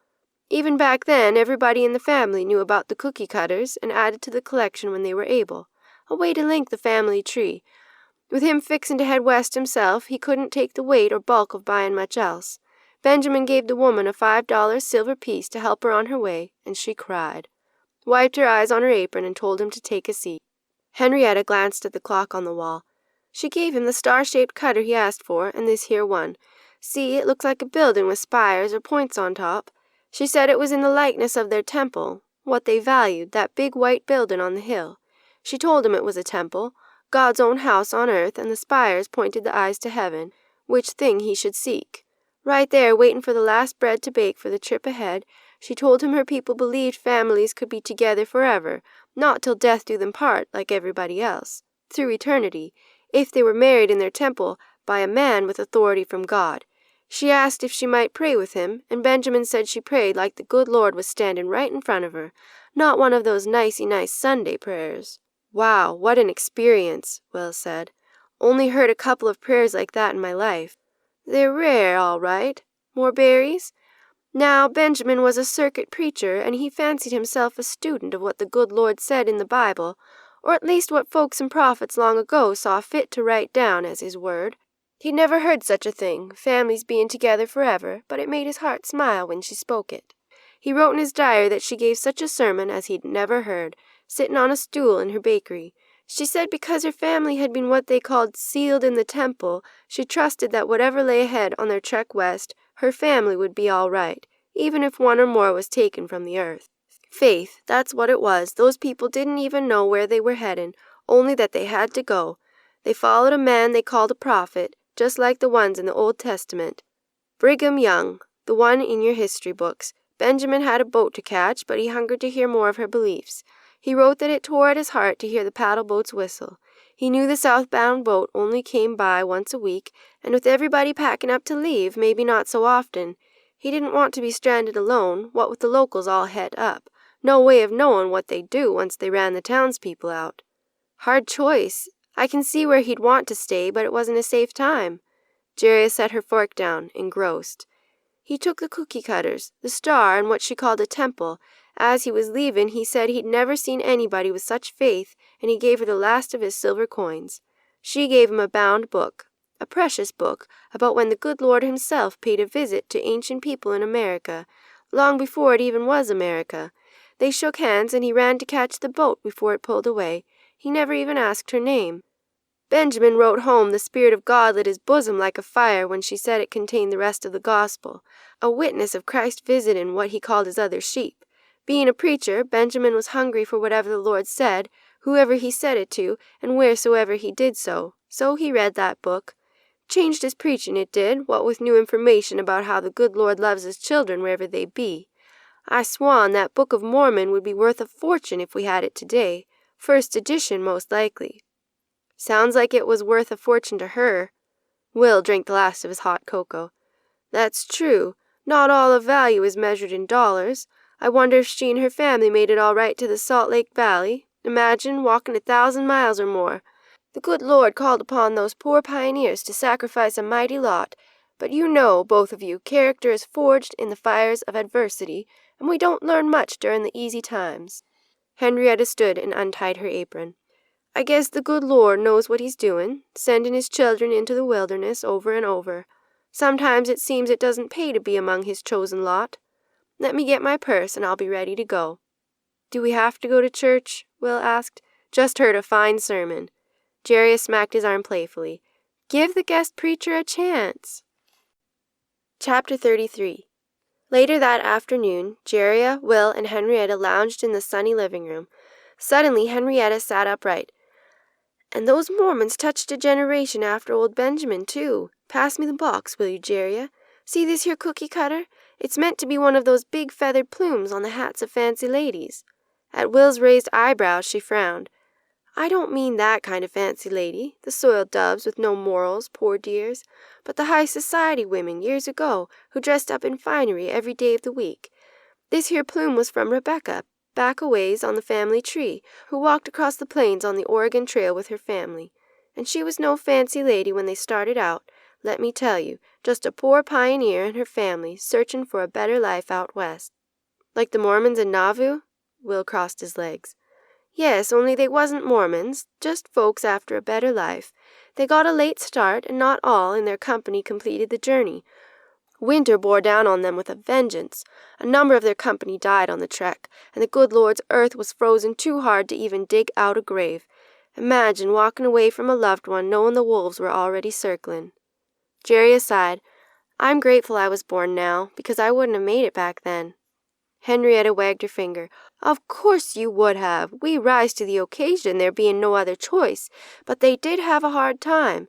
Rebecca wrote in her diary, I'll find it for you one day, it's with my things Will put in the shed, that after her experience in the Wyoming winter with nothing sturdier than a Conestoga wagon to protect her family, she never wanted to see another snowflake, not so long as she lived and breathed. She shuddered. I understand. Those plains snowstorms are fearsome, even with a good strong house. Some of the pioneers moved north into Oregon and Washington, while others stopped off in Utah and built up around the Great Salt Lake.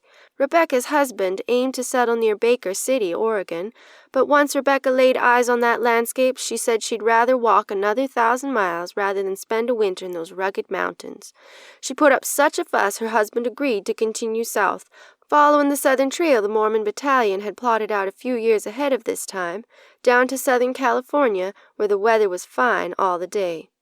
Never heard of the Mormon battalion, Will said. What was it? Part of America's history, but a piece that doesn't get the attention it deserves, likely because there was no shooting and nothing blew up, just a formation of honorable men doing the right thing as they saw it. Henrietta draped a shawl around her bony shoulders. That's all heroes are, you know, good people putting one foot in front of the other and not stopping until it's over or they're in their grave, whichever comes first. Jerry took Will's hand. Perfect way to spend a lazy afternoon with two of her favorite people. Seems the Mormon battalion was called up by the government to go fight the Mexicans in the Southwest, and they picked a terrible time to do so, Henrietta continued. As I told you over breakfast, those Mormons were fleeing or being driven out of their houses and homes in their city on the Mississippi. Having no place to go, they decided to follow their leader, a man called Brigham Young, who was a whiz at organizing folks and a visionary man to boot. They set out to cross the plains in the dead of winter, moving at the speed of feet, and it was a hard winter, too. Springtime on the prairie is no picnic either, what with mud up to their wagon wheel hubs. Some of them didn't even have a wagon, just a hand cart. Once things settled into the blistering heat of the summer of 1846, they were making good progress across the middle of the country, and then the United States government got a bee in its bonnet. She frowned. Bold as can be, old President James Polk sent a Captain Allen to recruit 500 of those Mormon men as they suffered across the plains, called them up to fight a battle that had nothing to do with them, not caring a whit about their families or the needs of those homeless folks running away from a country that had not stood up for them when they had such a need. Shameful! Will leaned forward. Don't remember this from my history books. What happened? I can't imagine how they felt seeing military men riding into the camp after what they'd been through. Captain Allen met with the saints, that's what they called themselves, that and brother and sister, and he said the United States government wanted 1,000 of their best men to leave their journey and sign up to fight the Mexicans. And the way I heard it, those men in their poverty and strife looked back at Allen and never said a word. They had families to care for, and they knew where their responsibilities lay. Good for them, Jerry contributed. Captain Allen wasn't the kind to go back and tell the president he couldn't round up the men he'd been sent to recruit. He took counsel with the poor company's leaders, negotiated. He said each man could have a government-issued uniform or wear their own clothes and take the cash money instead, paid up front, and they could keep the guns the army gave them, too. Well, this church on the run was in such dire poverty it sounded like a good deal to them, and a handful of men signed up. Nowhere near the 500 asked for, mind. Henrietta sighed. Men always seem to be swayed by cash money. After a few days of back and forth, Brigham Young said he'd been praying, and it was in his heart to promise the men their families would be cared for, and they'd come back safely so long as they stayed on the good Lord's path. He said it was the good Lord's will they form a battalion, and within minutes 533 men signed up in the faith that their families would be all right. They left their struggling families on the open plains with nothing, Jeria complained. No wonder it didn't make the school books. They had faith, I said. That's not nothing. The women and children trudged on a few hundred miles more to see what they called Zion, although I have visited Utah, and it don't look like heaven to me. Henrietta pulled at her collar. They're men folk headed south to where Arizona and California is now, and do you know they never saw a bit of a battle. By the time they reached where they were bound, the Mexican War was over. As you said, nothing blew up. Will smiled. Not much of a war. Jeria swatted him with a pillow. That's the best kind. California was only a few years from being a state, Henrietta went on. Those men was under a 1-year contract, and not all of those days were used up. They stayed in San Diego, and being bored, they set to work. They did such a fine job of work, building rails, irrigation trenches, fences, and buildings, and woodwork, using the skills they brought with them, that when their conscription was up, the city council took a vote to make them stay. Unanimous it was. What about their families? Jeria protested. It was all good. Those men put in the time they promised, and they were free to go. Some scattered, forgetting what was promised them when gold was found. Most said they had their hearts set on a treasure brighter than gold, and made their way back to their families in what was going to be Utah. A handful stayed in San Diego and made a fortune in gold, once it was found at Sutter's Mill while the Mormons was finishing their conscription. It was during the gold rush? Will asked. Beginning of it. As I heard the story, a lot of men put in a day of work, then spent the nights with lanterns and gold pans in the American River, hoping to dig up a heap of gold. Rebecca's husband, Martin, was one of them, and he staked out a claim that was one of the richest. Built a fine Victorian-style house and sent for his wife to come to California territory. Henrietta held up the cookie cutter. This plume was a cutter his cook had made up for making iced cakes when Rebecca entertained in their big fancy house. Rebecca had a streak of pride and never raised a finger to help once they hired on girls to do the cooking and cleaning. Fancied herself above all that. I heard she favored lace gloves when she left the house. Made her look high class, but it hid her frostbit fingertips she got on the plains. At least, so the story goes. The preacher in church today talked about pride, likely because folks never learn. Some folks is never satisfied with the blessings God allots, and Rebecca was that kind. Once word came that gold had been discovered in Alaska, Martin and Rebecca sold their fine home in California and headed north to Seattle to join the prospectors smitten with gold fever. Here they had a home and a house and a good life, but they hungered after something better. Jeria interrupted. Wait, I know this part of the story. As I recall, Rebecca and her husband sold all they had and went to Alaska with the rest of the prospectors, but he died soon after they arrived. She and another widow set up a pie shop, a tent, really, in Skagway, charging outrageous prices. The miners were hungry for any taste of home. She only stayed a year before moving back south. Is that right? Yes, she'd had her fill of snow. The winter was too much for her. She settled in Seattle and remarried an innkeeper. A hard life, that is, and she had 4 children of his, plus her own 6 to raise up. In all, she gave up trying to get more. Rebecca remembered to keep the plume, marking her time as a lady of high society. Well after midnight, Jeria punched her pillow.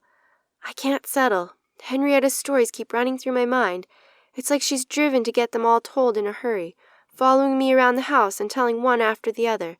I feel the legacy of the family weighing on me, as if she's transferring its bulk onto me. Told me a few, too, and know what you mean. Will pulled the comforter over his shoulders. Reminds me of those old tribal elders, the ones who keep the oral history alive and pass it down to the next generation. She's a tough old bird. You don't think Henrietta senses her time is nearly up, do you? I guess she won't live forever, but she seems fine to me. She hardly even coughs anymore. She does tire easily, and her words trail off sometimes. Maybe she's like her old grandfather clock, winding down. Speaking of clocks, this one says morning is coming on pretty quick. Go to sleep if I tell you a story? While I was with that client today, I heard, Will, I love you, but I can't take one more story tonight. Chapter 34. Jeria clicked save on the computerized proposal she'd been working on when Henrietta entered the sitting room and held up a cookie cutter. Ah, there you are. I didn't want to disturb you if you were napping, but I dug this one out and I'm wondering what it is. It's like a lumpy donut. I wasn't napping, thought you were working. I wanted to get my yellow knitting yarn without bothering you. Sounds like we can both do with a break. Let me see that cookie cutter. Henrietta turned it over in her hand. It's meant to be a ship's life ring. If you frosted it white with another color draped like a rope, it'd look fine. I picked it up in Halifax, the closest place to the Titanic's sinking. When did you go to Halifax? Jerry turned her desk chair to face her great-aunt. Jeffers was a lifelong member of the Cattlemen's Association. Everyone was in those days, so they'd have a bigger voice when they needed to negotiate with buyers and such. Banded together, folks are always stronger. Back in 1951, the state chapter voted to send Jeffers to the National Convention to speak on their behalf, to represent them and make sure no one would pull the wool over on them when it came to bargaining. It being held in New Hampshire was a wonder. There are fine things in New England, but there's nary a cattle spread to be seen. Henrietta shrugged. Jeffers said I should go along with him. Of course I had the children and the house to see to, but late March is a pretty quiet time of year. One of the ranch hands' wives was a help to me, and she stepped up to tend the house while I was away. My children loved Maria like a big sister, so Jeffers and I went off to see the world, New England at least. Sounds like a good break for you. I know ranch life is hard. Yes, but I loved the ranch. Still, a change of scenery is a good thing. I spent 3 days with the other wives from all over the country, getting to know them and talk to them, and they were real interesting. I had the most in common with the ones from Texas and Oklahoma, but I met ladies from every state of the Union, all 48 of them. A smile creased her face. There was a big fancy ball one night, and wasn't I proud when my Jeffers spoke? He'd never used a microphone in his life, but he stood up there in front of all of them and talked as clearly as I'm talking to you, and as calm as that, too. My hands smarted from clapping. Wow, I can't imagine him doing that. He was always so soft-spoken and mild. He came out of his shell when he thought it was called for. Once the convention was over, Jeffers and me, we took a few days to ourselves. We borrowed an automobile and drove up into Canada, just to say we'd been to Nova Scotia and New Brunswick, and we stayed in a nice little inn. The next morning, Jeffers set to talking to the innkeeper about the Titanic. Halifax being the nearest city to the great shipwreck and the place where survivors were brought, she told him to hire her brother to show us around. Seems he was a millwright, but in that season of the year he had plenty of time to take us around. The first place we went to was the big museum in Halifax, where they set up artifacts from the Titanic for folks to come look at. The bits and pieces that floated ashore were scooped up and put to good use by people. Years later, somebody decided they were important, and now they're in that museum. There was cribbage boards made of table legs and walking sticks made of ship's railings and lampshades covered in curtain fabric from the ship. Me, I couldn't bear to touch something that was the means of sending so many souls back to heaven, but I did sit myself in the replica of the Titanic deck chair, fine woven wicker on teak framing, and mighty comfortable. She smiled. You know, Jerry, I'm not a tall woman, and a lot of furniture doesn't fit me.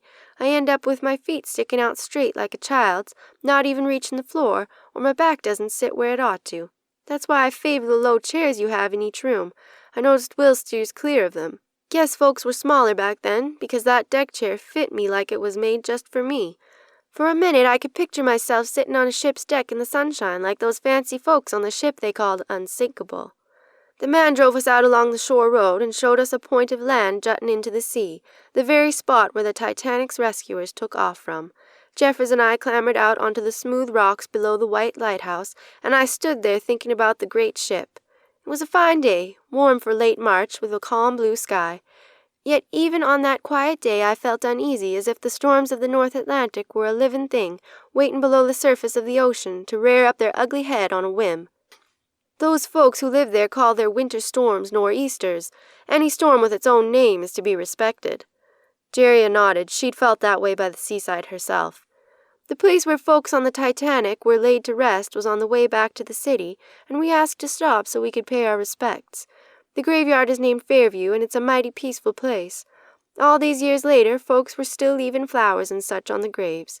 Some gravestones had names, but most only had the date of the sinking of the great ship etched in marble.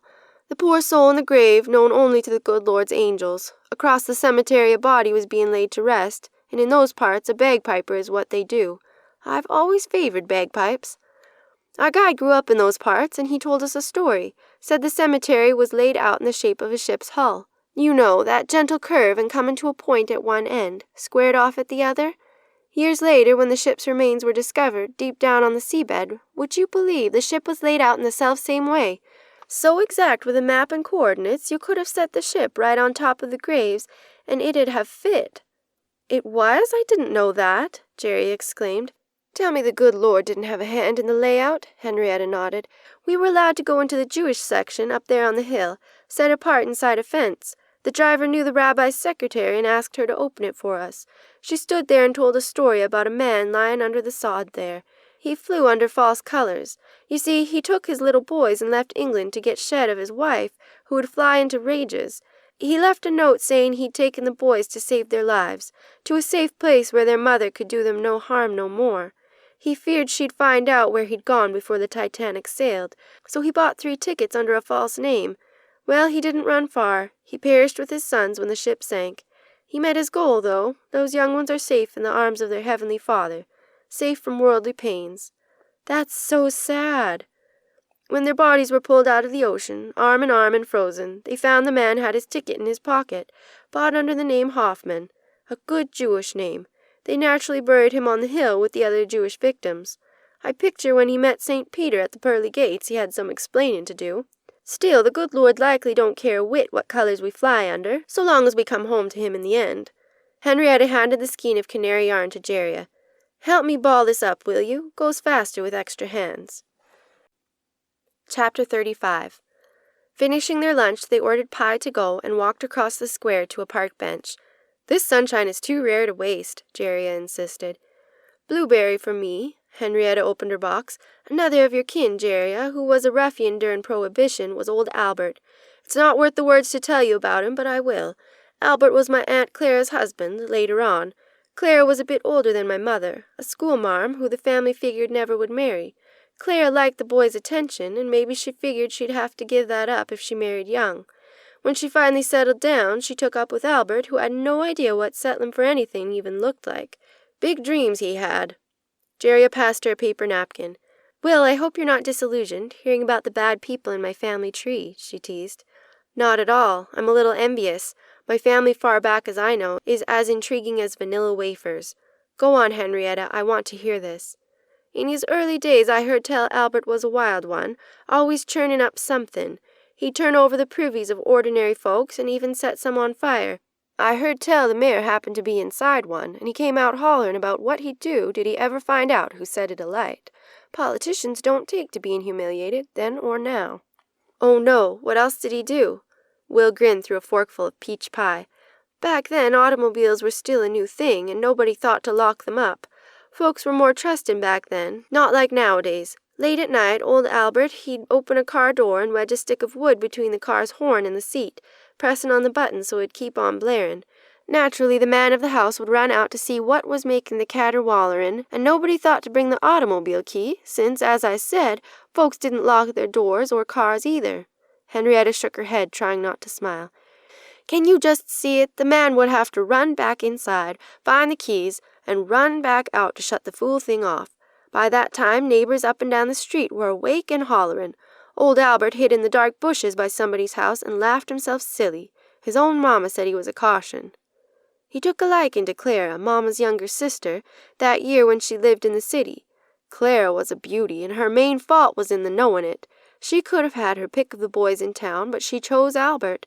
Against all advice, Clara married him. For a year or more, Albert was no different, living the life of a clown, until the baby was born.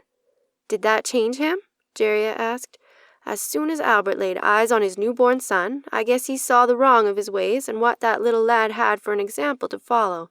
It was like the good Lord poured a bucket of cold water down his spine and told him to straighten up. Next thing you know, Albert and Clara moved their household down the road a piece, into Penhall.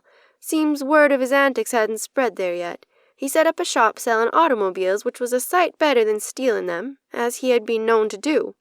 He joined the city council and the Rotary like any fine and upstanding citizen, and Clara went along with the act so smooth, soon all but the family forgot about Albert's wild youth. How come I don't know much about Albert? Jeria wiped her lips. I've heard you talk of him, but if I ever met him, it was so long ago I forgot. They were gone before you were of an age to notice.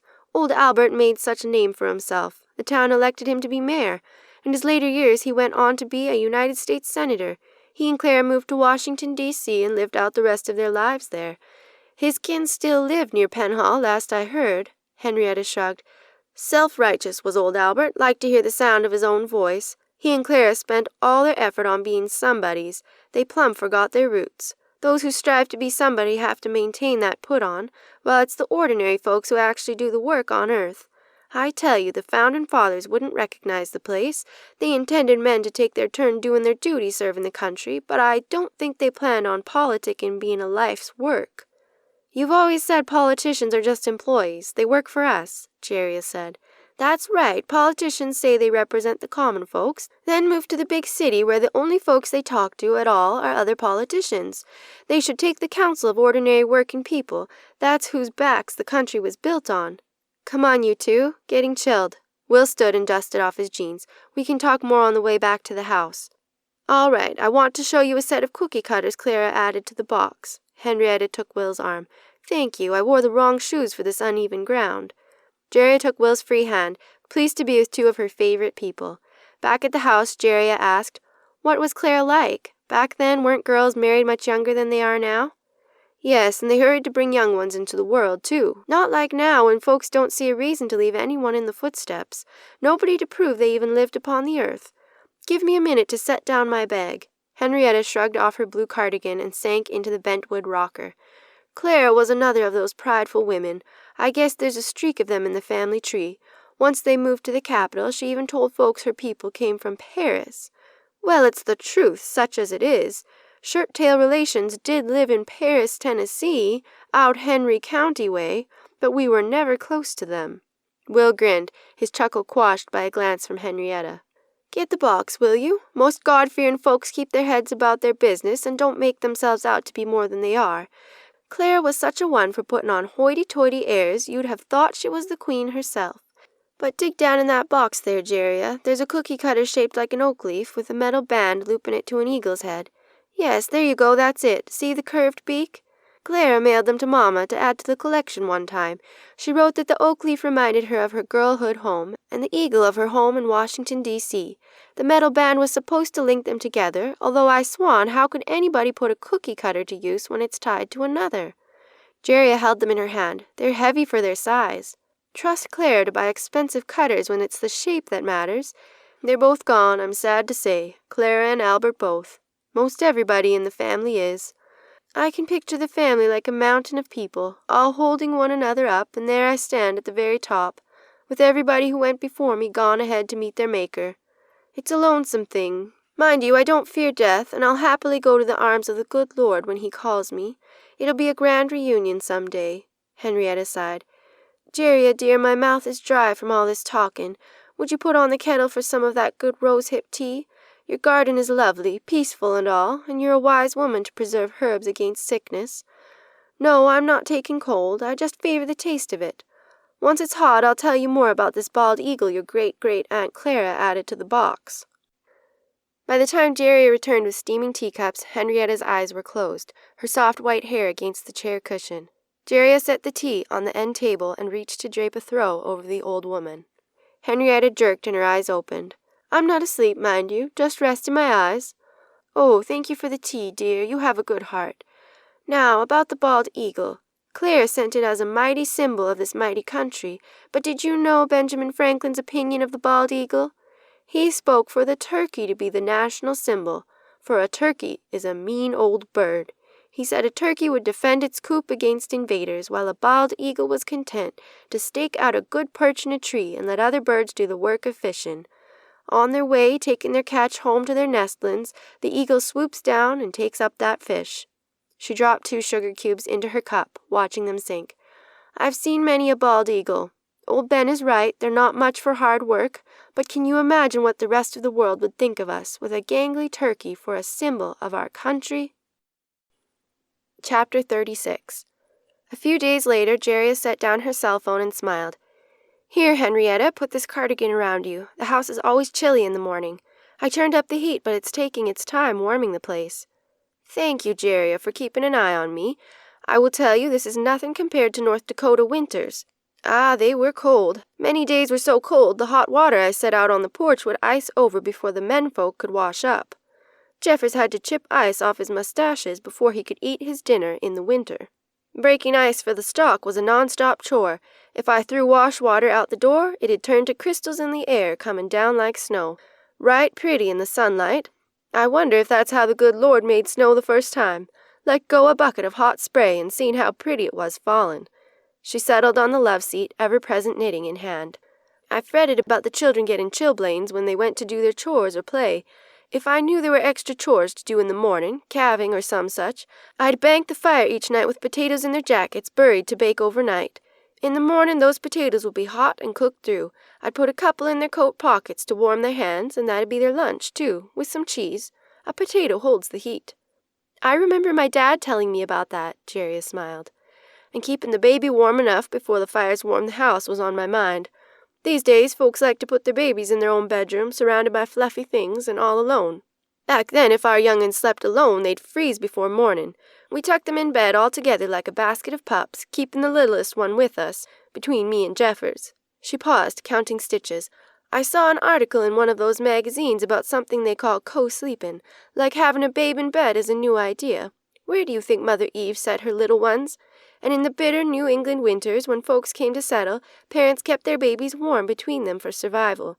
These newfangled ideas are nothing but common sense. A little baby is helpless and needs its mama, and that doesn't change when the sun goes down. I don't know how you endured the winters for so many years. It's quite a change for you here in Oregon. It is, at that. Feels like winter can't get its feet under it. I did love the summertime on the ranch best. Some weeks were fairly hot, and there's only so much clothing a body can take off and still be decent. One year it was so hot I thought the popcorn would pop in the field before we got it harvested. I liked to plant a patch of popcorn every year. Made many a winter evening better, sitting by the fire, popping corn with the children. Henrietta smiled at the memory of her young family. I think I'll rest a spell, if you don't mind. The sunshine coming in makes me sleepy. Find something to do with yourself. I know I'm keeping you from your work. I'll tend to sweeping after a while. She plumped a pillow behind her head. As Jerry crossed to her home office, she glanced back at Henrietta, so small on the love seat. What a blessing to have the old woman stay with them. When Henrietta came into the kitchen later that day, Jerry set down the paring knife and picked up the cookie cutter she'd left on the kitchen counter. I'm making beef barley soup for supper. It can simmer while I'm gone. I have an appointment in half an hour. I was thinking about the cookie cutters, and I pulled this one out. Do you know the story behind this bird? I can't tell what kind it is. A good bowl of soup is just what I like. Henrietta sat on a bar stool near Jerry. It looks like a common backyard bird to me, but it's meant to be a songbird, a lark. Do you remember your cousin, Holly Ray? She was a mite older than you. Holly Ray? She's the one who sang, right? Right or wrong, Holly Ray sang. She took vocal lessons as a young girl, and that teacher convinced her folks she had potential as an opera star. I tell you, hearing that child practice what she called her scales would peel the wallpaper plumb off the wall. The screeching she did. Young Holly Ray had the voice of a rusty chain on a well, on a good day, an insult to any songbird. Henrietta rubbed her arm. Nothing to do but smile politely. No one ever asked my opinion, but it was clear to me the teacher was putting one over on them. A real shyster he was, but charming. Holly Ray's parents were bamboozled, and they kept paying for her lessons. Her parents didn't notice? They were blinded by that fool teacher. One day they took her to sing for a big city agent. I guess he told her what for, said whoever told her she could sing was telling a bald-faced fib. He did like her speaking voice right well, and asked her to audition for a theater play he was putting on. Holly Ray did fine on the stage, so long as there was no singing to be done. She was an actor? I never knew that. I thought she was a dentist, yes. After a time, she decided her life's dream all along was to become a dentist. I never understood the appeal of climbing around in folks' wet mouths. I recollect Holly Ray laughing and telling us one time how a child who didn't want to go see the dentist chewed a clove of raw garlic on the way to his appointment. Holly Ray always did have a sense of humor. She said she preferred that to a child throwing a fit. I think her threatening to sing would straighten up any child right quick. She put the songbird Cookie Cutter in here as a joke, and there it stayed. Chapter 37. While Jerry met with her clients, Henrietta wandered out to Will's woodshop. I hope I'm no bother to you, Will. I favor the smell of pine, and the house is so clean. I'm not needed indoors. I set some yeast dough to rise for supper. Jerry is making soup. Not at all. I like having you here with me. Will smiled over the intricate wood pieces laid out on this bench. And I love your bread. Jerry's been making the bread around here, not me. What's that you're making? Part of the train? Dining car. Hope it's sturdy enough for little Rowdy. He slid a sketch to her. Thought about gluing people inside, but it might make him mad trying to pull them out. Wise. Better for a little boy to imagine folks his own self. She brushed aside sawdust. Anything I can do for you? Sand these blocks, please, and I could go for a story. This part is pretty mindless, just gluing pieces in place. Will handed her a sanding block. Tell me about somebody brave. Is there a cookie cutter about courage? Oh my, yes, and it's my bounden duty to tell you. You know she comes from a long line of strong-willed women, Jeria does, and my papa's mother was one of them. She ran her fingers over the wood. Grand Elizabeth lived in the territories before those states' lines were drawn. A hard scrabble life, but Papa said she was a cheerful, cultured woman, hard life or not. Papa told us kids stories at bedtime, and this was my favorite. Grandpapa Samuel and Grand Elizabeth were my grandparents, Papa's parents, so I recall them being old when I met them. But this story took place many years before I came along, when they had little ones of their own. Samuel and Lisbeth raised their children on the range, and it was a harder than usual winter. She mused. I guess the weather is changing these days. The earth has cycles, same as trees and people and all. Some years back, when the country was first getting settled, winters were harsh, more so than now. Blizzards were more common than not, and folks had a hard time just surviving. And the snow! I've seen snow in my day, plenty of it, and winds, howling like they aimed to blow the house over. She pulled her cardigan closer. Many a winter when I was a girl, snow kept on falling, piled up close to the sky. Papa said it was worse back then. The wind blew snowdrifts higher than buildings. Snow up to the rooftop was a good thing, as it served to insulate, blocking the fierce prairie winds. Will smiled. Rarely hear of storms like that anymore. Common enough back then. Samuel did his best to keep the path between the barn and the house and the outhouse cleared, and he ran a rope between the main outbuildings to hang on to when he had to go out during a snowstorm. A blizzard could blow in with nary a warning, and a whiteout could swallow a man without notice at all. Lisbeth kept the fires lit so the house was warm enough during the day, but Papa said he recalled how those icy floorboards felt on a winter's morning, slipping out of bed, hurrying to dress by the stove. During the long winter days, Lisbeth schooled her kids, even the little ones, figuring they may as well keep their minds busy, even if their legs couldn't go out and run like they longed to do. Other times she made up new chores for them to do, cutting fabric scraps for rugs, and the older kids braided dry prairie grass to start the fires with. Sounds like the Little House on the Prairie stories. It does, doesn't it? Lisbeth had as much courage as that Ingalls girl, I think, maybe more, and Papa said his childhood had good sturdy food in it, not having to resort to eating seed wheat like in those books. Don't pull my mind from the story. The corners of Will's lips turned up. Henrietta wouldn't stop until the story was out. Henrietta surveyed the wood and continued. Papa said one afternoon Samuel had been gone all day hunting, and his mamma was prowling like a caged cat. Snow had been spitting all day, and she was sure a blizzard was blowing in. Anxious for her man to return before the storm hit, she was, knowing they might be buried for days. She fussed her kids to keep their thoughts on their reading and sums, but she couldn't stay sat any better than her little brood of young ones. All of a sudden a loud knock came at the door. Neighbors didn't knock back then, they just hollered when they drew close and came in. And anyway, folks knew better than to venture out when a storm was coming. Will wiped his hands, eyes on her. Who was it? Who came to the door? I'm telling you. As the door banged again, Lisbeth ushered the children up the ladder to the sleeping loft, and told them to stay there and stay hushed.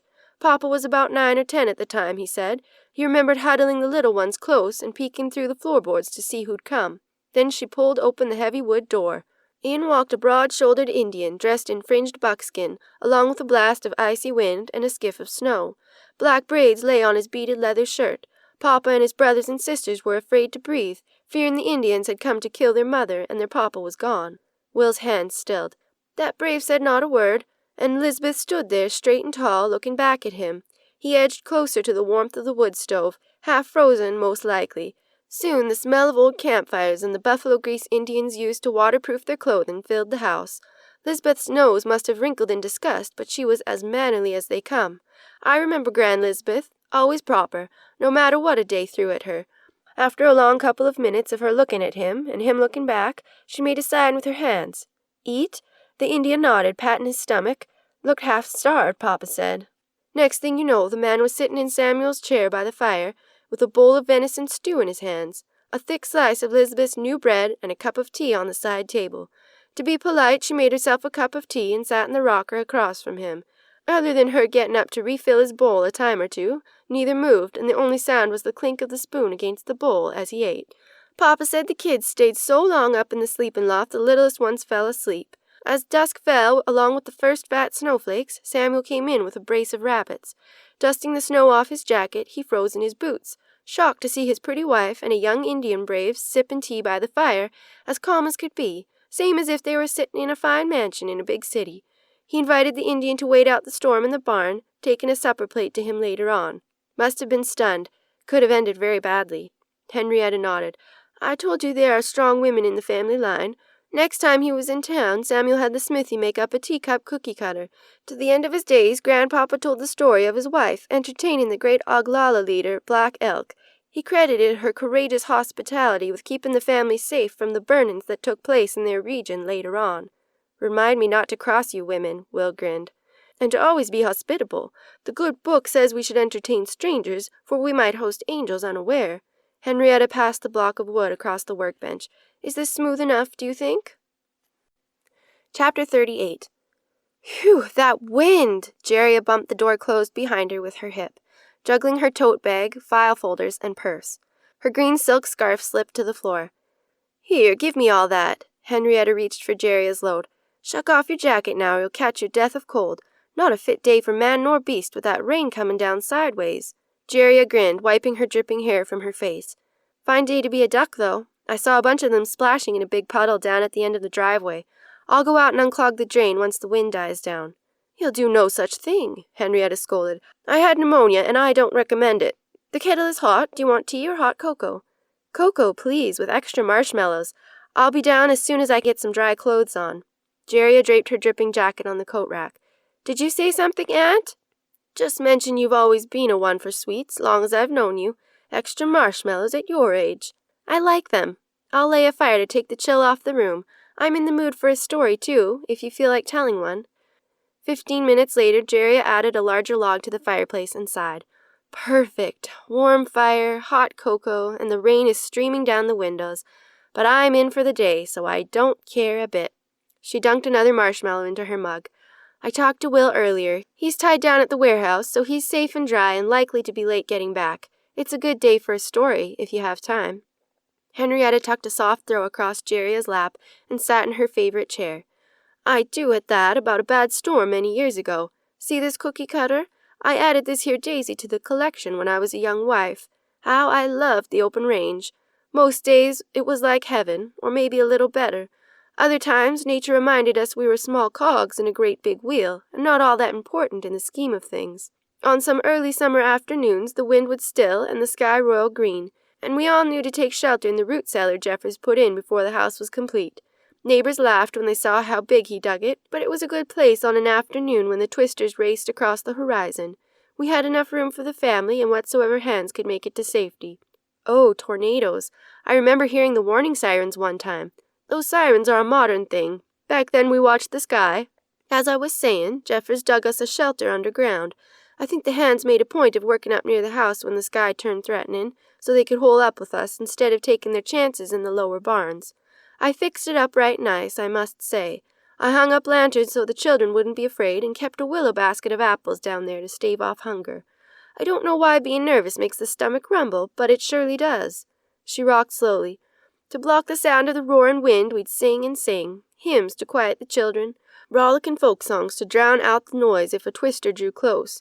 Sounds odd, I know, but those voices raising up against nature herself are some fine memories. If I block out the reason for it, Jeffers had a fine deep voice, and the hands did their best to join in.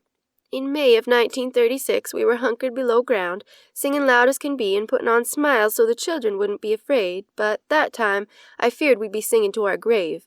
The very earth shook like Paul Bunyan himself was up there, stomping his boots and smashing things.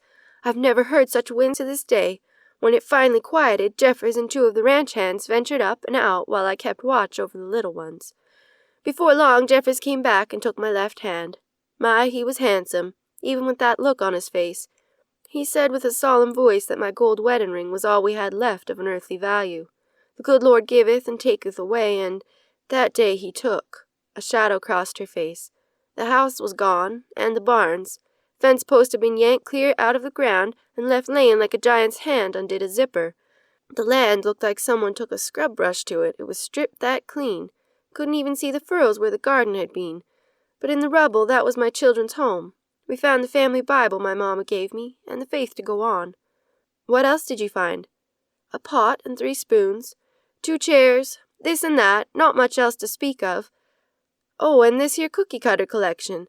I kept it under the bed, found the mattress with its bends still on it later in the south pasture. I was pleased about that.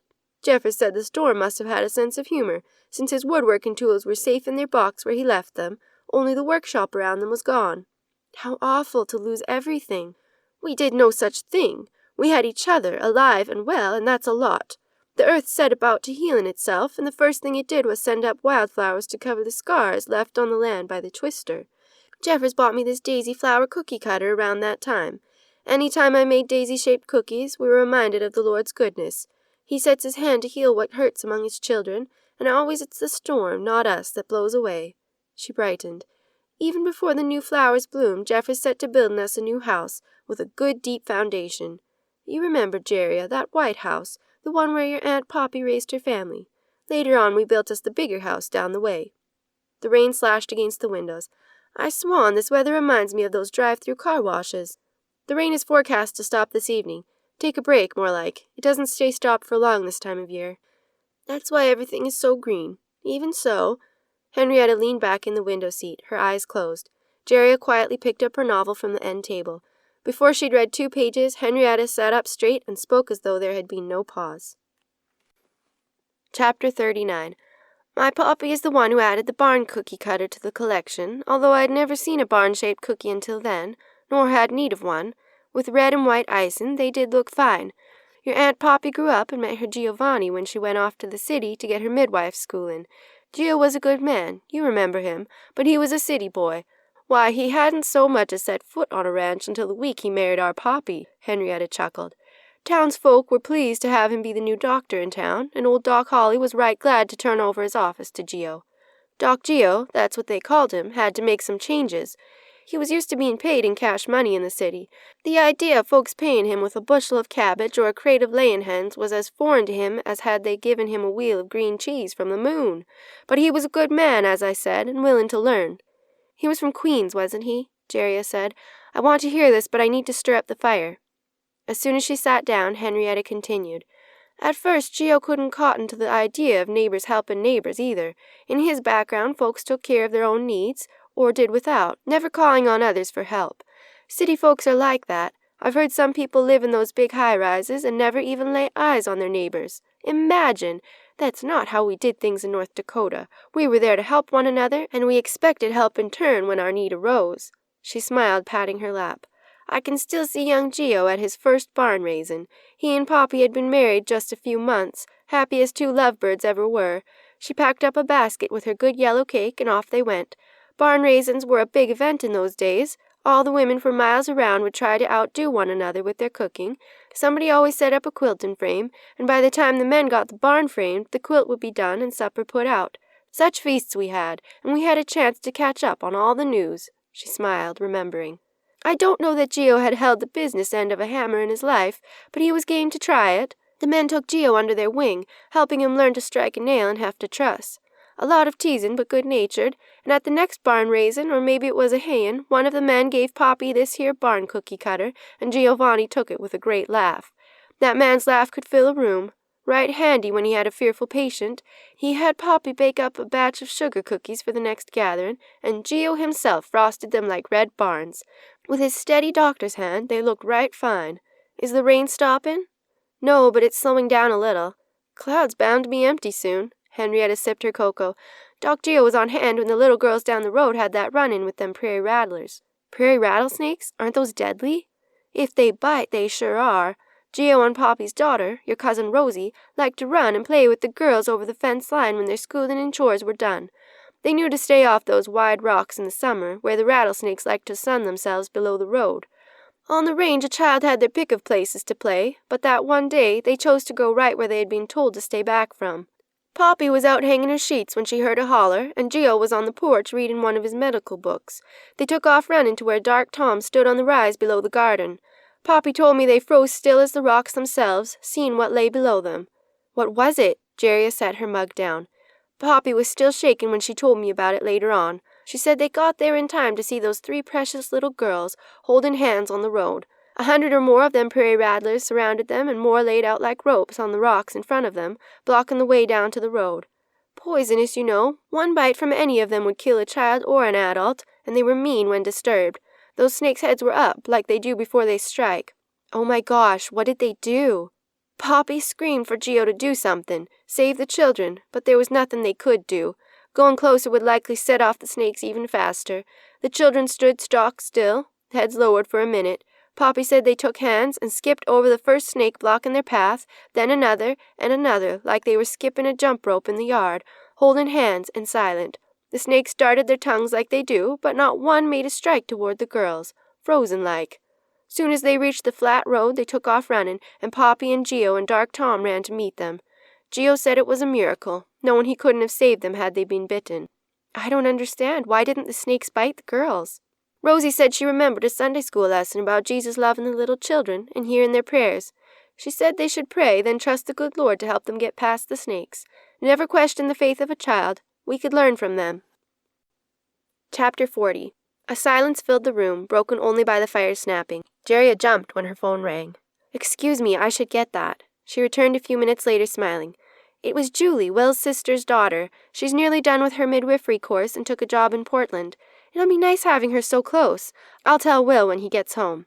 Good news, that is. Henrietta nodded in satisfaction. Birthing babies is an honorable profession. Poppy was a midwife, wasn't she? I remember Mom talking about her. Oh, yes, and did you know there's been a string of midwives through the family line? That way of being able to calm a woman giving birth is a gift not everybody claims. That and some hand-holding is the main skill needed to bring a babe to earth. Poppy loved helping women bring their children into the world. Her eyes shone like wet glass when she told about helping another babe be born. Giovanni had a cookie cutter made to honor her work, likely in the box with the others. It's a carpet bag, the kind of kit she took with her when she was needed. I don't know that she ever made cookies with it, but it honors her just the same. Didn't Aunt Poppy help deliver me? She did at that, although your daddy about had a fit of his own, wanting Darcy safe in a hospital. I raised him since he was a pup, and with common sense, I did, but I guess Jeremy read a heap of books on childbirth and scared himself silly. Women birth their young ones at home since time began, or longer. But it seems they forgot how lately. I heard tell in some places folks passed a law against midwives, saying a woman has to have a doctor at her side. Henrietta shook her head. Birth is most common of God's miracles. People act like it's a medical emergency these days, rushing a woman off to the hospital, using wires and tubes and medicines like she's taken serious sick. Most of the time it's as natural as growing taller. Anyway, soon after she finished her training, Poppy was visiting before you were born, and she had a talk with your mother about birthing at home, where she could be comfortable and keep you nearby, and your daddy be a support. Darcy waited to tell Jeremy you were on your way, until it was too late to make the trip to town. Nobody wants to be in labor on a bumpy gravel road, nor risk birthing in a car, so you were born in the bedroom with sunlight streaming in, with your mama and daddy there to love on you right away. Aunt Poppy as proud as if she'd birthed you herself. Mom tricked Dad? I didn't know that. Henrietta nodded. Your mama did right fine, and Poppy was as proud as she could be. You know, the most important thing a baby needs to learn early on is what real love feels like, so they can tell the difference when they come upon the counterfeit kinds later on. To be cuddled and fawned over is the best thing for a baby. Seems the season you were born in, society lost its way. Henrietta tapped her fingers in disgust. Tampering with the natural order of things, to my mind. Fathers were made to wait in the hall while a mother labored all alone in a sterile place, more fit for committing surgery than welcoming a new life, and babies were carried down to a glass-walled room where they couldn't even get properly acquainted in the first minutes. Not to mention, it does a man a world of good to see the effort his wife goes through in getting a little one birthed. It's no easy task, and a man who is beside his wife gains a level of respect he needs to be a good husband. There ought to be a way to get a young man to respect a woman that much before he marries, but birthing's a private thing. Dad was so squeamish. I can't imagine him at a delivery. Once your mama said you were coming, there wasn't much else he could do. Henrietta chuckled. I did hear there came a moment when Poppy had to have words with him about breathing deep so as not to faint on your mama. He came through right well, I heard, although he did say later on it was like witnessing a crime scene. Jeremy was never one for blood. Chapter 41. Jeria poked a new log into the fire. I miss Dad most around the holidays. I can still hear him singing Christmas carols starting in November, and humming under his breath the rest of the time. It must be hard for you, too, Henrietta. I lost my dad, but he was like your son. Yes, I raised him since he was a pup, and it pains me, but Jeremy lived a good long life and built a fine family to follow in his footsteps. It's harder to mourn a life lived well. Left me some good memories. She coughed lightly. He's the one who added the Santa Claus cookie cutter to the collection, the one with a pack on its back. Did I tell you the story about when he played Santa? I don't think so, but Dad loved Christmas more than anyone. Santa seems right for him. What did he do? Well, the real Santa is a busy fellow come December. You know how it is. So they asked your daddy to fill in for him one year down to the Civic Center. He wasn't long married, no kiddies of his own, and I guess he got tired right quick of hearing the little ones lined up to say, I want, I want, I want. Jeremy had no tolerance for whining of any kind, as you well know. Jeria giggled. Oh no, Dad didn't ruin Christmas, did he? Made it a sight better, to my mind. After the third or fourth little tot sat on his lap and made his list, old Santa stood up and reached for the microphone. Hitched his trousers up, too. Jeremy was always a beanpole, and even with pillows under his red fur suit, things kept falling down. The grown folks in the room glared at your daddy, not knowing what he'd do next, and the little ones fell silent. I can just see it. What happened? Well, I was so proud of him. He took the microphone and said, ho, ho, ho, then he heaved a big old sigh. He said old Santa was right busy that time of year. He knew everybody was going to write out their wish lists and send them up the chimney anyway, and he wasn't of a mind to hear about what anybody wanted that evening. Said what Santa really needed was some help. The elves were so tied up making toys he couldn't count on them. Went on about how he needed help brightening the world and making things easier for others and spreading Christmas cheer. He ho-ho-hoed some more and hollered, Where are my helpers? She smiled. Land, I can still see all those little upturned faces with their wide eyes, staring at Santa, and their parents holding their breath. After a minute, a little boy said real loud, Santa, I could be your helper. If I did my chores without complaining, that'd be a help, right? And Santa, let out a ho-ho-ho and slapped the boy on the back. Terrific, that's exactly the kind of help I need. Merry Christmas, here's a candy stick. Phew, I'm glad the boy caught on. The other kiddies did too, right quick. Soon there was a line of little ones, all eager to tell Santa what they could do to be his helper. Mind the baby, learn a verse, make up their bed, bring in extra wood for the fire, use their manners, on and on. With each child the smiles grew bigger, the children more excited. Santa encouraged them to come up with new ways that could be of some use, and gave them each a hug and a candy stick. Every last one of them walked away grinning and feeling good about their offer to help. And, do you know, not one parent complained. I love it, Jeria laughed. I can just see Dad doing that. Jeremy did love Christmas more than about anybody else, and he caught the real meaning of it early on. It's not about the fancy gift-wrapped trinkets. Doing good for others is the way to spread Christmas cheer. God already gave the greatest gift when he sent his son to earth. Folks can't top that, but they do try. This I know. I'm enjoying this, but you're probably talked out. How about taking a little rest on the sofa while the house is quiet? Jeria switched off the table lamp by Henrietta. No, don't argue. A nap is just the thing for a rainy afternoon. Let me cover you up. She waited until the old woman's breathing slowed, then headed toward her sitting room. A rainy day was also ideal for weaving, and she'd been wanting to try the blue yarn she'd picked up in town. Will wouldn't be home for a while, and it was too soon to start dinner. Now was her chance. An hour later, Jeria watched Will slowly climb the stairs as if every step hurt. Go ahead, I'll check on you in a while, she said to Henrietta. That's not like him. I hope he's not getting sick. I've been looking forward to the Weavers' Conference in Portland this weekend. I'll see how he's feeling in the morning. If it's anything serious, well, there's always next year. Now, you never mind. You go right on ahead. It's likely nothing bad. Likely sore from moving all those rocks in the yard. That rock wall is a lot of work. I'm glad you're here, Jeria smiled, feeling her great-aunt's comfort. You're probably right. A good hot shower will help. Even if Will is getting sick, he tends to power on through it. Chapter 42. Jeria drummed her fingers on the kitchen counter in the pre-dawn light, troubled thoughts scratching at her mind. She'd been looking forward to the Weavers' Conference in Portland, but she didn't want to leave Will if he needed her. He'd stayed home from the office yesterday. His fever broke mid-afternoon, and he insisted he was fine, just a little achy. Then he didn't have any appetite for dinner, and he'd gone to bed early.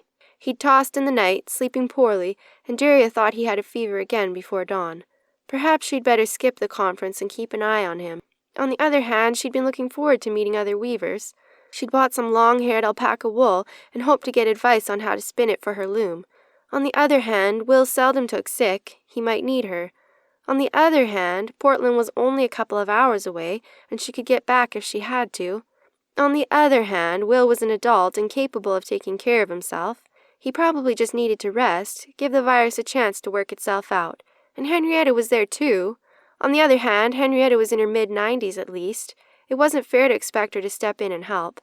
On the other hand, she'd only taken up weaving a few months ago and hoped to learn a lot from the weaving classes. On the other hand, she stretched her hands, shaking tension off her fingertips. A few more other hands, and I'll have enough to build an octopus. Henrietta walked in and flipped on the light switch, startling Jeria. "Why are you sitting in the dark?" "I can't decide if I should go or not. I don't want to leave Will. What if he gets worse? He had a fever in the night. Then an hour ago he said he felt better. He so seldom gets sick, he isn't very good at it." Henrietta sniffed. Now, Will is a grown man. It's probably nothing. More likely than not he'll be back on his feed today. You go along, and take that fancy new alpaca yarn with you. You'll have a good time, meet some new people. I've always told you to learn as much as you can from whoever knows more than you. It will be good for you to get away. I will be here, and I've attended many a sick bed. Don't you worry about a thing." "Who's worried about something?" Will came into the kitchen wearing a broad smile and his favorite green bathrobe. "Today's the day, sweetheart. You've been looking forward to this conference for months. Don't worry about a thing. Going to have a great time. Henrietta and I will hold the fort." "Will, are you really all right? Is your fever down?" Jeria stared into his blue eyes. "Never felt better. Right as rain. How about some hot chocolate for breakfast?" As Will turned, a streak of pain crossed his face. Jeria grabbed his arm. "What is it, Will? Your leg? Let me see." Reluctantly, Will lifted his pajama leg, displaying a red, swollen knee. "Must have torqued it when I was lifting the rocks yesterday." "That's it. I'm not going." "Don't be silly. It's nothing. I don't have any appointments today. Plan to be lazy, sit around and elevate my knee, put ice on it, maybe break out a jigsaw puzzle for me and Henrietta." He winked. "I'm not one of the kids, Jeria. Just go. Haven't even packed yet. Want me to help you take your loom apart?" Jeria shook her head. "No, they provide them at the conference, but are you sure you'll be okay?" Will hugged her. "Hurry up and pack. Need to get on the road." 20 minutes later, Jeria waved from the driveway. "I love you both. Take care of one another. I'll be back Sunday night." "Have fun." As the car eased down the long driveway, Will leaned against the doorframe. He heaved a sigh. "Henrietta, not interested in breakfast. Didn't want her to worry, but my just fine act is wearing thin. Exhausted and head is splitting. Going back to bed for another hour." Henrietta set aside her crossword puzzle and glanced at the grandfather clock. Almost noon already, and Will still hadn't ventured back downstairs. Holding the curved pine railing, she made her way upstairs and tapped on Will and Jeria's bedroom door. Hearing no response, she knocked louder, then pushed open the door. Will lay among the tangled bedding. Henrietta called to him, then walked across the room to shake him. Seeing an angry red rash across his face and arms, she paused. "Will, the morning is long gone, and it's time to see about you." Will moaned, but didn't open his eyes. Henrietta shook his shoulder again. "Will Danson, open your eyes this very minute." Henrietta touched his cheek, recoiling at the heat. She found a washcloth in the bathroom, dipped it in cool water, and draped it on Will's forehead. He didn't respond. Will's cell phone on the dresser rang. Henrietta picked it up, poked several buttons, and shook it in frustration as it continued to ring. Wyatt had insisted she get a cell phone a couple of years ago, and taught her how to use it. But this one was different. It rang 4 more times and then stopped. Henrietta wrung her hands. "Maybe Jeria should have stayed at home. It's never a good idea to argue with inspiration, and maybe she knew better than I." Not wanting to disturb Jeria's conference when she had been there such a short time, Henrietta debated what to do. Obviously, Will needed more than a simple nap. She hadn't met any of the neighbors, and there were none within walking distance. What was the name of Jeria's doctor, the one in the small town? If only Jeff had not gone back to college, he'd know what to do. There was no way she could lift Will into the Jeep by herself. She wasn't altogether sure how to drive it or even where the keys were kept. She squared her shoulders. It was time to call for help. Casting another glance at Will's still form, Henrietta retreated to her own room and dug out her red address book. Rissa lived a good 45 minutes distant, but perhaps she would know what to do. Had Will ever been this sick before? Chapter 43. Henrietta explained to Rissa that her father had a flaming red rash and a high fever and was now unresponsive. She didn't mention his swollen knee. "Your mamma has gone to that weaving conference over in Portland. Will got up to see her off, and then he went back to bed. I can't wake him, Rissa, and I admit my mind is churned up, uneasy-like." "I don't know, Henrietta. Those are weird symptoms. They don't even seem to go together, do they? But if you can't even wake Dad, we'd better get him some help." Rissa's voice went up an octave. "You call 911 for an ambulance, and I'll meet you at the hospital as soon as I can get there. I was putting Rowdy down for a nap, but he can sleep in the car just as easily. No, I'll see if I can leave him with a friend." Henrietta returned to Will's room and shook him again. He moaned, moving restlessly. She brushed the straight black hair off his sweaty forehead.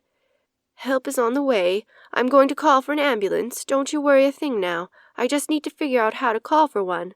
Rissa said to call 911, but that's not a full phone number. What am I to do? Well, can't hurt to try. Hold on, Will. Don't you go anywhere." She pressed 911 and nearly threw her cell phone as it vibrated violently in her hand. "Land's sake, like a handful of bees!" She stepped into the hall and said to the voice, "I need an ambulance right quick. Our Will is bad sick, raging high fever, and I can't get him to wake up." "What's that you say?" "I don't know the address. It's up to Danson's house, out near Hat's Mill." "Oh, you know it? Good. Please hurry, I'm worried about him." In the emergency center, Rissa clung to Henrietta's hand, trying to process what the doctor had said. Dr. Moss thought Will had contracted Lyme disease. Deer ticks were common in rural Oregon, and after seeing the bite on his arm and his swollen knee, she was pretty sure that's what it was. When Rissa protested, the doctor explained Lyme disease could take a month or more to display symptoms. Hadn't she heard down at the diner the Dansons were doing some landscaping? She said she intended to admit Will to intensive care. "Rissa, I was there when you were born. I treated your dad since he and your mother moved to town, and I'm telling you the truth. Lyme disease is very serious. There could be severe repercussions, maybe even lasting ones. Neurologically speaking, the damage could be pretty extensive, especially since he is not responding yet. We're filling him with antibiotics and getting fluids into him. But the next 48 hours are critical. You'd better get your mother here. I put a call into my neurologist friend up in Eugene, and he'll be here first thing in the morning. For now, all we can do is wait. And pray. I know you're good at that." She patted Rissa's shoulder as she left. Henrietta put her arm around Rissa. Now, I've seen miracles in my day, and that's all we need here. Another small miracle. The good Lord has plenty, and to spare. Have a little faith." Tears threatened to fall from Rissa's blue eyes, so like her father's. "I'm glad you're here. I need to make some calls. I'd better call Matthew. I'm not leaving Dad, so he's going to have to pick up Rowdy and find someone to watch him while he's at work tomorrow. I'm not going home until my dad's better. I tried calling Mom, but her phone's off. Maybe she's in a class or something. And I need to call Amy. I know she'll want to be here. Oh, what about Jeff? He can't come home in the middle of a semester. But what if... Oh, Henrietta, what if Dad doesn't make it?" "Now, he's getting the best care he can. You heard that. I wouldn't worry none. We'll put some prayer into it, and it's going to be just fine. You go ahead and make your calls. I'll stay here with your daddy." Henrietta walked to the bed and surveyed Will's still form under the 2 white bed sheets, wires and tubes coming out of his arms and nose. She glanced at the beeping IV pump. "Will Danson," she scolded, "you're causing a peck of worry. Don't you dare die on us now. You're a good man, and my Jeria loves you. You're strong and healthy, and I expect you to fight your way out of this. Do you hear me?" She stroked his hand in the quiet room, jumping when the cell phone in her purse rang. She crossed the room and stared at the screen. Jeria. Rissa hadn't said what to tell Jeria. Henrietta cleared her throat and flicked her thumb across the screen. "Hello?" Jeria said, "Oh, I'm having a marvelous time. I'm so happy to be here. There are about 100 women, and they're all so knowledgeable and friendly. I met a woman from Minneapolis who... But I'm wondering if Will is better. I called his cell phone and the house phone, and he didn't answer. Is he doing all right? Did he rest today?" Henrietta took the phone away from her ear and stared at it. How much should she tell Jeria? She needed to know, but she didn't need to be frantic. Just then the door opened and Rissa came back in. Henrietta breathed a sigh of relief. Now, Jeria, everything is well in hand. Rissa is here. Let me have you talk to her. Don't you worry, all right?" She passed the phone to Rissa, nodding reassuringly. Rissa met her eyes, squared her shoulders, and took the phone. "Hi, Mom. Yes, I'm with Henrietta and Dad at the hospital. Mom, Dad's sick. That is, he... Oh, Mom!" Henrietta returned to the bedside and touched Will's flaming forehead. If only he'd open his eyes. "Mom, really, we can't do anything. He's getting good care. I wish you were here, but honestly he wouldn't know whether you're here or not. Unconscious, but the specialist is coming in the morning, Rissa said. No, don't cry, Mom. Stay there overnight. It's already late, and I don't want you driving on those scary rural roads in the dark. Yes, I'll call if anything changes, and we'll see you in the morning. No, you couldn't do any good if you were here. Henrietta and I will stay here tonight. First thing in the morning. Yes, drive carefully. Yes, we're praying.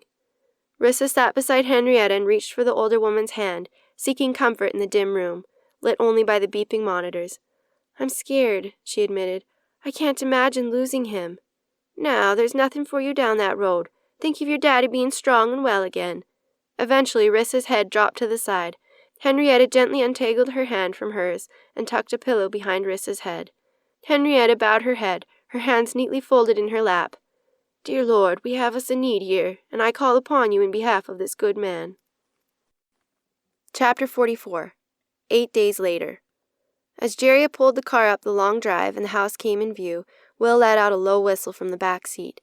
I admit I wasn't sure if I'd see the old place again. He winked at Jeria in the rearview mirror. It's been a long week, she agreed. You really scared me. I was afraid I'd never see your blue eyes open again. You wouldn't think a tiny deer tick could knock a full-grown man flat. Did I tell you we're going to hire someone to finish the retaining wall? At Will's grumble, she continued. Forget it. Dr. Moss said you have to rest, and Emmett said he'd be glad to have the work. You don't know how serious this was. I was afraid. I could have lost you. Jeria parked the car by the front door and came around to lend an arm to Will. She rested her head on his shoulder for a moment. Honey, don't go crying again. Going to get dehydrated. It's all right. I'm home, and I'm going to be okay. No lasting neurological damage, that's the main thing. Good that Henrietta called for help when she did, so they were able to get the antibiotics started. Will smiled. Can you help me get my feet under me? All I need to do is rest a little more than usual. Be terrific in no time. Got it figured out. Can work from the home office, if you're willing to take on my clients and show houses for a little while, and... Oh, no, you don't, Jerry scolded. You scared me badly, and you're benched until I feel better. You're going to rest and lay around. If you feel ambitious, I'll bring you a book to read. Will winked at Henrietta, holding the door open. Henrietta, save me. I already did that, I swan. Henrietta wagged a bony finger at Will. Sorry, but I'm taking her side. You didn't see how worried we all were with you laying there like a sack of washing all those days. I know you're not very good at doing nothing, Will dancing, but you're going to get some practice in. I can help with the household, and Jeria can take over the business, and you're going to get in the habit of doing nothing whatsoever. You let Jeria mother hen you if she needs to. Rissa came down the porch steps to help Will up the steps. Welcome home, Dad. I'm going to help make sure you take care of yourself, too. I left Rowdy with Matthew today because I didn't think you'd be up to that ball of energy. Watching him makes me tired. I made chicken soup for you. Are you hungry? Thanks, it smells great, but want to rest a little. Drive made me tired. Jeria helped him settle on the sofa and covered him with a fuzzy green throw. I'm glad you're home. Don't you ever do that to me again. After the first day home, friends and co-workers came to visit Will, most of them bearing food and flowers. Several times, Sandy from the real estate office stopped by with a contract to sign or a proposal for him to look over, apologizing for bothering him. Henrietta complained there was so much food in the house there was nothing for her to do. I swan I didn't know there were this many folks living around here. On the third afternoon, Henrietta and Jeria watched their elderly neighbor walk down the path and climb into her car. As she pulled away, Jeria said, Clearly Mrs. Ellsworth was not wearing her hearing aids this morning. She'd heard Will was very sick and wanted to know how bad he was. I said yes, for a couple of days he was at death's door. She smiled and said, Well, I'm glad they pulled him through. Jeria giggled and sat down on the porch swing as laughter and tears blended. It's good to see you laugh again, Henrietta patted her hand. The worst is over now, so go ahead and get it out. You've been courageous long enough. Everyone has been so good to us, but the doctor said it's going to take Will time to get his stamina back, and I just don't think he can get the rest he needs here. As soon as Dr. Moss says he can travel, let's go spend a week at the ranch. It'll do us all good. The ranch has healed many a body and soul, Henrietta smiled. I'll bring you some cool water. You've cried yourself dry. Jeria rocked slowly, remembering an article she'd read about the sandwich generation last month. She hadn't really understood it, but now she pictured herself in the center of a teeter-totter, with generations behind and in front of her. I have to worry about both ends of the family. Mom, Henrietta, Will, the kids, even little Rowdy. The sandwich generation indeed. I never planned on being the peanut butter. Chapter 45. I just checked on Will. Jerry set down her jacket and sank into a chair. He's working on that train set. Good thing he has his woodworking to keep him occupied while he recuperates. Funny thing about English, nobody ever recuperates, do they? Henrietta smiled. Happy to see you more like yourself. Come sit and I'll tell you a story about a train. Wheels on the mend, and it's my bounden duty to tell you every one. See if you can find 3 cookie cutters tied with a ribbon. You may not know this story, since it happened long before you were born. Jerry dug through the box. These little girl-shaped cutters, who'd put 2 identical ones in the collection? And I can't make out this other one. Well now, your great-aunts, Lindy and Lucinda, came by train from New York City, delivered to our town by the Children's Aid Society. Did you know that? I think it was about 1919, near the last of the orphan trains. Really? I never knew that. I read a series of books about the orphan trains to my daughters and had no idea your sisters were among them. Mama and Papa had their hands full enough, what with trying to keep the homestead going and the crops in and all. Henrietta smoothed her skirt. Same as most folks back then, they already had a brood of little mouths around the table. Mama was in the family way again, and my little brother, Emmer, still hanging on to her skirt as he practiced walking. I was just 2 years old, so I don't remember the day, but the story is woven through the family, tighter than the threads in that silk hair ribbon. Your daddy knew, but he wasn't one for telling stories, was he? Henrietta gazed into the distance, lost in memory. Going to town was a big event in those days, planned for days in advance. Not this time. Mama sat bolt up in the middle of the night, insisting they set aside their work and go load up on the supplies they needed that very next day. Papa said he was busy, what with fixing the fences and all, but Mama said there was no end to fencing, and she felt a powerful draw to town. Papa knew not to cross Mama when she had one of those feelings. He'd learned that when the spring twisters came years before, if Mama hadn't pushed the family into the root cellar that sunny day, neither you nor I would be here today.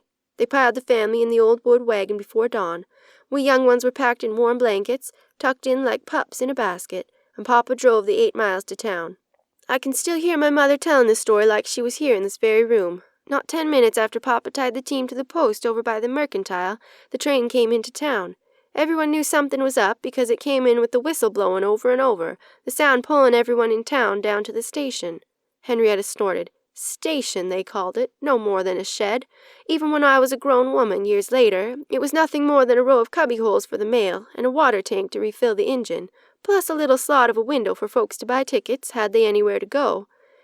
Leaning forward in the old rocker, Henrietta went on. The train stopped and out poured a passel of children, all lined up in a row they were, each clutching a little cloth flour sack, kept in order by a woman holding a board to write on. Wow, just like in the books. I read those women were hired to tend the children and make sure they were all placed in good families, but by the end of the trip they got a little desperate. That's true, not all of the little ones landed in a safe home. The woman called to the townsfolk, but she hadn't need. They were already gathered, as curious as a cat in a grasshopper nest. Mama said the woman gave a speech about how these were orphans and foundlings from New York City, used to living on the streets and begging for their food, and did anyone in the crowd want to take in a child or two? All they had to do was sign or make their X on her paper. Each scared little child was pushed forward in turn and made to say a pretty piece or do a little dance. She sighed.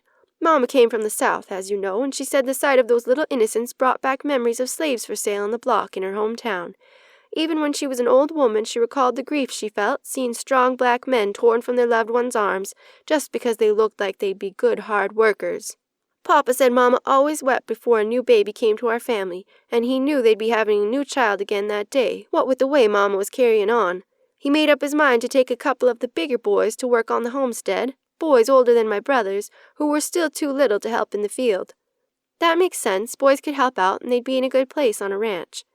Yes, but Mama had other plans. Her heart was taken by 2 little girls, identical twins, matching as 2 baby chicks they were, with yellow satin ribbons above their peaked little faces, clinging to each other, holding back tears. They were not yet 3 years old, far too young to be out in the big, wide world all on their own. Papa spoke again for the boys, saying he could sure use the help on the place, but Mama won out. Henrietta's worn hands fingered the faded ribbon. Those little girls became your great-aunts, Lindy and Lucinda. To the end of their lives they brought laughter and music to the family, but never did find the family that birthed them. Papa was a man for marking occasions. Next time the tin seller came by, he asked him to make up twin cookie cutters. Mama didn't like to use them, saying her daughters were her daughters, none better than the rest. See, they look hardly used at all. I expect that faded ribbon was a hair tie for one of the twins. What about your father? Jerry turned the cookie cutters over in her hand. Did he ever get the bigger boys he needed? No, he hired hands, same as everyone else, until my brothers were of a size to help out. With 18 young ones, all told, he had help soon enough. 18? I never knew you had that many siblings. Mama had a way of taking in children with a need, like some women take in stray cats. Not all of my brothers and sisters were home-born, but I can't rightly tell you which was blood and which one's taken in, except the twins from the train. All of them are gone now. What's this cookie cutter, Henrietta? I can't make out the top part. Henrietta turned the cookie cutter in her hand. When Mama birthed the twins, Eddie and Arthur, later that summer, Papa had the Tin Man make up this here baby bottle cookie cutter. He said that's pretty near all that went on in the household for the rest of the year, what with one little mouth or another always hollerin' for warm milk. 6 children under the age of 3? I keep telling you, there are strong women in our family. Will came in the side door, slipping off his shoes. Jeria complained when he tracked in sawdust. He paused. Yes, his ears were right. Handel's Messiah wafted from the office. Jeria always played sacred music when something weighed on her mind. He pushed open the door. Honey, everything all right? Jeria, startled, looked up from her computer screen. Why? Christmas is a few months off. His brows knit. What? She blinked. Oh, the music. I'm okay, just a little worried about Henrietta. I suggested she take a nap, and she trotted off like she'd been waiting for someone to say it. It's not like her. Between the two of you, is she sick? No, I don't think so, just tired as far as I can tell. Talked out, too. I think she's feeling an urgency to get all the cookie cutter stories told. She nodded off in the woodshop earlier while I was sanding. Maybe she's wearing down after so many years. A tap came at the door. Jeria, dear, are you in there? Come on in. There you are. I'm in a mind to bake. I see you wrote out roast beef with those fancy twice-baked potatoes for supper. Some of my soft rolls would go good, seems to me. Sure, thanks, that sounds great, but let me help you with the big mixer. Jeria rose, flicking her computer screen off. Oh, now, no need to fire that thing up. I've been making bread for I don't know how long, and a heap more than we'll eat tonight. Henrietta pulled the door behind her. Even with you getting back on your feet, Will. I want to be like her when I grow up, Jeria smiled. Never mind, I don't have her stamina, even now. She blew a kiss to Will as she headed to the kitchen. Chapter 46. Will glanced up from his book by the fireplace while Henrietta and Jeria put dinner in the oven. Come on, we have a free hour until that's done. Love lazy Sunday afternoons. Lazy now? When I was young, church meetings lasted all day, with a potluck lunch in the middle. We only met when a preacher was in town, and it was an occasion. You didn't have a full-time preacher? Tell me about it. Jeria kissed Will on her way to the bay window. Designing the window seat was one of her best decisions when they built the house. Henrietta pulled a cookie cutter from the box. This here church shape represents the time our town raised money to buy a steeple for the little church. Some of the men got together and made a wooden podium for the preachers to use when they came through. But some folks thought it never felt like a real place of worship until it had a steeple to draw folks' eyes to heaven. When one circuit preacher mentioned at a potluck supper he had heard others of his cloth skirted our area in favor of big, fine churches, well, that was that. She folded her hands in her lap. Knitting was work, and Henrietta didn't work on the Sabbath. I told Jeffers later that night it seemed mighty prideful. Jesus walked among the meek and lowly, and what would he think if those who called themselves his servants chose to only go where they'd be surrounded by finery? I might as well have spoken to the wind for all the good it did. Jeffers decided we had to have a steeple that folks could see for miles around. Said, that way, they'd know they were in a God-fearing place. I understood that, but didn't the good Lord say his followers would be known by their fruits and good works? Nowhere in the Bible does it mention requiring a steeple. Not that I could see. Sounds like Uncle Jeffers had his heart in the right place. Oh, I swan, when my man had something on his mind, nothing to do but go along or get run over. Mind you, this was just after the Great War. No one had much money in their pockets. The donation basket passed on Sundays often came back nearly as empty as when it went out. Jeffers sat me and our girls down one evening, said he needed a way to raise money, and he know women had the best ideas for making things fun, at the same time getting folks to open their purses. Ideas he could tell the other men about. We all knew he was buttering us up like a breakfast biscuit, but like you said, his heart was in a good place. Jeria grinned. I can just see it. Your daughter's spilling ideas. Teens are great at that. Mine were among the best. We put our heads together and hatched a plan. Millie said she'd read about lunchbox socials, a way of courting for the first pioneers. Jeffers harumphed and said he didn't intend his young daughters to have courting on their minds. He just needed a way to raise enough money for materials to build a steeple. Henrietta smiled. Poor Millie turned a couple shades of red and explained the old lunchbox socials. Said she'd read the girls a generation or two ago would make a picnic lunch for two in a pasteboard box, decorated all fancy, and the boys would bid on the lunches, not knowing who'd prepared which ones. The highest bidder won the box lunch and the right to share it with the girl who'd prepared it. Jeffers and I agreed it would be a fine idea for the young folks, so long as none of them wandered off. For the older folks and children, I came up with the idea of a nickel a scoop dinner. Women would bring hot dishes, and families would fill their plates and pay by the serving. People always like to eat. Jeffers said the men would go for a chance to show off. He was of a mind to have them put money in to take a turn to see who could split rails the fastest, along with an axe-throwing competition.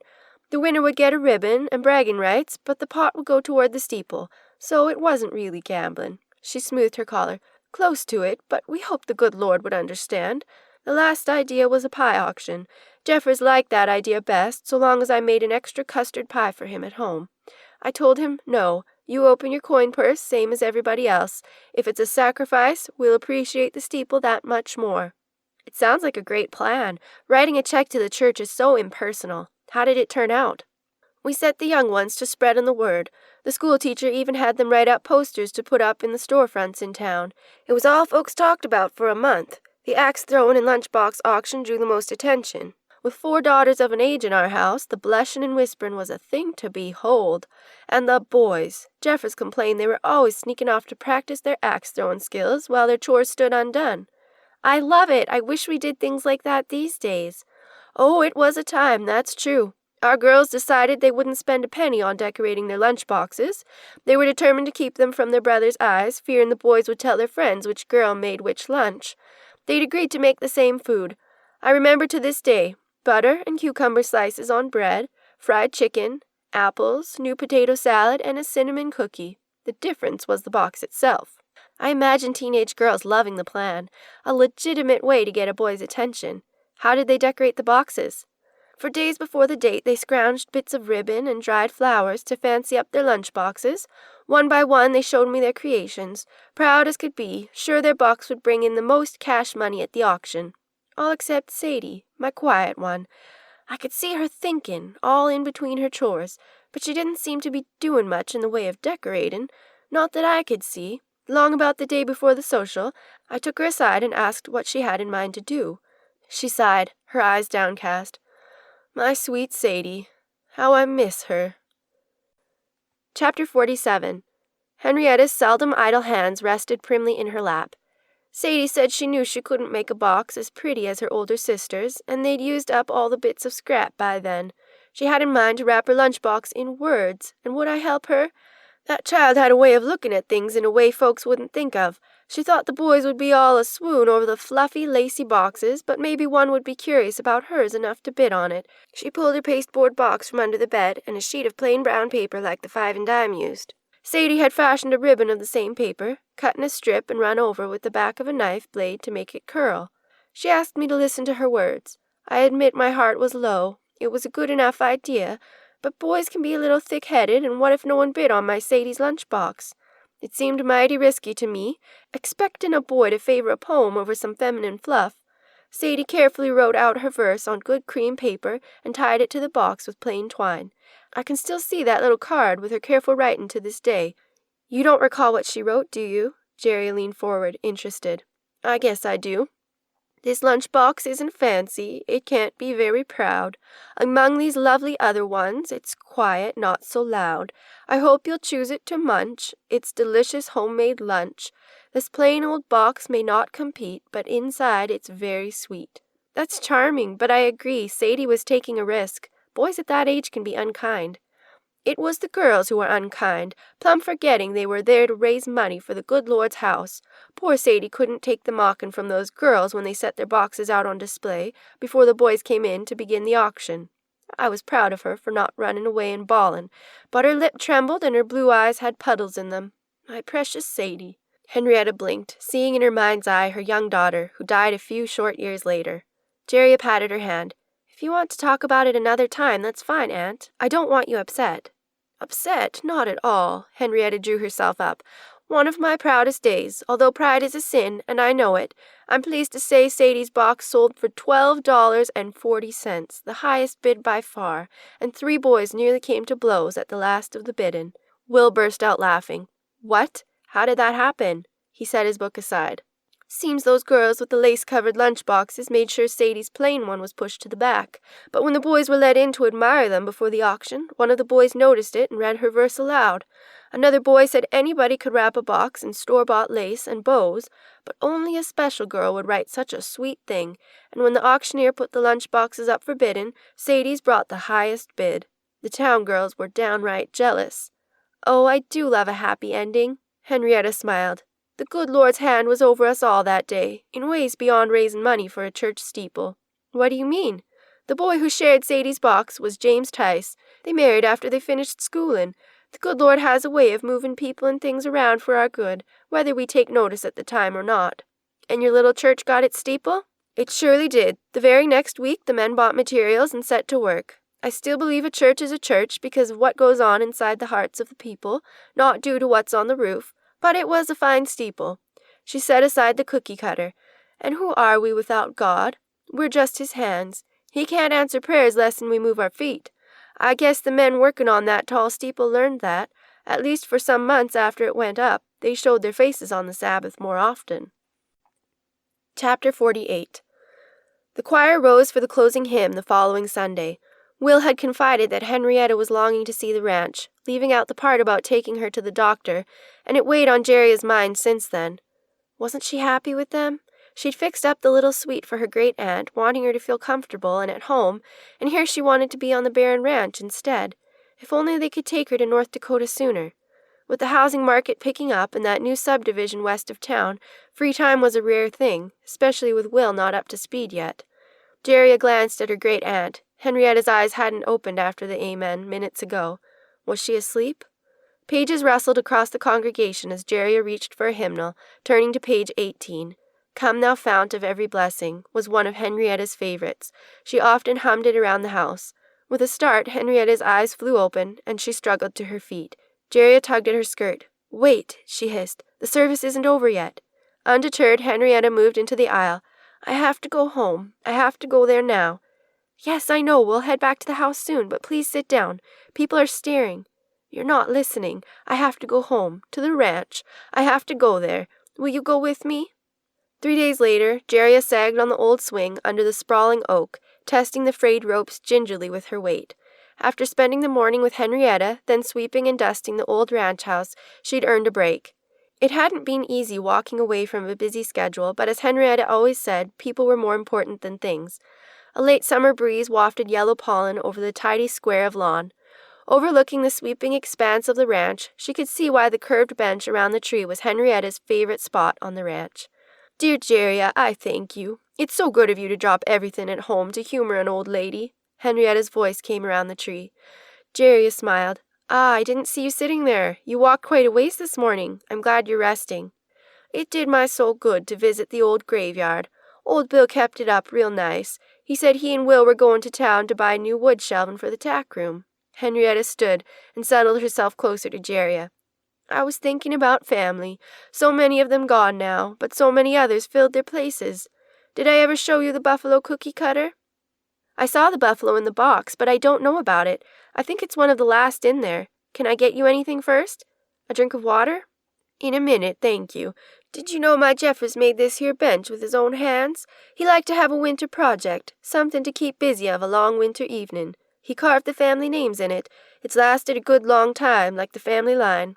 I bet he'd be shocked to see how many more added since then. The family has grown so much just in your lifetime. From you marrying Jeffers, the 8 children you had gave you close to 50 grandchildren, and about— Jeria cocked an eyebrow. Do you know how many beyond that? I surely do. There are 106 direct line, including baby Anna. I expect there will be many more, but I don't intend to be there to see them all. Even so, a thread of me will live on, because I took my place on earth. All those strong women in the family tree, you're a part of them, same as me. Henrietta shifted on the wooden bench. I guess family is what we make of it, not only the direct bloodline some folks write on those charts. We choose to let people into our heart, and they take up space there, same as blood-born family. That's true. You've always been good about letting people into your home and heart. I've been thinking about Kate. She was one of those who took place in my heart, a young woman who came to the ranch as a bride back in the 1930s, maybe 1932, I reckon. One of the hands, Jacob, got a bee in his bonnet about a girl at a rodeo parade over to Kensington, and couldn't get the vision of her out of his mind. All he talked about for a week or more was about how lovely the girl on the Grange float was, how pretty her hair looked in the sunshine, how she made even the tissue paper flowers come alive with her beauty. Said she gave him a lingering wave from up high on her parade float. He was even sure she winked at him from under her broad-brimmed hat while the float passed by. Smitten, we called it back then. With all of his mooning around, Jeffers lost patience. The last straw was when he came upon old Jacob dumping chicken mash into the mule's feed box, not an hour after he'd poured milk on his flapjacks at breakfast and sloshed sorghum syrup in his mug. Drink it down without even taking notice, that I could see. Jeffers asked did Jacob know how to get in contact with the girl, or was she a will-o'-the-wisp? Jacob said no, sir, he knew for a fact the girl was visiting her cousin for a fortnight. He remembered her cousin Meg from when she'd come to his house to play dollies with his sister years ago, before Meg's family moved into town. The two girls rode together on a parade float, and Jacob said he saw the two of them giggling with their heads together as the parade moved on, and she was the most lovely thing he'd ever seen, and the way her hand looked so graceful when she waved, and— Jeffers snorted and said to Jacob to take some time off, go to the city, and don't you come back until your mind is clear enough to give a solid day's work. Jacob dropped his bucket and took off running, shouting his thanks. Wasn't it a hardship to have a man missing when you needed work on the ranch? Less of a hardship than having to go behind Jacob and undo what all he'd done wrong. A ranch is a dangerous place for a body mooning around. Jacob was a good man, one of the best, but he couldn't see clearly with his head in the clouds. I know what you mean. Amy sure was a distracted girl when she fell for Trace. What happened next? Jacob came back a few days later, beaming brighter than a field of daisies. As he told the story, Kate, that was her name, said at the end of the second evening that she saw no need of courting. Jacob said he about bawled. Kate took pity on him and said she'd been praying on the matter. She felt sure the good Lord wanted her to marry Jacob, so what was the point in waiting? He asked Jeffers and me could he have some time off at the end of the following month for a wedding party. Of course we'd be invited. Wow, that was quick. Maybe it was wise. If you know the path the good Lord has for you, it makes sense to move your feet. Henrietta smiled. I can still see Jacob grinning like he swallowed a lantern. There was a lot of backslapping and congratulations, and Jeffers said they could have the old lean-to once they married. Jacob was so pleased he set to cleaning out the place, sweeping and patching the roof when the ranch work was done, and even added a coat of new paint. Wasn't big enough for a family, but for newlyweds it did just fine. Jacob worked harder than anybody, and kept talking about how blessed he was. I do love a love story. Did it work out? I'm telling you, we met Kate before the wedding and saw why Jacob was love-struck right off. She had a face like one of those porcelain dolls, the expensive ones nobody's ever going to buy, that sit in the big city department store windows, and her voice sounded like music notes. Jacob smiled the whole day like his face was about to split wide open. They had a wedding feast, then took off to a hotel for a few days. Jacob came back with his pretty bride and went right back to being a hard worker like he used to be. And young Kate tried to settle into ranch life. She did try, but so many things made her jumpy. It wasn't easy for her. She had a willing heart, but being raised up in the city, everything was new to her.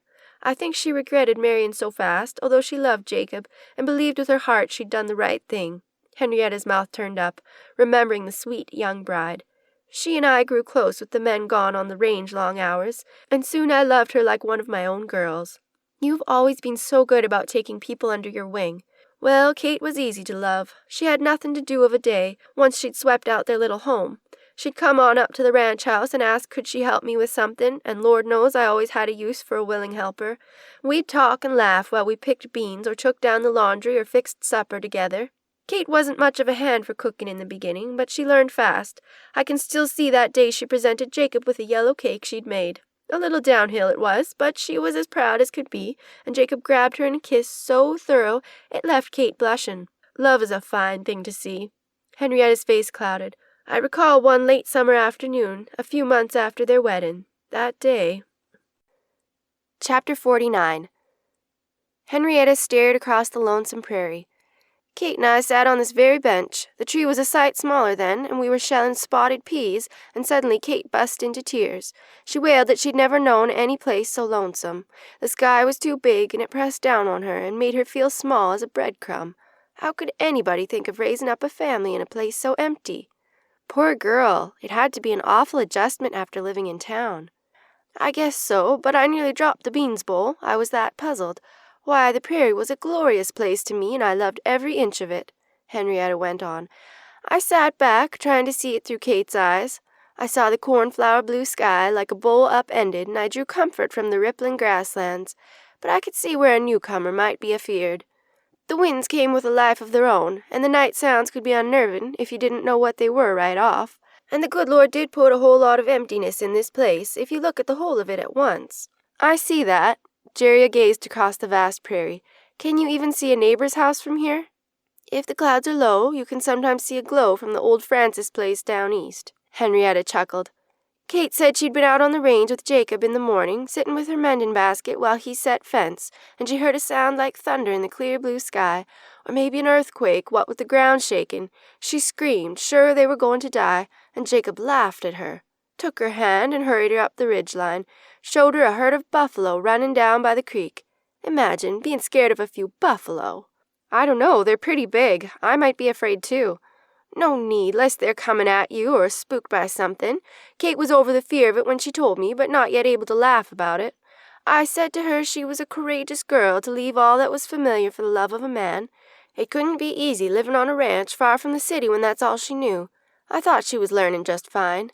You've always encouraged me like that, too. Kate wiped her tears after a time and said she'd never be as brave as other women, the ladies at church, or my daughters, for instance. We got to talking about the women in the family line, and I showed her the cookie cutter box. Telling her a few stories cheered her up, knowing she wasn't the only woman in the world to face a challenge. Henrietta's eyes crinkled. The very next night after supper, Jacob asked me where he could get a cookie cutter for his wife. Said Kate told him she wanted to start a collection for her daughter, and she wanted a buffalo to be the first one. I told him, you can ask the tinsmith in town to shape you one, but I believe you missed the importance of what Kate was telling you, Jacob. Kate stood there grinning behind him as she wiped the dishes. Jacob's face was as blank as a flapjack, looking from me to Kate. I saw a light go on behind his eyes, and he let out a whoop that'd make any Lakota on the warpath proud. Jeffers and the others came running to see what was afoot. In a second, Jacob was across the room and kissing the daylights out of young Kate. Finally, he pulled back and asked, was it true? Was there a daughter on the way? She said yes, or maybe a son. She didn't rightly know. A party broke out there in the kitchen, what with all the congratulations and all. Every new birth is a soul regained, and worth celebrating. And the next time Jacob had a chance to go see the tinsmith, he had 2 buffalo cookie cutters made, one for Kate and one for me. Jacob said Kate told him I thought she was stronger than she knew, and he valued that. People tend to turn into what they believe themselves to be, you know. That's true. I'm going to go in the house. Do you want to rest a little? Can I bring you anything? If you don't mind, I'd like to sit here a spell. Can you bring me the green pillow off the sofa? By the time Jeria returned, Henrietta's eyes were closed, her breath shallow. Jeria gingerly tucked the pillow behind her head and stood back, hands on hips. I think she's winding down. How much longer will she live once the last story is told? Chapter 50. The following afternoon found Jeria and Henrietta on the tree bench again. Henrietta's knitting basket lay beside her, but her hands were still for once. Jeria leaned back and sighed. It's so peaceful. If I lived here, I'd be in this very spot as often as I could manage. Look at the cattle in the field down there, moving like a lazy brown river. Cattle don't seem to have much on their minds. Reminds me of the new boy down at the mercantile. Bright enough to sort socks, but not much beyond that. Cows, Henrietta sat upright. Did you see that, down there in the orchard? 3 little girls ran past, skirts flying like my own daughters when they were young. Henrietta leaned forward on the bench. Listen, can you hear that laughter on the wind? The pure laughter of a child has always been the best sound in the world to my ears. Jeria cocked her ear, then shook her head. I don't hear anything. Maybe it was the breeze in the apple trees. There are no children near the ranch, are there? She wiped her brow, tucking a wayward tendril under a clip in her hair. Maybe old Bill has grandchildren visiting. If you don't mind, I could go for a drink of cool well water now. I thought Bill went with Will to get new hinges for the lower gate. Jeria stood and stretched. It'll be hard to get used to the city water back at our place. How old is the well, do you think? My, it must be over 70 years old. Jeffers added the pump house and indoor plumbing later on. Once you could get pipes sent out, but the fresh well is the same. Henrietta's eyes closed. Feel that breeze? Winter will be on the place before long, but I do love these warm fall afternoons. Without opening her eyes, she reached for Jeria's hand. You make sure you remember those family stories, Jeria. The legacy, it's your bounden duty to keep it alive. Pass it on down to your own daughters. Sure, Henrietta, I'll be right back with some water. Jeria filled 2 glasses and arranged 6 lemon cookies on a china plate. She pocketed the little lamb cookie cutters she'd found in a kitchen drawer earlier.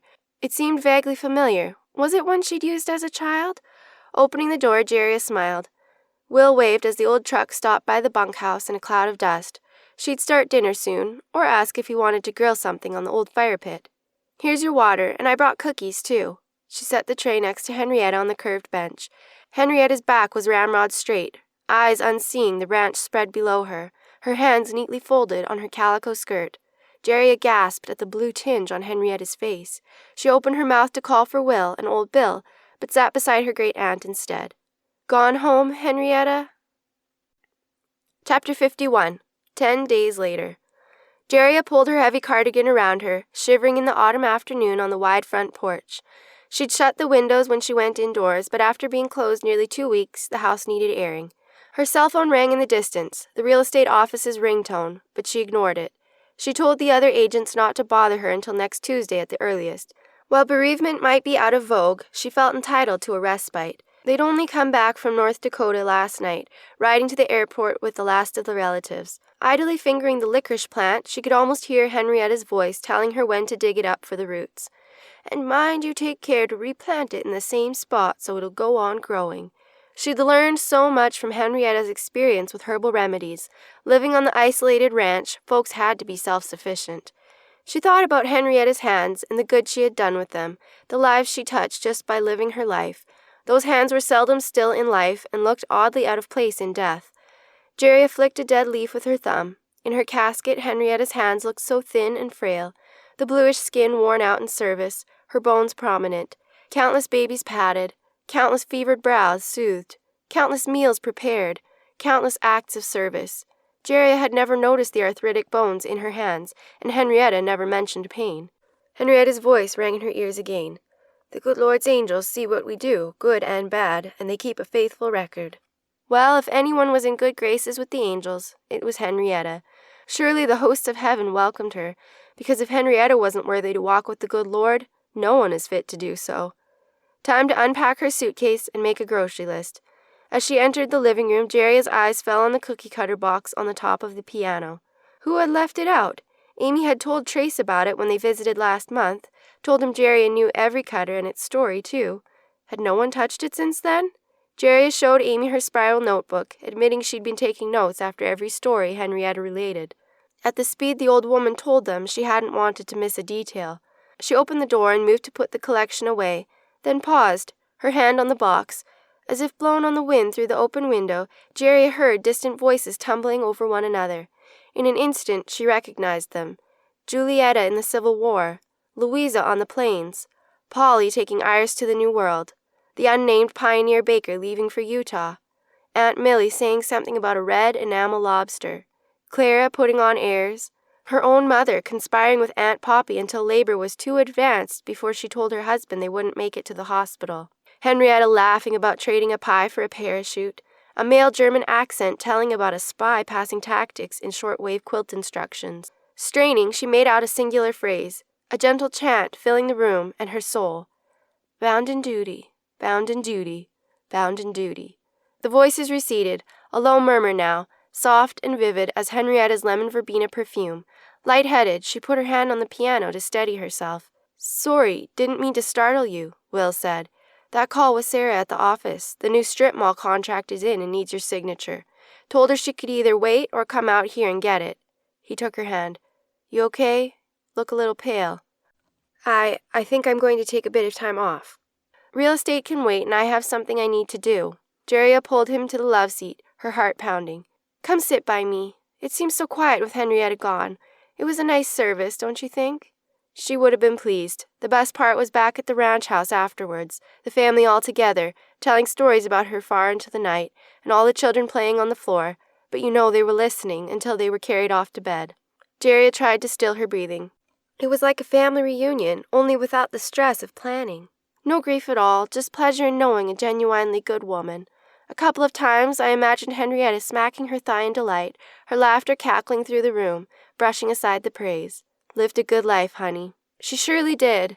I keep thinking I should feel sad, but it's hard to grieve a life well lived, she always said. And no one lived life more fully. She sat up straight. I'm still surprised everybody all agreed I should have the cookie cutters. I would have expected the collection to go to my aunts and uncles. Aunt Millie didn't even protest. Didn't Henrietta say she'd hang them on the wall like modern art? Will slipped his arm around her. Made it very clear she wanted the collection to go to you. But it's a huge responsibility. Some of them are hundreds of years old. Part of me thinks I should have them appraised and keep them safe in a vault somewhere. What does the rest of you think? I think I have a bounden duty to pass the oral history down, to put those stories in ink for the whole family to have. She stood suddenly. Will, I'm going to write a book. A book? Going to write a book? He cocked an eyebrow. How hard can it be? Her eyes sparkled. I'll write up the stories, get it printed, and give a copy to each family member. Deserve a break, honey, after the wedding and funeral and all. But if you want to do it, you know Henrietta will be cheering you on from heaven. Will stood. Don't go anywhere. Have something for you. Her mind racing, she strained to listen, but the voices were gone. Maybe she'd imagined them. Instantly, a wave of vertigo washed over her. A book? Well, there were enough stories to fill one, that was for sure. Will returned, his hand behind his back. Bought these at the airport while you were getting those muffins. He held out a white box. She peeled back the tape. 6 cookie cutters tied with a green ribbon and one by itself nestled on tissue. What's this? Contribution to the cookie cutter collection. Our family. See, there's a woman and man. That's you and me. 3 little girl cookie cutters and a little gingerbread boy. That's our kids. I like it. What's this one? Jerry turned it over in her hand, puzzled. A handsaw. Enjoyed having Henrietta come sit in the shop while I worked on Rowdy's train. He grinned. Might have heard a story or two you missed. When you get to that part, I'll tell you. He took her hand. Don't know that you need a major project, but I'll hold the fort at the office. Take as long as you need to get the stories written. 2 hours later, Will prepared 2 cups of hot cocoa and carried them to the sunny sitting room. Time for a break. You're so intent. Bet you didn't even notice the deer out your window. Deer? Jerry stopped typing and shook her head to clear it. Oh, I see them. Thanks for the cocoa. Is that lemon verbena I smell? Reminds me of Henrietta. Will sank into the easy chair beside the old pine desk. It's one of her candles. I thought the scent would make her feel close to me. Is it working? Right when I sat down, I felt something soft stroke my cheek. You know how she did that. Jerry sipped her cocoa. Henrietta said her sister Esther was the kind of person who, if you said you were going to the moon, would be beside you, helping you make a plan to get it done. I can feel Henrietta like that, leaning over my shoulder, making sure I get the stories down right. I'm sure she's near. Don't doubt it. Henrietta was a great one for family, and these stories meant a lot to her. Makes sense she'd be near you, not somewhere across some distant universe. Can you read me what you have so far? Just the beginning. Jerry clicked her keyboard and read. A very wise woman once said, "Without story, we are nothing." That you never see raccoons sitting around a campfire telling stories. As the temporary keeper of the family cookie cutter collection, I have a bounden duty to see the legacy is preserved and the stories passed down to future generations. The oldest cookie cutters are from Pierce Point, England, from the kitchen of Lord Robert and Queen Elizabeth's period. The lion, rabbit, pig, and chicken belong together, and they represent... This has been The Cookie Cutter Legacy, a multi-generational novel, written by Deb Graham, narrated by Hannah Johnson, copyright 2018 to 2038 by Deb Graham. Production copyright by Deb Graham.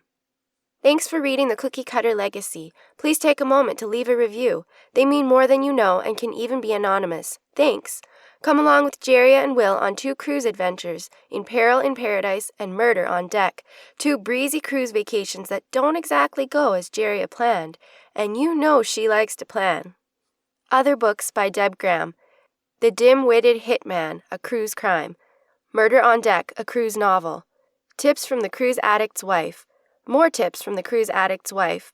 Mediterranean Cruise with the Cruise Addict's Wife. Alaskan Cruise by the Cruise Addict's Wife. Hand Me That Hand Pie. Busy Kids, Happy Kids. How to Write Your Story. How to Complain and Get What You Deserve. Hungry Kids Campfire Cookbook. Kid Food on a Stick. Quick and clever kids' crafts, awesome science experiments for kids, savory mug cooking, uncommon household tips.